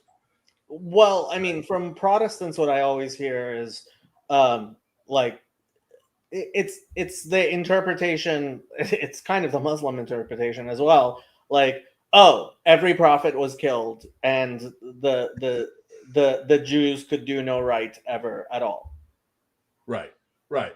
Or yeah, and then on the other side, you get people who, this is the crazy thing from like archaeologists and scholars who are like, oh, well, the Bible says that Israel was monotheistic and did this, that, and the other. But we found this archaeological evidence of Baal shrines. And I'm like, dude, have you read? I get this all the time with regard to like the Trinity and like the two powers in heaven. And they're like, see, there were Jews who believed there were two powers in heaven. And I'm like, Ad mata atem poschim al shtei haseifim. Like Elijah's quote, how long will you jump between two posts? Like, yeah, this is not news. You are not, you have not given me any sort of news just because you tell me that there were Jews who believed things that I would not recognize as being Judaism. Yeah. No, and see, I wouldn't use that point in Jewish rhetoric. I would use that to counter the idea that the Trinity, like, oh, well, they took Greco-Roman paganism and shoved it together with Judaism or something. And it's like, no, they were basically Jewish heretics continuing a Jewish heresy from the perspective of Orthodox Judaism. Of Orthodox Judaism. Yeah. Yeah, I mean, Justin very clearly, like, he's doing the two gods thing. Yeah. But yeah, like, so part of it is that, right? Explaining, like, here is Jeroboam, son of Nebat. He set up the state religion that was the state religion for the whole history of the Northern Kingdom. And it was golden calves at Bethel and Dan. Right? Like, he is the particular example in the Mishnah of the worst person. Well, yeah, I mean, even all the subsequent kings, it's like he continued in the sins of Jeroboam. Like when that's the way of explaining a wicked king, you know you've done something a little wrong, right? Like that's yeah. It's like Jeroboam sort of, but so like explaining those kind of things, right? Like there is a way Israel was supposed to be that is set out in the Torah. But the nation that existed in the ancient Near East did not match that. That's what they were supposed to be. right? Not like what they actually specifically were. And the Hebrew scriptures don't like hide that. They don't like pretend that. They're honest about that they did not. And they include repentance. Like, this is one of the biggest questions I get is like, Josiah. How could you have, like, how is repentance work in Judaism? And it's like, right, because they think there's no, because this is Luther's version of Judaism, which is just legalism. Right. I have generally found that Luther's version of Judaism is all of his complaints about the Catholic Church read back into Scripture. Yes, the Pharisees are just his Roman Catholic opponents in the 16th century. Yeah. Right. The Sanhedrin is like Gabriel Beale and like the people he was there. Like, yes, that is absolutely what happened. And that's why the reason 4Q MMT was so important in Pauline studies is that they read 4Q MMT and they're like, wait, the Jews had a concept of grace? Really? Yes. That's how bizarre it was. That's how locked in they were. They didn't think there was a concept of grace. They thought grace was this new Christian idea that St. Paul came up with. Well, I mean, I've told you before, like when I read 4Q MMT, it was just so strange to me that it was so much like any other rabbinic text I would have expected to read. Like I was just like, this could be printed today. Yeah. And so, but that made him shift everything, right? Yeah.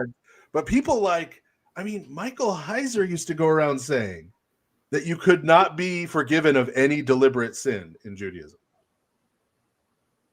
Anything you chose to do, you could never be forgiven of. There's no way to be forgiven. Well, there are no sacrifices for deliberate sins, pretty right. But that doesn't mean right. How do you it's only if you accidentally commit adultery or accidentally steal. Right? Oh, I accidentally stole something, so now I have to pay it back. Right. But if I stole it on purpose, that's it. I'm cut off from the people forever. There's nothing I can do. There's no repentance for me, no forgiveness. Right. Off to hell I go. It's like, that's absurd. Right? Like, that's literally absurd. I mean, the whole court thing, like when Keith Foskey was on, the whole, like, he gave like the court judge, criminal court thing analogy. Not even civil court, criminal court. Yeah. Right. And after that, I went and I asked Grok, has there ever been in any history an example of any legal system that practiced penal substitutionary atonement? Yeah. And to my surprise, not even Protestant governments ever allowed penal substitutionary atonement. Like, there's this myth of the whipping boy. Yeah, that's a myth. Right? And it's a myth. But other than that, there is no, like, so why do they think that this is justice? I mean, I'm the wrong person to ask to try to justify that in a philosophical. So they don't honestly, they don't have a good philosophical justification. When you really push it, if you really push it with a Calvinist, right? Yeah. What you get is they just end up quoting St. Paul out of context and saying, hey, who are you to question God? And that's why they have such difficulty with me, because I just throw Paul under the bus. It's like, if that's what Paul said, then it's because you can't get it out of their Old Testament. Right. They know that, right? So they have to take their very particular interpretation of St. Paul, which is leaving out a lot of St. Paul, right? And cutting it off from the Gospels and a whole bunch of other things. They have to take their particular interpretation of St. Paul and try and read that back then into the Torah, into the So the the Old Testament. early church fathers never read it this way? No. And so when you, as a Jewish person who's been reading the Torah, this Old Testament, so come and say, nobody reads it that way. Nobody's ever read it that way. That's like a massive undermining of their whole position. Because it points out that their interpretation of St. Paul does not match up with the Old Testament at all, which is part of their Bible. Right. Still, as much as they might not like it. I mean, we're in the book of Numbers, the Bible study I just did tonight. Okay. And we're at the part where the Levites are entering into service. Okay. So they all have to shave themselves and they get washed with water. And then is this where Moses waves them? No, this is all the people of Israel come and lay hands on the Levites. Oh, okay. So they could be offered as a peace offering on behalf of Israel to God. And so, of course, I said in the Bible study, so what's happening here is the people of Israel are putting their sins on the Levites. And they're going to go and beat the Levites to death. So that the sins of the other tribes can all be forgiven now. Right? Yeah. And then, like, the verse after it says that, it says, and so they went and so they went and then offered these bulls as an atonement for them, right? Using the same language, right? So if you're going to take the Calvinist view, you have to be like, oh, well, it means penal substitution with the bulls, but not with the Levites, even though it's the same language and it's one verse after another. Right? It obviously doesn't mean that. And by the way, Hezi, it's not just your head. He knows. It's your whole body. The full. You're saying he's cool with shaving the rest, just not his head. Is that? Did you hear? Did you hear the story of when Hezi decided to become a Nazir? No. So when he was in high school, he decided he wanted to be a Nazir. Like there's a famous rabbi from like 50 years ago who was known as the Nazir. And the thing is, I'm Jewish again. All right. Now that we don't have a temple, if you take a Nazirite vow, it's for life. It's not for you can't take it for a term of days because you can't do the including sacrifices, right? So Hezi had decided he wanted to do this, and his father talked him into, how about you spend a year living like a Nazir, and then you can decide, right? And he grew out of it, but I doubt the head shaving was the biggest problem. But I mean, so the biggest problem apparently was having long hair in yeshiva is a huge deal. It's a huge deal. Like having a haircut like Hezi has is a huge deal in yeshivas, because I think mostly because the actual, like, the principles are more like, if you care that much about your looks, I'm afraid where you're going after school type thing. Oh. Yeah. So they kind of they overemphasize the rules of not having a separation between your head and your phylacteries during morning prayers, and tell you, no, you have to have short hair up here, right? And so apparently Hezi's dad had to talk his principal into letting him grow his hair long for that year. And he still wears his hair long up here. I can't. And he wonders why people look at him suspiciously. It's like, if you're in the Orthodox Jewish community and you have long hair up here, obviously people are going to look at you like you're not following the thing, you know? So that's our Levite. Yeah. So so what lesson were you teaching your people about these Levites? Just that we're not Calvinists? Well, no, I mean, you have to kind of point those things out as they come. But no, in terms of, so the leadership structures of the early Christian church, right, are derived from those, right? I mean, that's like the chapter before the 70 elders are officially appointed. Jethro, So right. So yeah. So so I was more talking about that, right, and the parallel between the role of deacons, Okay. and Levites, right? Oh, The Levites who weren't priests, right? right. Oh, that's an interesting analogy. I never considered that. Yeah. Okay. Yeah, that's an interesting correspondence there. Yeah. So do the deacons do all the singing? Most of it, yeah. Okay. That works. Yeah. So, and we were also talking about, because there's also the in there that God is taking the Levites as the firstborn rather than the individual firstborn sons of all Israel. He's taking the Levites as the firstborn, right, into his service. And so talking about that, right, the firstborn is a status more than just a, right. If Genesis didn't teach you that, I mean, you weren't paying attention to Genesis, but that's more than just a literal thing. And also talking about the idea that these people are consecrated, and getting into the idea of there being sort of levels of holiness in terms of how close you're drawing to God, right?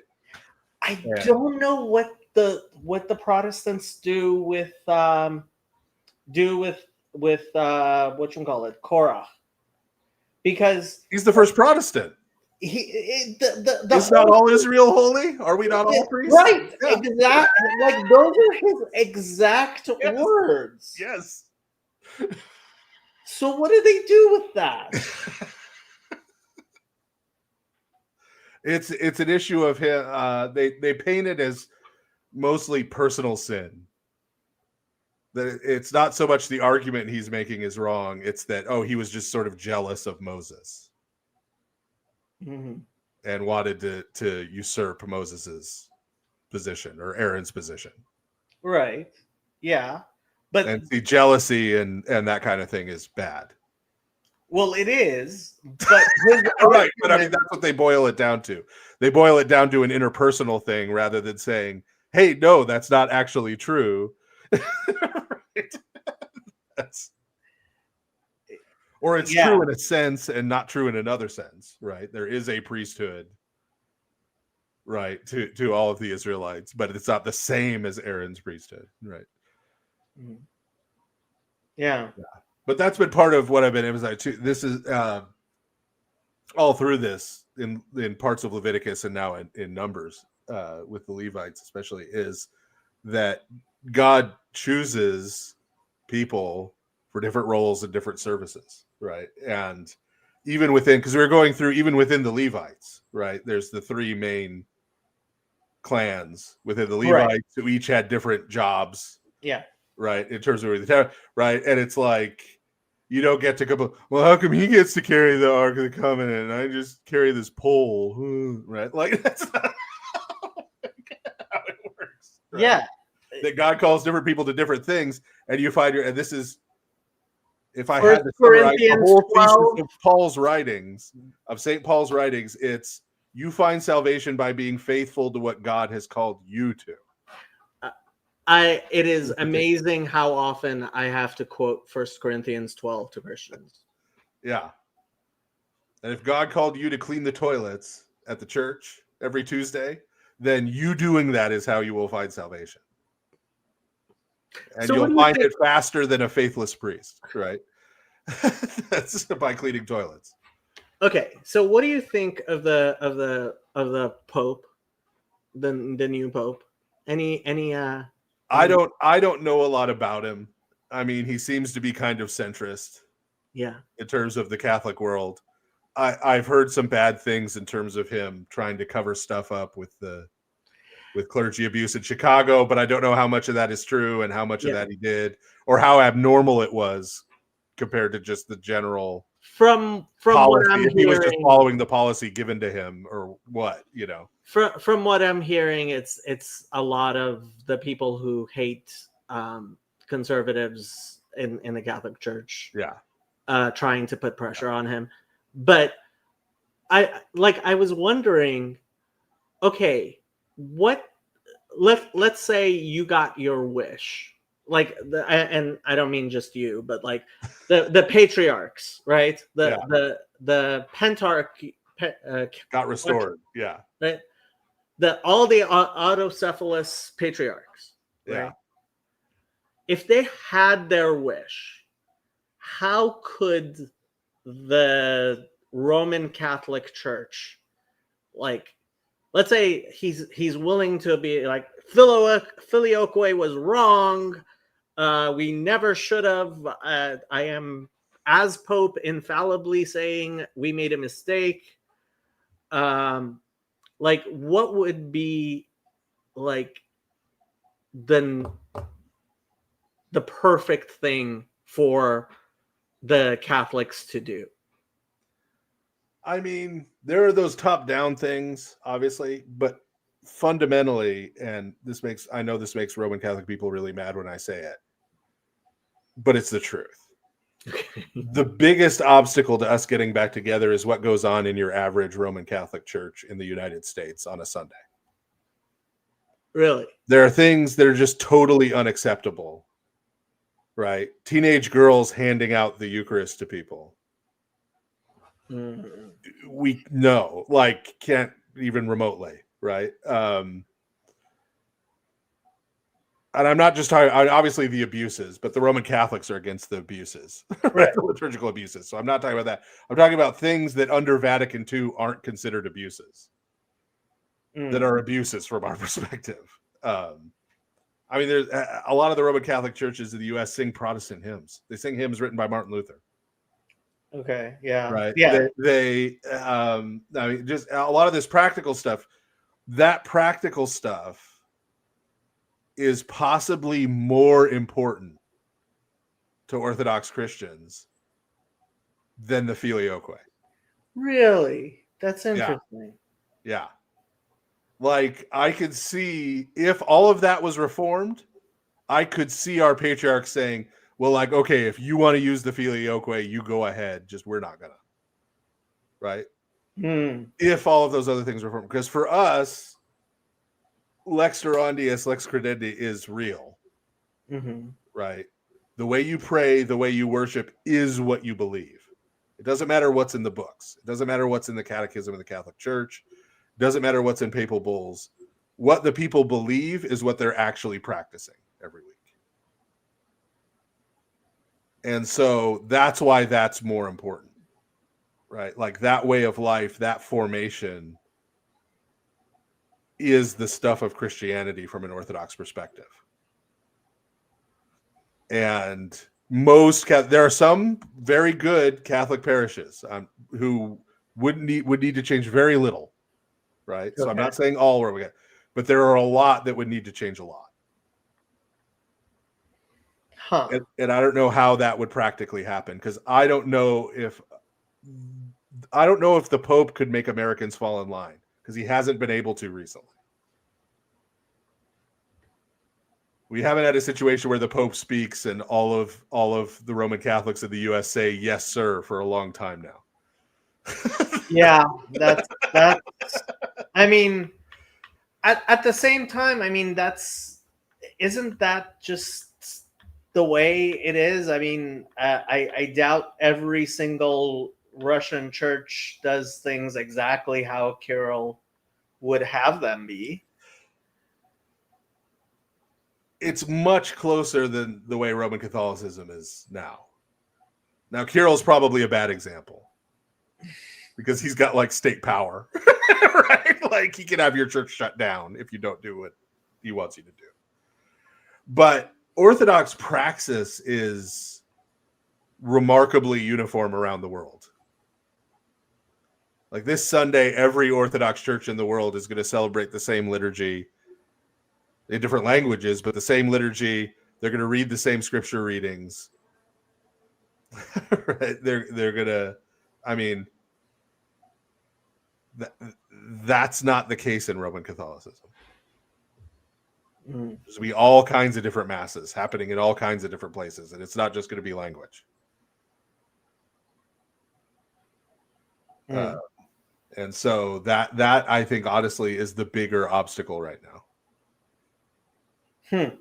The only thing I'm suspicious about with the new Pope is the fact that they chose an American. I think they may have done that because I think they want him to try and bring the American Catholics more in line.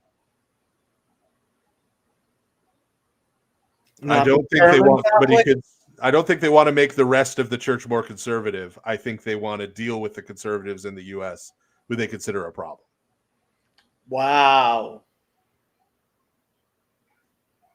Really? And I'm in a heavily Roman Catholic area. There are certain buzzwords you hear from them. Like anybody who's conservative is referred to as having schismatic tendencies. That's how they refer to it. Oh, he's not one of those schismatic, but you know, right? Just because they're like a trad, you know, Right. like that's. And so I think they wanted somebody who actually knows it. Like, I don't think Francis understood. I mean, he thought it was a problem, and he did heavy-handed things to shut down Latin masses and stuff in the U.S. because I don't think he understood it at all. And I think they think this new Pope, because he's spent so much time in America, will understand it and be able to deal with it in a better way. Because they don't want to just throw those people out. Right. They don't want to just force them all out. But they also don't want to move in that direction. I mean, if you're looking for a place where there's a problem, it would be Germany. Right. From any kind of traditional perspective, yes. But see, Francis knew how to kind of deal. He knew how to deal with people with the Roman Catholic left. He didn't know how to deal with the right. Allow them to have gay At all. marriages? What? Well, keep them on a short leash. Let them have some things, you know, and then, you know, tell them to be happy with that, you know. Look the other way while they did a few things, but not make any real changes. That kind of thing. It was how he dealt with it. But he didn't know how to deal with the trads at all. All he did was stuff that was pushing them away. Well, I mean, so Andrew Sanchez says, yeah, I'm sure in South America and Africa, the Catholic is far more traditional. I'm not saying the whole American church is traditional. I'm saying there's that element here that there isn't in Europe. And it's the bishops. Yeah. It's the bishops. Yeah. Like you don't have trads the way we have in America in like Germany or France or Italy. Right. And there isn't the amount of power within the church. Yeah. Yeah. So that's why they're saying, and like I said, they don't want to just tell them to pound sand. They don't want to just force that element out of the church, out of their church, not the church, their church. But you know, and so I think they think that the new Pope, since he's more familiar with them, will find ways to reconcile them and keep them around, right? Meanwhile, I'm happily receiving a lot of them into the Orthodox Church. I mean, that's surprising to me because, like, what you said about because I just always imagined like in Greece, especially because it's in Europe, that your average church was doing rather silly things. No. In fact, just last year, the Greek government legalized gay marriage, and the bishops excommunicated every member of parliament who voted for it.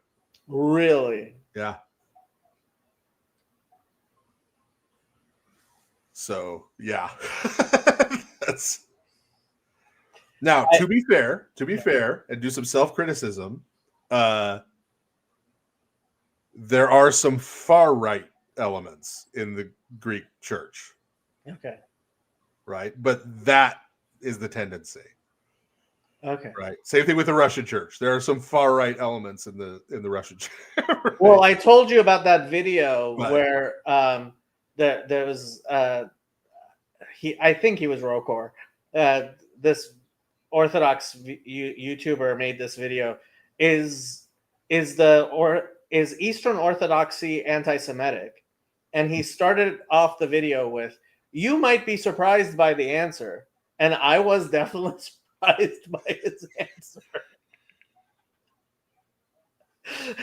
And when I called him on it, he started talking about how Lenin was Jewish.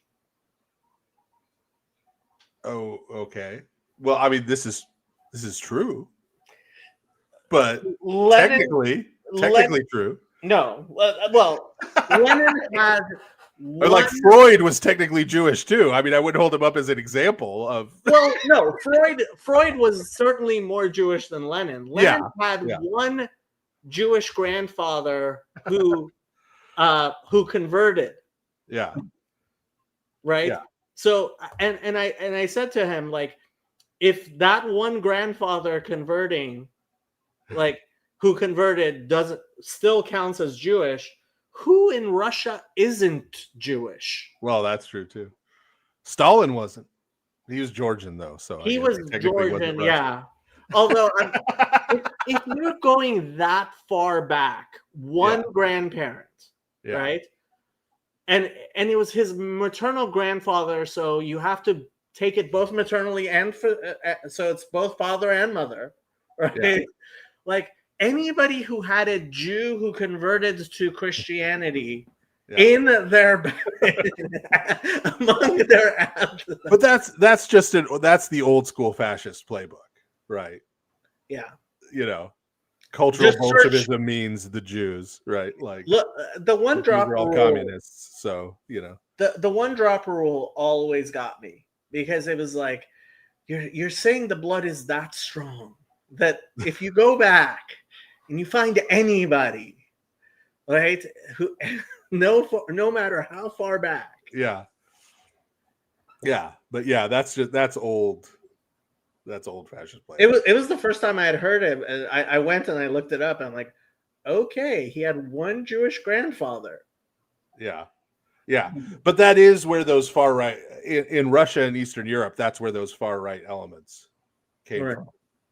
Was opposition to communism, and they kind of went too far in the other direction. Yeah. That's the problem with the whole Ukraine thing. Frankly. Is that there aren't any good guys in Ukraine? Where are they? Basically, got Stalinists and Nazis still fighting it out in Ukraine to this day. So it's like, do we take the Nazi side because we don't like the Russians? Well, no. Right? Speaking about the World War II consensus, the right, like that's like, oh, I couldn't believe that. I don't know if did you read any of this stuff at the time when at the Canadian Parliament? Oh, that they had the Ukrainian war veteran who fought the Russians in World War II, and it's like, what, hold on, what? And then it turned out that like he was a member of the Waffen SS, and there was literally an article. I'm trying to remember what it was in, whether it was in the New Yorker. It was something like the Radlib tones. Yeah. They read an article saying, "Hey, look, not everyone in the SS was a war criminal." Like,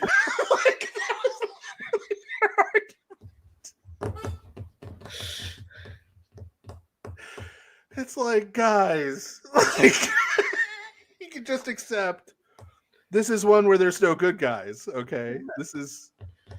I mean, Speaking of Korah, I mean, there are good guys. The good guys caught in the middle, right? The common people in Ukraine who are caught in the middle of the fighting. They're the good guys, right? But no, I mean, so the rabbis say not since Korah and Moses has there been a fight in which one side was completely wrong and the other side was completely right. You know, and it's, I mean, yeah, it's amazing to me how much of a pacifist I have become over the past 25 years. yeah, Because 25 years ago, I was definitely for the Iraq War. I thought we were going to get in there and we were going to liberate Iraq, and then you probably haven't heard about this. Ayatollah Khomeini was Ayatollah Khomeini's teacher. okay, And during his entire life, Khomeini, because he was under his teacher would not allow him to teach his doctrine of Velayat Faqih, which is theocracy. Okay. And when he died, now Khomeini was you go the breaks, yeah, there go the breaks. Now Khoei's son was living in London, and when we took over Iraq, he flew back to Iraq to try to help rebuild Iraq. And he went to the Imam Ali Mosque, which for Shiite Muslims is it? Yeah, it's in a very real sense, you might say it's even beyond Mecca, generally because the most religious ones aren't allowed to go to Mecca anyway. Yeah. Right? They can't get a visa. Right. And he went to the Imam Ali Mosque. And Muqtada al-Sadr, I don't know if you remember this guy. Oh, yeah. Sent a group of his people, and they chopped him to pieces with machetes in public in front of everyone in the Imam Ali Mosque. And the United States, there was an arrest warrant for Sadr, and the United States sent the army to go and arrest him, and they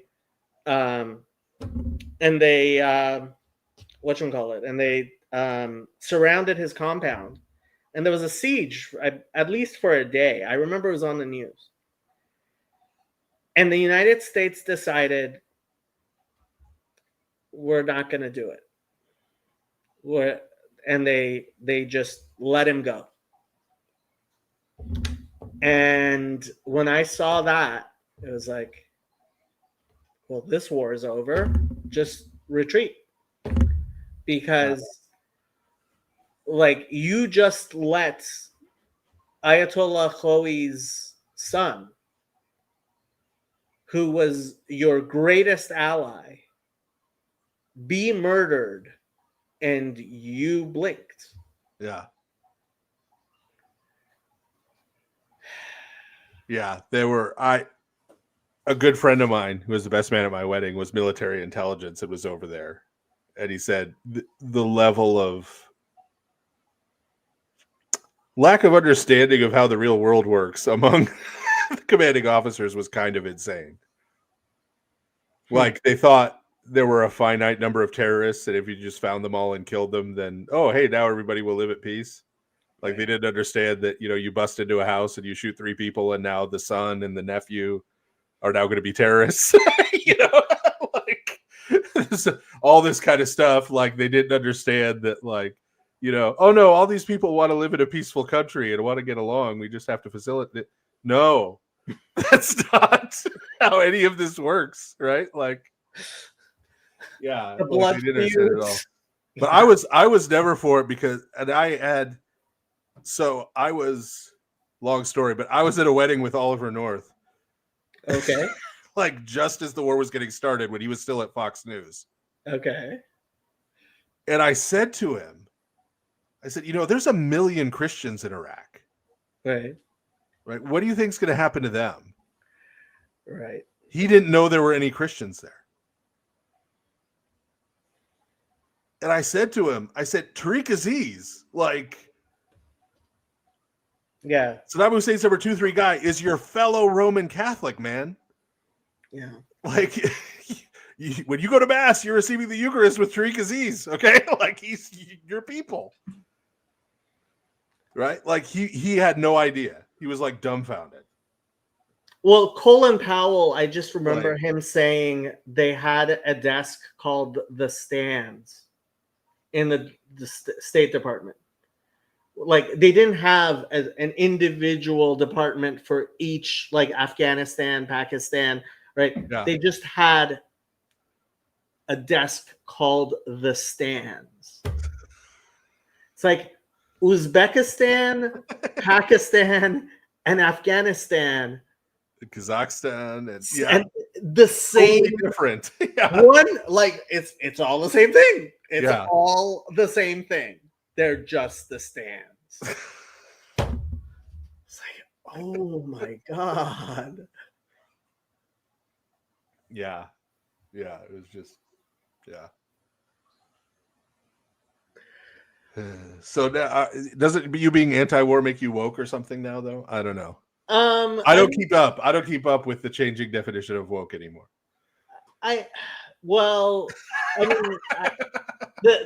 We actually did talk about this because I don't know if you saw, I did a hit piece with Yoram Hazony and the woke right.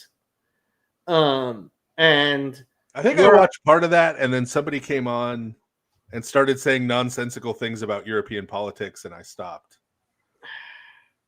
I'm not going to name names, but we could. Yeah. Move on. Yeah.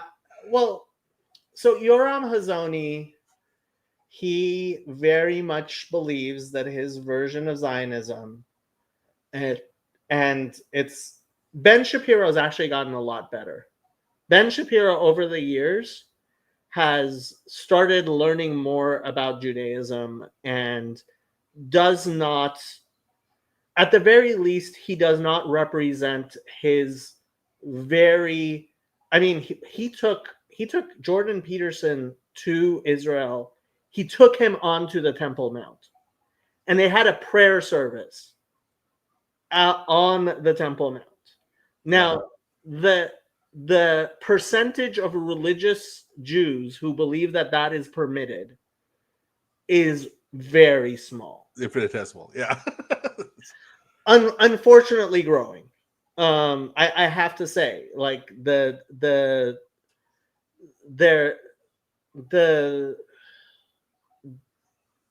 religious Zionists very much are growing, and it's distressing to me. And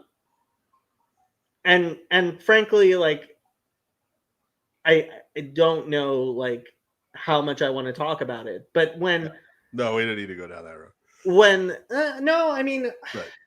The I don't think they understand the blowback that's going to hit Jewish people all over the world. Yoram Hazony doesn't care. Just from the rhetoric. Yoram Hazony doesn't care because he believes that Jews should be moving to Israel anyway. He doesn't care. Israel's the only place where you could be safe, and he's making that a self-fulfilling prophecy. Yeah. Yes. Yeah. Yes. Because I remember at National they have a convention for national conservatives, and he was on stage with Doug Wilson, and he asks Doug Wilson, under your Christian country, how will Jews be treated? And Doug Wilson, his answer was better than they are now, which is a very evasive answer. Yes, a little vague. Yeah. And the next week, he had to make a video explaining why he didn't just say oh, well, of course we won't allow synagogues. We can't allow there to be synagogues. Right? I have to keep telling Orthodox Christians, I'm like, okay, before you jump on this Christian nationalism train, you do realize these people don't think we're Christians, right? And you realize they think we're idolaters and stuff. Like, right. they will destroy your icons. Right. Part of the law will be to destroy all of your icons. Yeah. Exactly. Like that. This is part of what they want to do. We are not on the same side. Okay. Yeah. Like, No, and like what I say to the Protestants is, you realize if we actually do get a Christian nation, the plurality is clearly Catholic. well, yeah. So what exactly do you think is going to happen to your Protestant churches if like your vision of Christianity, Yeah. certainly for the Baptists, right? Yeah. And no, that's why, like, so love him or hate him, James Lindsay, at least like he's calling out some of the crazy stuff. And that's why, like, it's Yoram Hazony, like he's on the right, but as far as I am concerned, because yeah, there is a wokeness to it. It's a willingness to be authoritarian, to that. Yeah, that. Well, it's clearly a form of identity politics, for one thing. Yeah. Very obviously.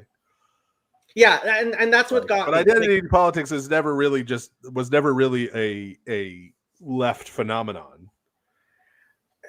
That's part of the problem with how woke was defined in the past, is that it was like, no, you're just describing rad libs who you don't like, and it's like, no, like censoriousness, cancel culture goes both ways, right? Like identity politics goes both ways. Like Hazony was using his yarmulke to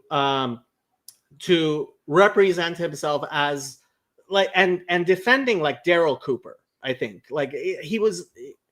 And at the same time, on Ezra Klein, he had Zach Beauchamp, I think his name is, who is this left-wing guy. And he's on the podcast wearing a bright white yarmulke, of course, because he's defending the left's anti-Semitism. And it's like, there's a reason why I wear a baseball cap. I could be wearing a yarmulke. Yeah. I wear a baseball cap because I don't want to represent myself as, and Israel Kirzner, who we were talking about, like this is a very, very prominent rabbi, and he just goes bareheaded when he's at economics conferences. Yeah. Right? Because he doesn't want to misrepresent Judaism. He doesn't want to. People say this is the Jewish perspective on whatever I'm saying. Yeah. He's the rabbi. He doesn't want to be that. Yeah. And so he goes bareheaded, despite the fact that he is a very well-respected rabbi, completely separate from his thing. And that's what kills me about these people who, like, the yarmulke is completely, for me, it's exactly how a transvestite wears female garb. Yeah. Like it's always a kind of exaggerated. Yeah. It's garish. It's in your face. It's performative. It's not like a sweatshirt and sweatpants. Yeah. Yeah. Yeah. Yeah. Look, so Colonimus is right. The fact is 40, 50 years ago, the general, like, basically, if you were an Orthodox Jew 30 years ago, in your if you were involved in anything that was outside the Jewish community, you went bareheaded. You just did. It was that was the normal thing. Wearing a yarmulke was not something that Orthodox Jews did at work when they were and there are people who claim that even the Rebbe did that while he was in France, which people get very concerned about. But like it was the common thing. People went bareheaded. Israel Kirzner's thing, but that is the reason for it, right? The reason for it was not to make a chilul Hashem. There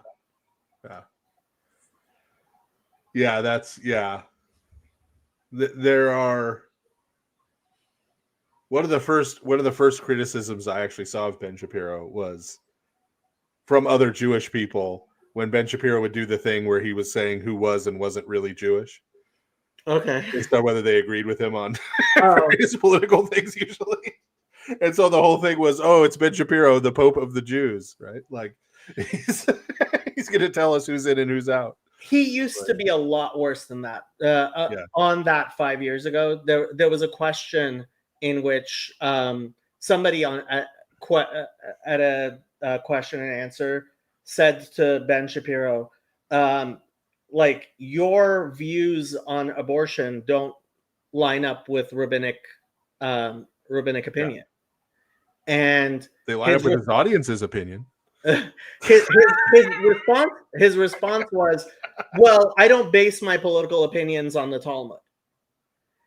And he got serious blowback from that because a lot of his audience were like, what do you mean? Like, we're the ones who are like, our religion is supposed to be, and that's why.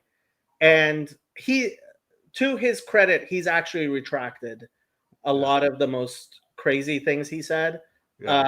But taking Jordan Peterson onto the Temple Mount and having a prayer service, like they actually had a minyan, like they actually had a service on the Temple Mount, and it was like,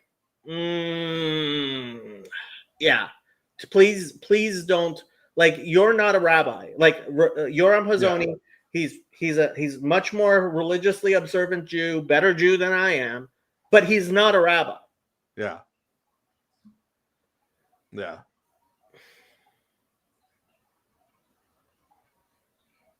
Neither am I, for the record, for new viewers. Well, some people would call you a rabbi. Not in the sense most people mean it. Put it that way. I do teach religious things to people. I did teach Torah earlier today, but James White, somebody on Twitter called him a rabbi, and he's like, hold on, Jesus was called a rabbi. Like, if you want to honor me, you can. Unfortunately, I don't have that credit to my age. Of course, what's funny about that is, he has publicly many times refused to call Catholic priests father, right? Because he pulls that verse, call no man father. You know what the next verse says, right? I don't. Call no man rabbi. Really? Yes. Okay. In some gospels, it's called no man rabbi. In some, it's called no man teacher, like they translate it. Okay. Right. But either way, since he's Dr. James White and doctorus means teacher in Latin, like he's absolutely violating the next verse all the time. Right. But is super legalistic about the other one, Yeah.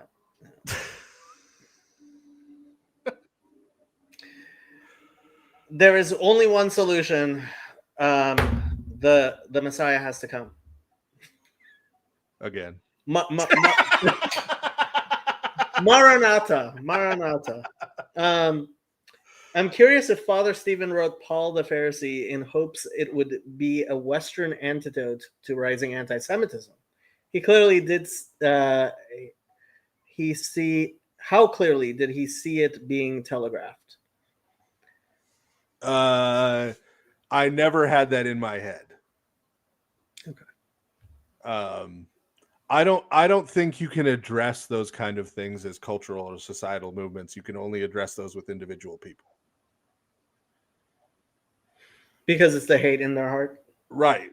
Finding a target. Right. And they'll just find a different target.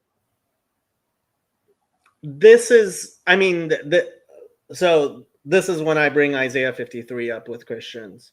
When they ask what's going on with anti-Semitism and how we can fix it, I say, look, the problem, like the Jews are the scapegoats that are most common in Christian and Muslim society. The problem is bigger. Like, you can't just fix the anti-Semitism. Yeah. You have to, like, because frankly, I believe it is our role to be the people who get blamed. I do believe Isaiah 53 does in fact apply to the Jewish people. Right. Well, but I mean, fair. But I mean, what I mean by that is, right, like how do you radicalize a Muslim?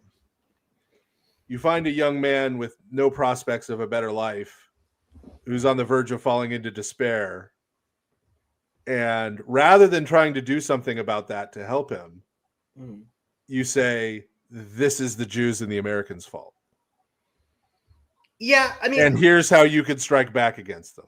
Okay, I Right. will modify that slightly, just so people don't misunderstand. Depending on where you are in the world. Yeah. There are plenty of people who, like, it's not a material thing. It's a spiritual thing, right? It's not merely that if you were to give him a job and Right. prospects. No, it's the despair part. Right. It's the despair part. It's the despair, and that despair is about meaning. Yeah. About a life, because people are willing to die for things they actually believe in. Yes. Yes. And if they're at the point where they've become nihilists, they're just looking at a target for their anger. And if you tell them that the problem was material, and then you give them a bunch of material wealth, it doesn't fix the problem. It makes it worse. Yeah. Because now they believe the thing they thought would fix it didn't. and now, yeah. Yeah. So yeah, no, a lot of those radicalized Muslims are from like wealthy homes. Yes, very much so. But they don't have prospects of a better life in terms of meaning and in terms of, right? Yeah. That things could be better than your current situation. Right? Right. Mentally, spiritually, right? But the same thing applies in all kinds of other contexts, right? Working class white guy in the South. Well, you know, the reason you can't get a good job and support your family and you have all this problems in your marriage and everything's bad and everything, that's because they're giving all the jobs to the black people. Right. Right. Yeah. Affirmative action. And now he's a racist. But the problem isn't the racism, right? The problem is the despair that led him to the racism. Yeah. Right. And I'm not going to go into detail because obviously there's privacy stuff, but there's lots of people who have come into my parish and other parishes I know of who it's never addressed directly, but things like racism and extreme politics and that kind of thing kind of start to just diminish and go away as they get connected to the church and to God and to a community. You know, and once they're integrated into that kind of situation, nobody comes and says, hey, you need to stop being a fill in the blank, right? But because like the anger and the hopelessness and the despair start to dissipate, right, that all becomes less extreme, right? And all gets, you know, tamped down. And so I think that's the place where it has to get. Where it has to get addressed, right? Like you can't, and that's actual anti-Semitism, right? We've got a problem now, bluntly, in the U.S. where we're getting these bills from different governments where criticizing the nation of Israel in any way is anti-Semitism. That's going to boomerang. I did not like what was going on in Texas, and we still have to sign a loyalty oath. You know that? I did not know that. To be a public school teacher, for example, in the state of Texas, you have to sign an oath saying you will not publicly criticize Israel or boycott Israeli products or boycott Israeli positive. Yeah. like you're not allowed to do that or you're fired. Well, And it's like, I would have a problem if you said that about the United States. In the United States, right? Like, and that boomerangs, because you tell somebody you're not allowed to say X. right. All they're going to do is say X. Right. No, and the thing is in Los Angeles. So when I was working for the city of Los Angeles, right? So we were not allowed to buy anything for the city of Los Angeles, which did not come from a company which had specifically said that they support benefits for same-sex couples. Yeah, I think that's equally ridiculous. And that's where it comes from. Yeah, That's yeah, and it becomes, it's like the woke double, like you and you get reactions on each side, and it just, the pendulum just swings worse and worse. yeah, yeah. And so people hear about those things, and then they see someone like a legit anti-Semite, right? Like Right. a legit National Socialist, right, on Twitter say, oh, see, look, this proves the Jews control everything because they won't let you say XYZ or you're fired. Yeah. And people start, it makes it sound more believable, you know? And it's like, you know, Jewish people are not the ones passing those laws. No, they're Right? Christians. Yeah. It's not actually them. It's not the Jews. There's a reason why that law is in Texas and not in not in California. Yeah, not in Brooklyn. Yeah. Right? And not in, you know, yeah. No. Like this is white evangelicals doing this, right? Like, yeah. But yeah, that kind of stuff. Like, and this has been one of my problems with the Anti-Defamation League for a long time. When you start calling everything anti-Semitism, then everything except actual anti-Semitism. Yeah, they will not call out. I will never forget Ketanji Brown Jackson while she was being whatchamacallit, like during her confirmation. One of the Democrats decided to throw her a softball and said, tell us about someone who you have helped through your work as a judge. You will never guess which group she decided to talk about, learning about their religious freedom and the importance of their religious freedom and their lifestyle. You want to give a guess? No. Last person, the Black Hebrew Israelites. Oh.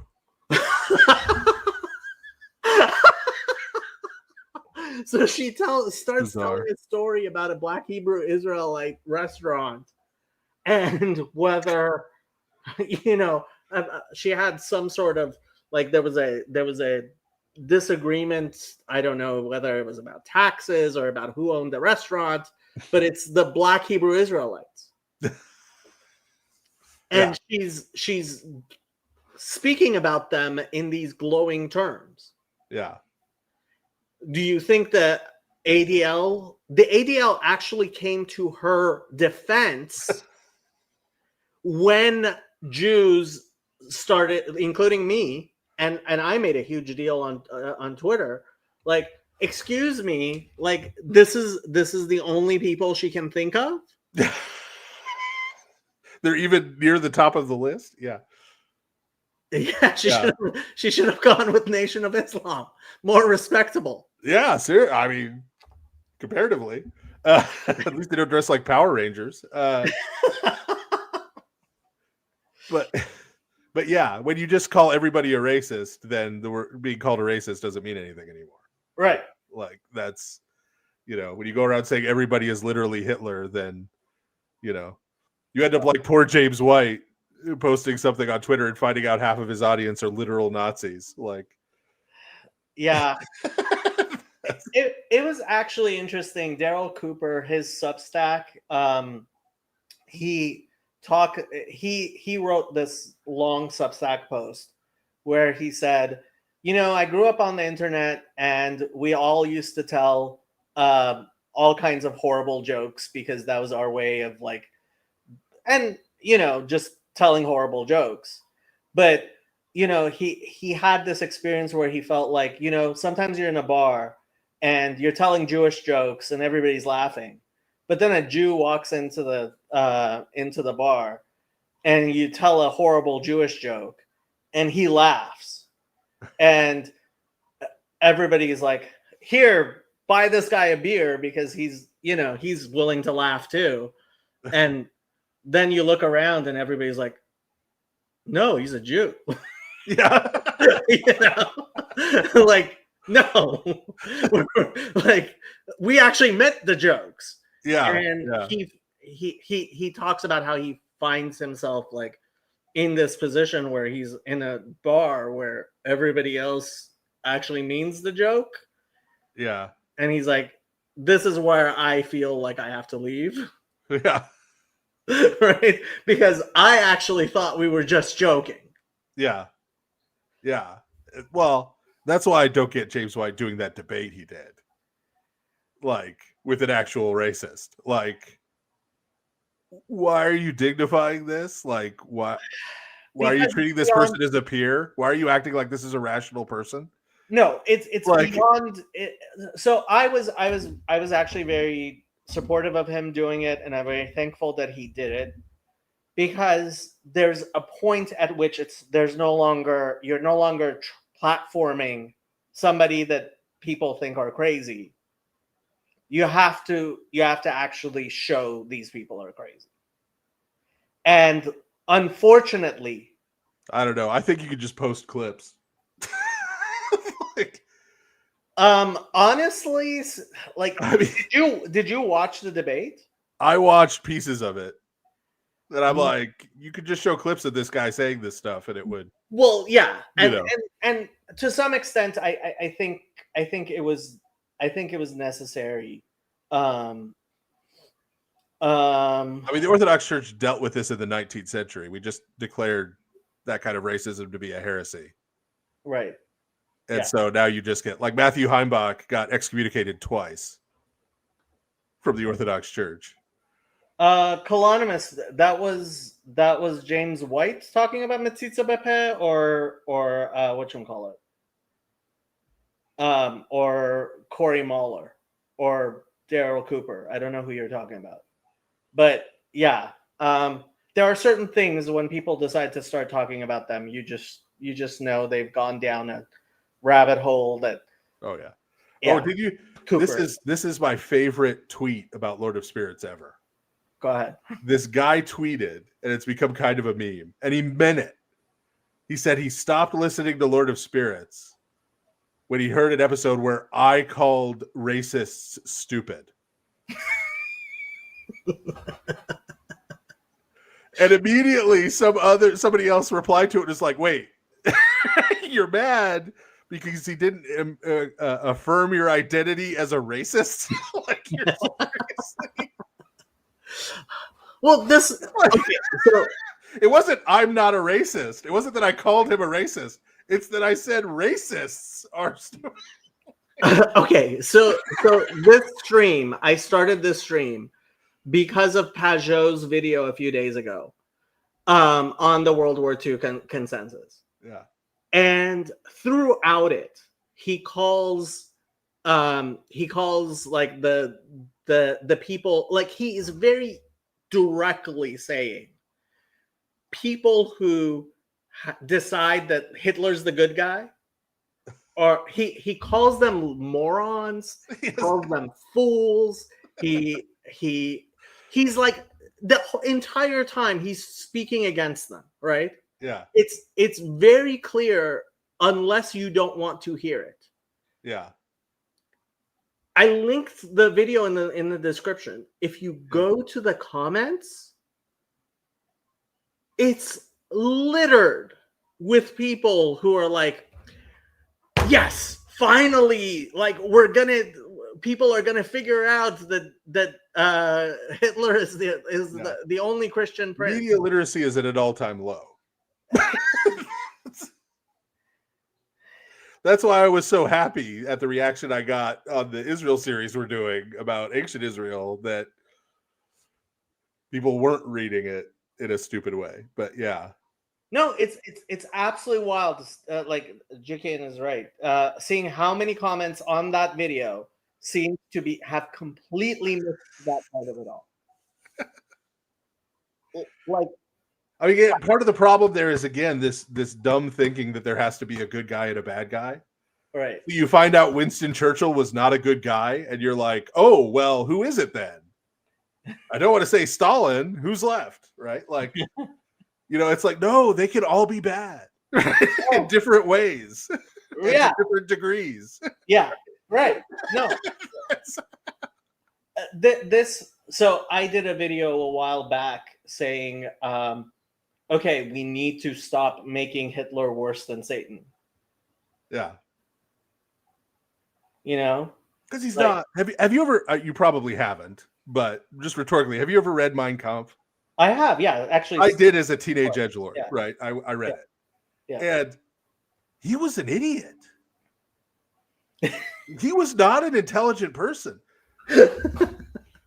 There were some philosophers within the Nazi movement who were not dumb, right? Like Heidegger was not dumb, right? Like, right, who were intelligent people. Hitler was not one of them, right? Like, so when I was in college, as a Jew, part of our thing was countering the anti-Semites, because what you had was people coming and giving leaflets and whatever. And one of the things we considered like the holy grail is getting someone to actually read Mein Kampf, right? Because if you get someone to actually read Mein Kampf, yes, right, they will then see, like, yes, Hitler hated the Jews and blamed them for everything, and thought people were dumb, and like, go ahead and read Mein Kampf. Yeah. Which is why it was always for me just baffling why people would be like, no, we can't let anybody read Mein Kampf. Yeah. Right? And like, it's not persuasive, man. Like, it's not. It's the opposite. Yes. It is like mass shooters have left more interesting manifestos in recent history. Like Ted Kaczynski had it all over Hitler in terms of manifesto writing. Yeah. No, and people treat, like, if you were reading Mein Kampf, that's a bad thing. Yeah. And you agree with it or something, or you're right. Yeah, like you must be a Nazi, or why would you be reading that? Yeah. To the point where it's like, and yeah, we have to figure out. And actually, I have to say, I've seen some of Hitler's paintings, and he was definitely more talented than I am. Yeah, I mean, no great shakes, but I mean, not bad. I mean, you wouldn't notice them. Like if somebody had a Hitler painting in their office, unless you specifically had looked it up and knew, you would just think, oh, there's a landscape painting. That's the new thing. There are people on the internet now using his paintings specifically because they to signal with each other. But the Vienna the academy he applied to told him to go study architecture. Yeah. He could have been an architect. Yeah. Yeah. But he was a very human and very sad, sort of small, broken person. Yeah. From a horrifically abusive childhood, right? Who went through World War I, right? Sustained injuries and just became bitter and angry. Like, he's not a heroic figure, even in the sense of an arch villain, right? Like, he's not Magneto. He's like the Blob or something, or like Toad. And this idea of like, well, I think part of it is because people don't have heroic figures. Yeah. So Hitler's become it. Yeah. He's the anti-hero, but it's and yeah. And part of it is I think there's a little bit. So some of this I think is sincere for people.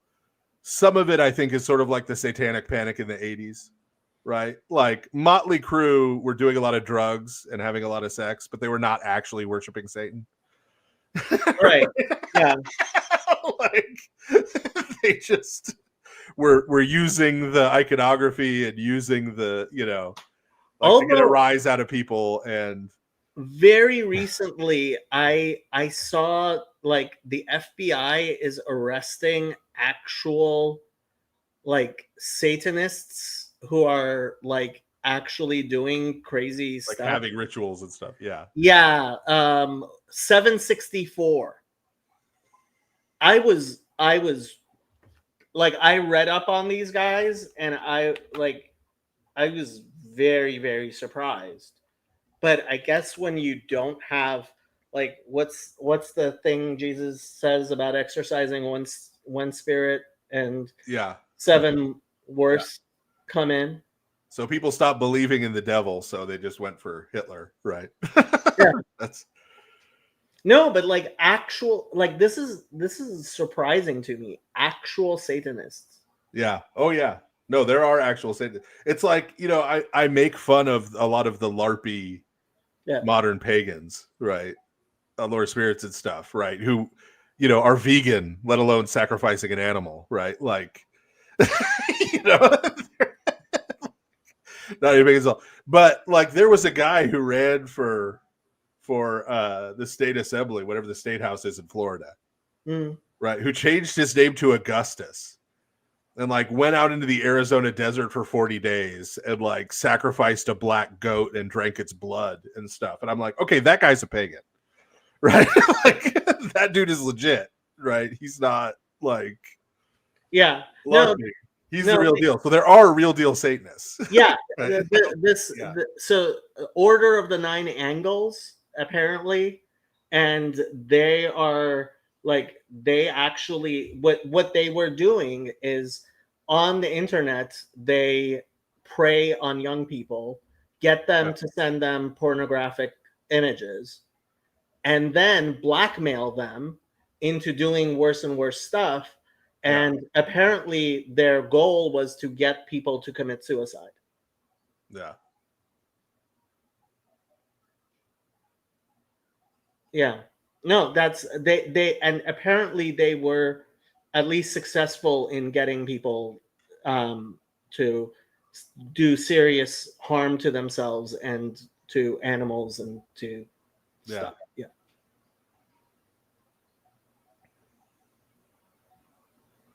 Yeah. So I don't have a painting by Hitler, but I do have a print of a painting that Hitler owned. Okay. Because I found out there is this one painting called the Isle of the Dead. And Adolf Hitler, Vladimir Lenin, and Sigmund Freud all had copies of it hanging in their private offices. And when I found that out, I was curious, and then I saw the painting, so I got one, and it's in our living room. What does your wife think? I don't know. She's fine with it. So. Well, now I have to show this.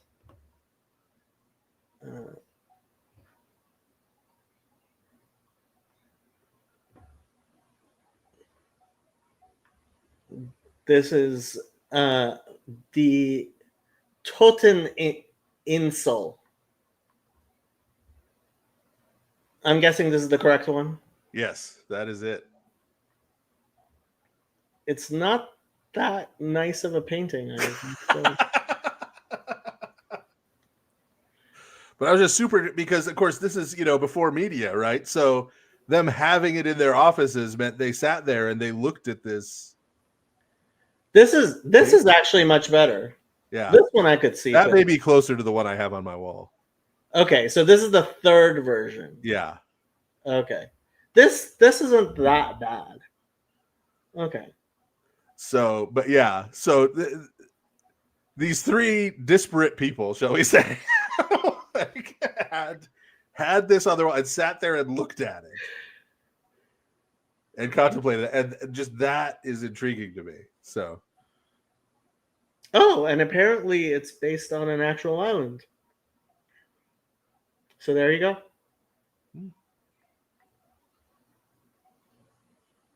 Ponticoni. cannot verify whether the dead are indeed there. Hey, next time you go to Greece to visit Nangathos, you can. Hello, I'm here to see the dead. Freud kept a reproduction in his office. Lenin had one above his bed.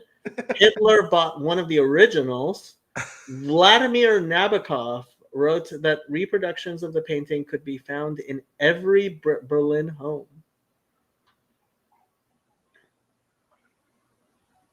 Interesting. Very interesting. So you, like Jordan Peterson, have a collection of...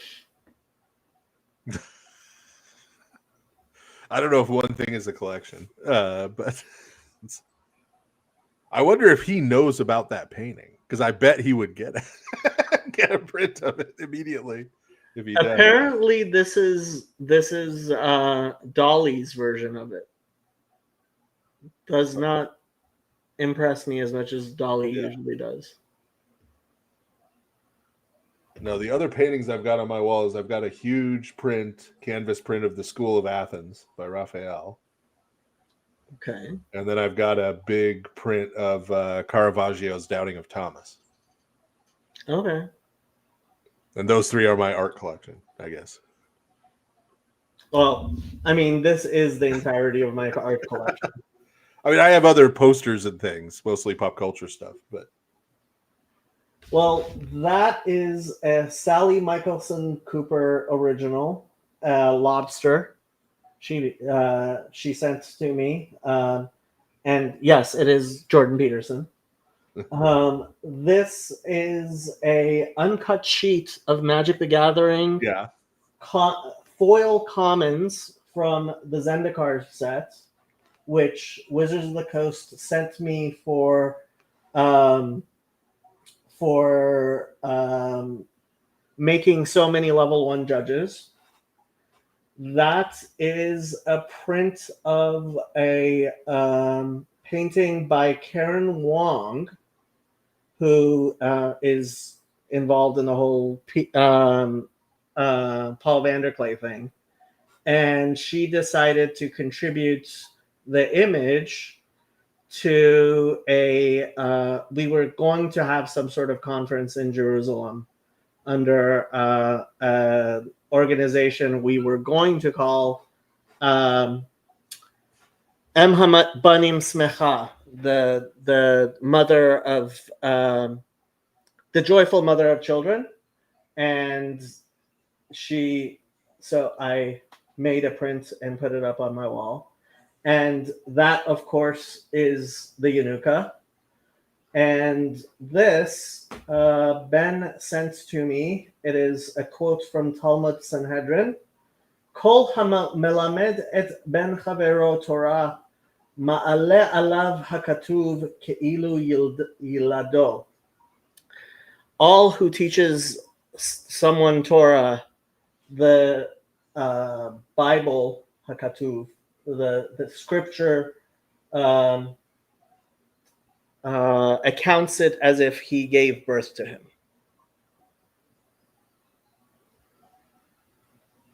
So that is my art collection. Yeah. Now, my wife does have. Yeah. My wife's favorite movie is Goodfellas. Okay.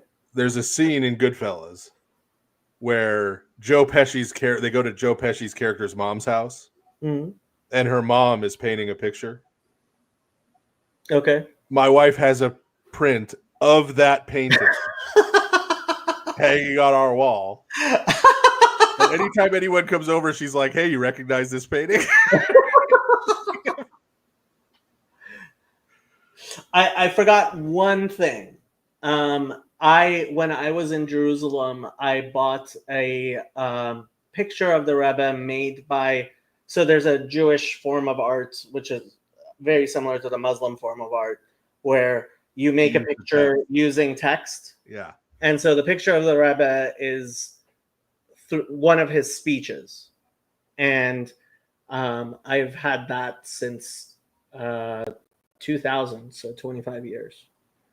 Yeah, and it used to be behind me here where the Yanuka's picture is, but I got very, very distressed by the people who are putting pictures of the Rebbe up and saying Mashiach is here, and I decided I can't contribute to that type of spiritual torture for the Rebbe.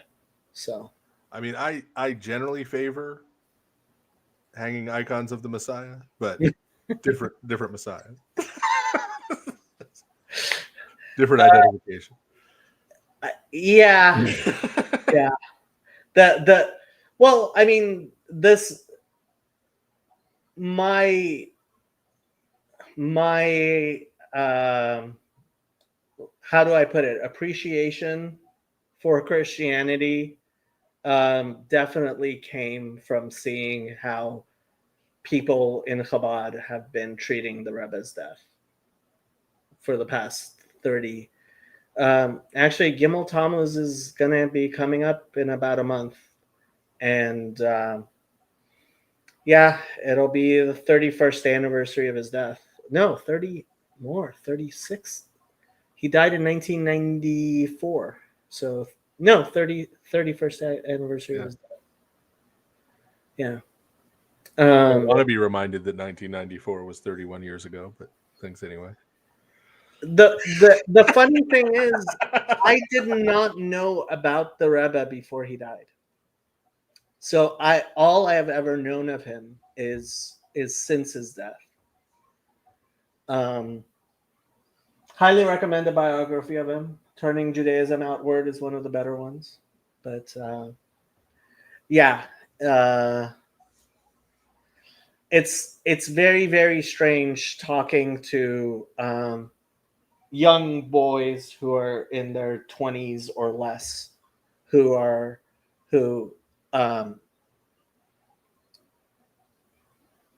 the Rebbe to them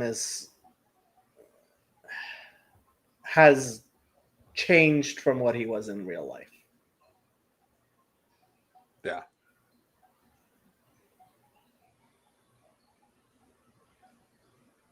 Yeah, he's not so human anymore. Yeah. So did I hear correctly that you're coming to the Lord of Spirits conference again? I didn't even know there was a Lord of Spirits conference again. Oh no, that was that old video again. You probably right. That made that video is from 2 years ago. You're probably talking about the first one. Yes. Yes. Okay. My traveling is quite limited. I am going to a wedding, but that's that's okay. I think they already sold out all the rooms at the Village. Okay, so I guess I was kind of surprised. I was like, "Oh, he's going to come to the." I didn't even know about it. Yeah. When is it? I should know. End of October. End of October somewhere. Yeah, that would probably be in the middle of when I have to do my whatchamacallits anyway. So hopefully on Monday, my last quarter of classes for my master's degree is starting, which means 11 weeks. And supposedly I will never have to take another class again. They don't have any continuing education requirements? They do, but you don't have to write papers or anything. Yeah, and then I have to do my 2 quarters of practicum. Yeah. And then I will be a master of social work. More initials. Got to pile up the initials after your name. It's the way to go. You missed out on the Esquire, so I did. Yeah. But so, are you going to be PhD, or yes, are they going to call you Doctor? In Europe, they will call me Doctor. Yes, Really? they do that in Europe. Yes, that is interesting. In Europe, I will be the Very Reverend Doctor. Stephen DeYoung, PhD, comma PhD.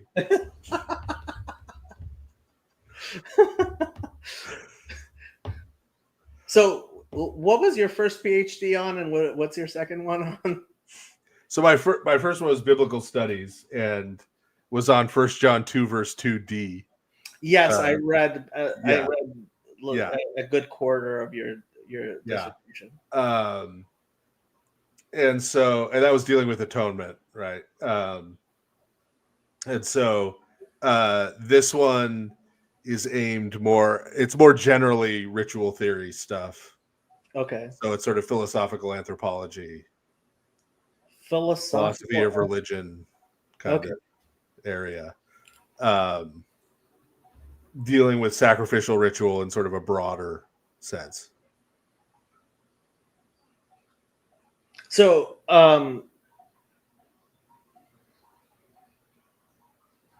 this is a PhD in philosophy. Philosophy. Yeah. Are you going to include any Vervaeke ideas of ritual? Probably not. Okay. That's a little too contemporary. Okay. So basically, I mean, the core, I mean, I'm not just, obviously I'm writing on a particular topic, right? But so, and it's particularly about sacrifice and ritual sacrifice, and particularly about, but it's sort of focusing on the afterlife of sacrificial ritual in cultures where sacrificial ritual as such has sort of ceased. Okay. Right. So Americans aren't going out and literally, sacrificing animals, but the dynamics. And so part of the key hub of it, and one of the chapters I've got done already, is talking about Aristotle's Poetics and how Greek tragedy in particular emerged from Dionysian sacrificial rituals. And how Aristotle sees fundamentally the same dynamics happening with the audience and theatrical performance, right, that were going on in the sacrificial ritual. Okay. Right. And so that's one way in which, right, you get this afterlife of those kind of dynamics. To give a very modern version of that particular one Aristotle saw, right, in the 1980s, you have all these teenagers going to see movies where teenagers who commit certain sins, like having sex, right, out of wedlock or using drugs, got massacred. And like the one teenager who remained pure of those things survived, right? And they're all going and seeing these movies over and over and over again. Like watching people like them get killed, in horrific ways. Interesting. Okay. And like in tragedy, you've got the Furies who come, someone does something horrific, and then, the Furies come and destroy them. And yeah, so there's some sacrificial mimesis in that. Anyway, that's what all that's about. And someday that dissertation will be available to read to anyone, to the 5 people who are interested in reading dissertations. Reading a dissertation like that. Yeah. Yeah. Now, some of the first one the next book I do, literally by popular demand. Like I took a poll on my Twitch stream, which is totally scientific. Is going to be atonement stuff. So I'm going to kind of massacre penal substitutionary atonement in it. Good. Ironically enough. I'm going to vent my wrath upon penal substitutionary atonement theory. This is exactly what I was thinking of. So Father Stephen's next dissertation is going to be Cabin in the Woods. Yes, basically. Yes. Don't tell Joss Whedon. I don't want to get sued. Okay, I am giving people a 5-minute warning. If you have questions which urgently you've been waiting to ask Father Stephen, put it in the comments now, because hey, you can follow my Twitch channel and just randomly sit there while I play Marvel Rivals with my parishioners for an hour and a half. I answer random questions from people. So you've turned into a Twitch streamer? I am now a Twitch streamer, and I am set to make tens of dollars this year. From my Father Stephen, once word gets out, because so far all I have seen is you uploading videos to YouTube. I didn't know the videos on YouTube that are called Q's and A's. Yeah. Those are actually Q's and A's now? Those are my Twitch streams backed up to YouTube. And so while I'm playing the game with my parishioners, I'm answering questions from the chat about theology and movies and wow, you are going to be bigger than Redeemed Zoomer now. Other random stuff. Someone told Redeemed Zoomer was saying something on Twitter. I don't remember what it was, but someone forwarded it to me. And somebody replied to them and said, "You should go on Father Stephen's gaming stream and ask him about that." Yes. Yes. Wow, Father Stephen, you have become a Twitch streamer. Wow. Yeah. And if you go to one of those videos on YouTube, there's a link to the Twitch stream. Okay, we actually have questions. Dawn is one of our favorite members of our community. What is the origin of the LOS podcast having 3 halves? Yes, that is because Father Andrew and I are both old school NPR listeners, and we stole that from Car Talk. Okay. I remember Car Talk, which was a running joke on Car Talk. It was these 2 brothers from Massachusetts who had the accents and everything, who owned an auto repair shop. And so people would call in. They would literally go take a tape recorder and record the sound their car was making, and then call them up and play it for them to find out what was wrong with their car. Car Talk was hilarious. My favorite episode was, there was an episode where a guy called in who was an Anglican priest, and he said to them, I have to take my car in, and I'm trying to decide if I should wear my collar, right? Because he said, on one hand, I feel like if I wear my collar, they'll be more honest and stuff, but he said, but I also don't want it to look like I'm trying to get them to give me a discount, like I'm trying to trade on the fact that I'm a priest, right? So what do you think I should do? And the one brother says, now listen, we never cheat anyone at our repair shop. We always give people a fair deal. But we would really not cheat you and give you a fair deal if we knew you were a priest. So you should totally wear it. Okay. So is that why you wear your collar to go? Well, the problem, you got to be careful though, because if you're, that's Massachusetts, right?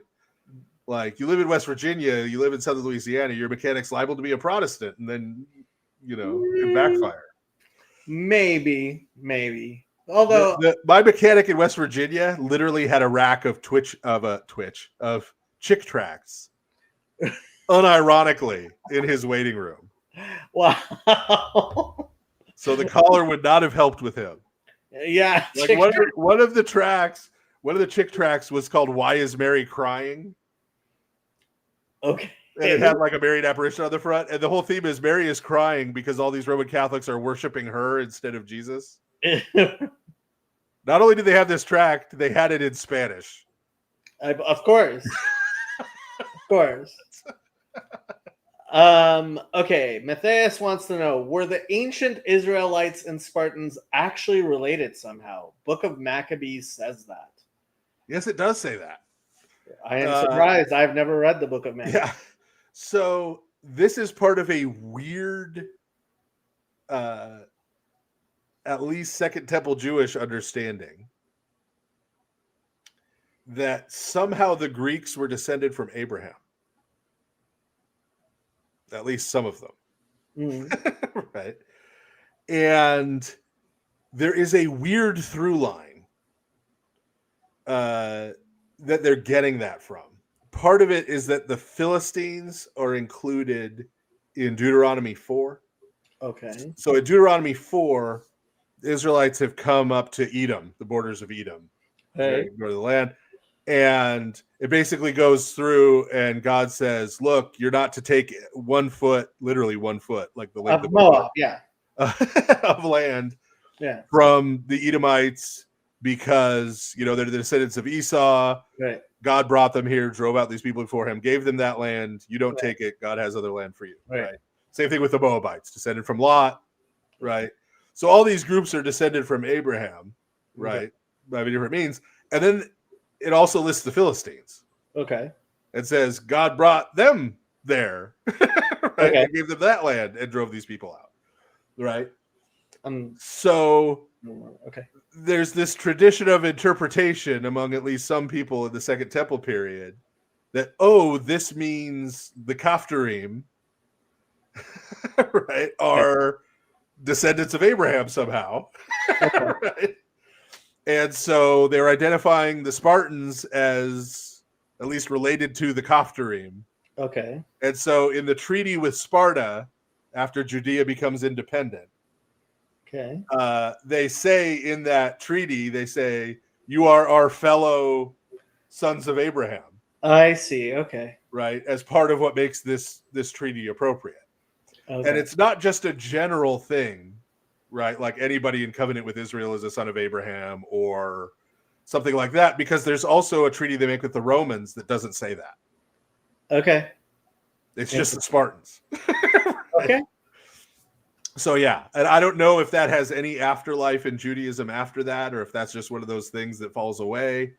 I don't know. That would be something somebody would have to study in particular, I think, the Kaphtharim and how they show up.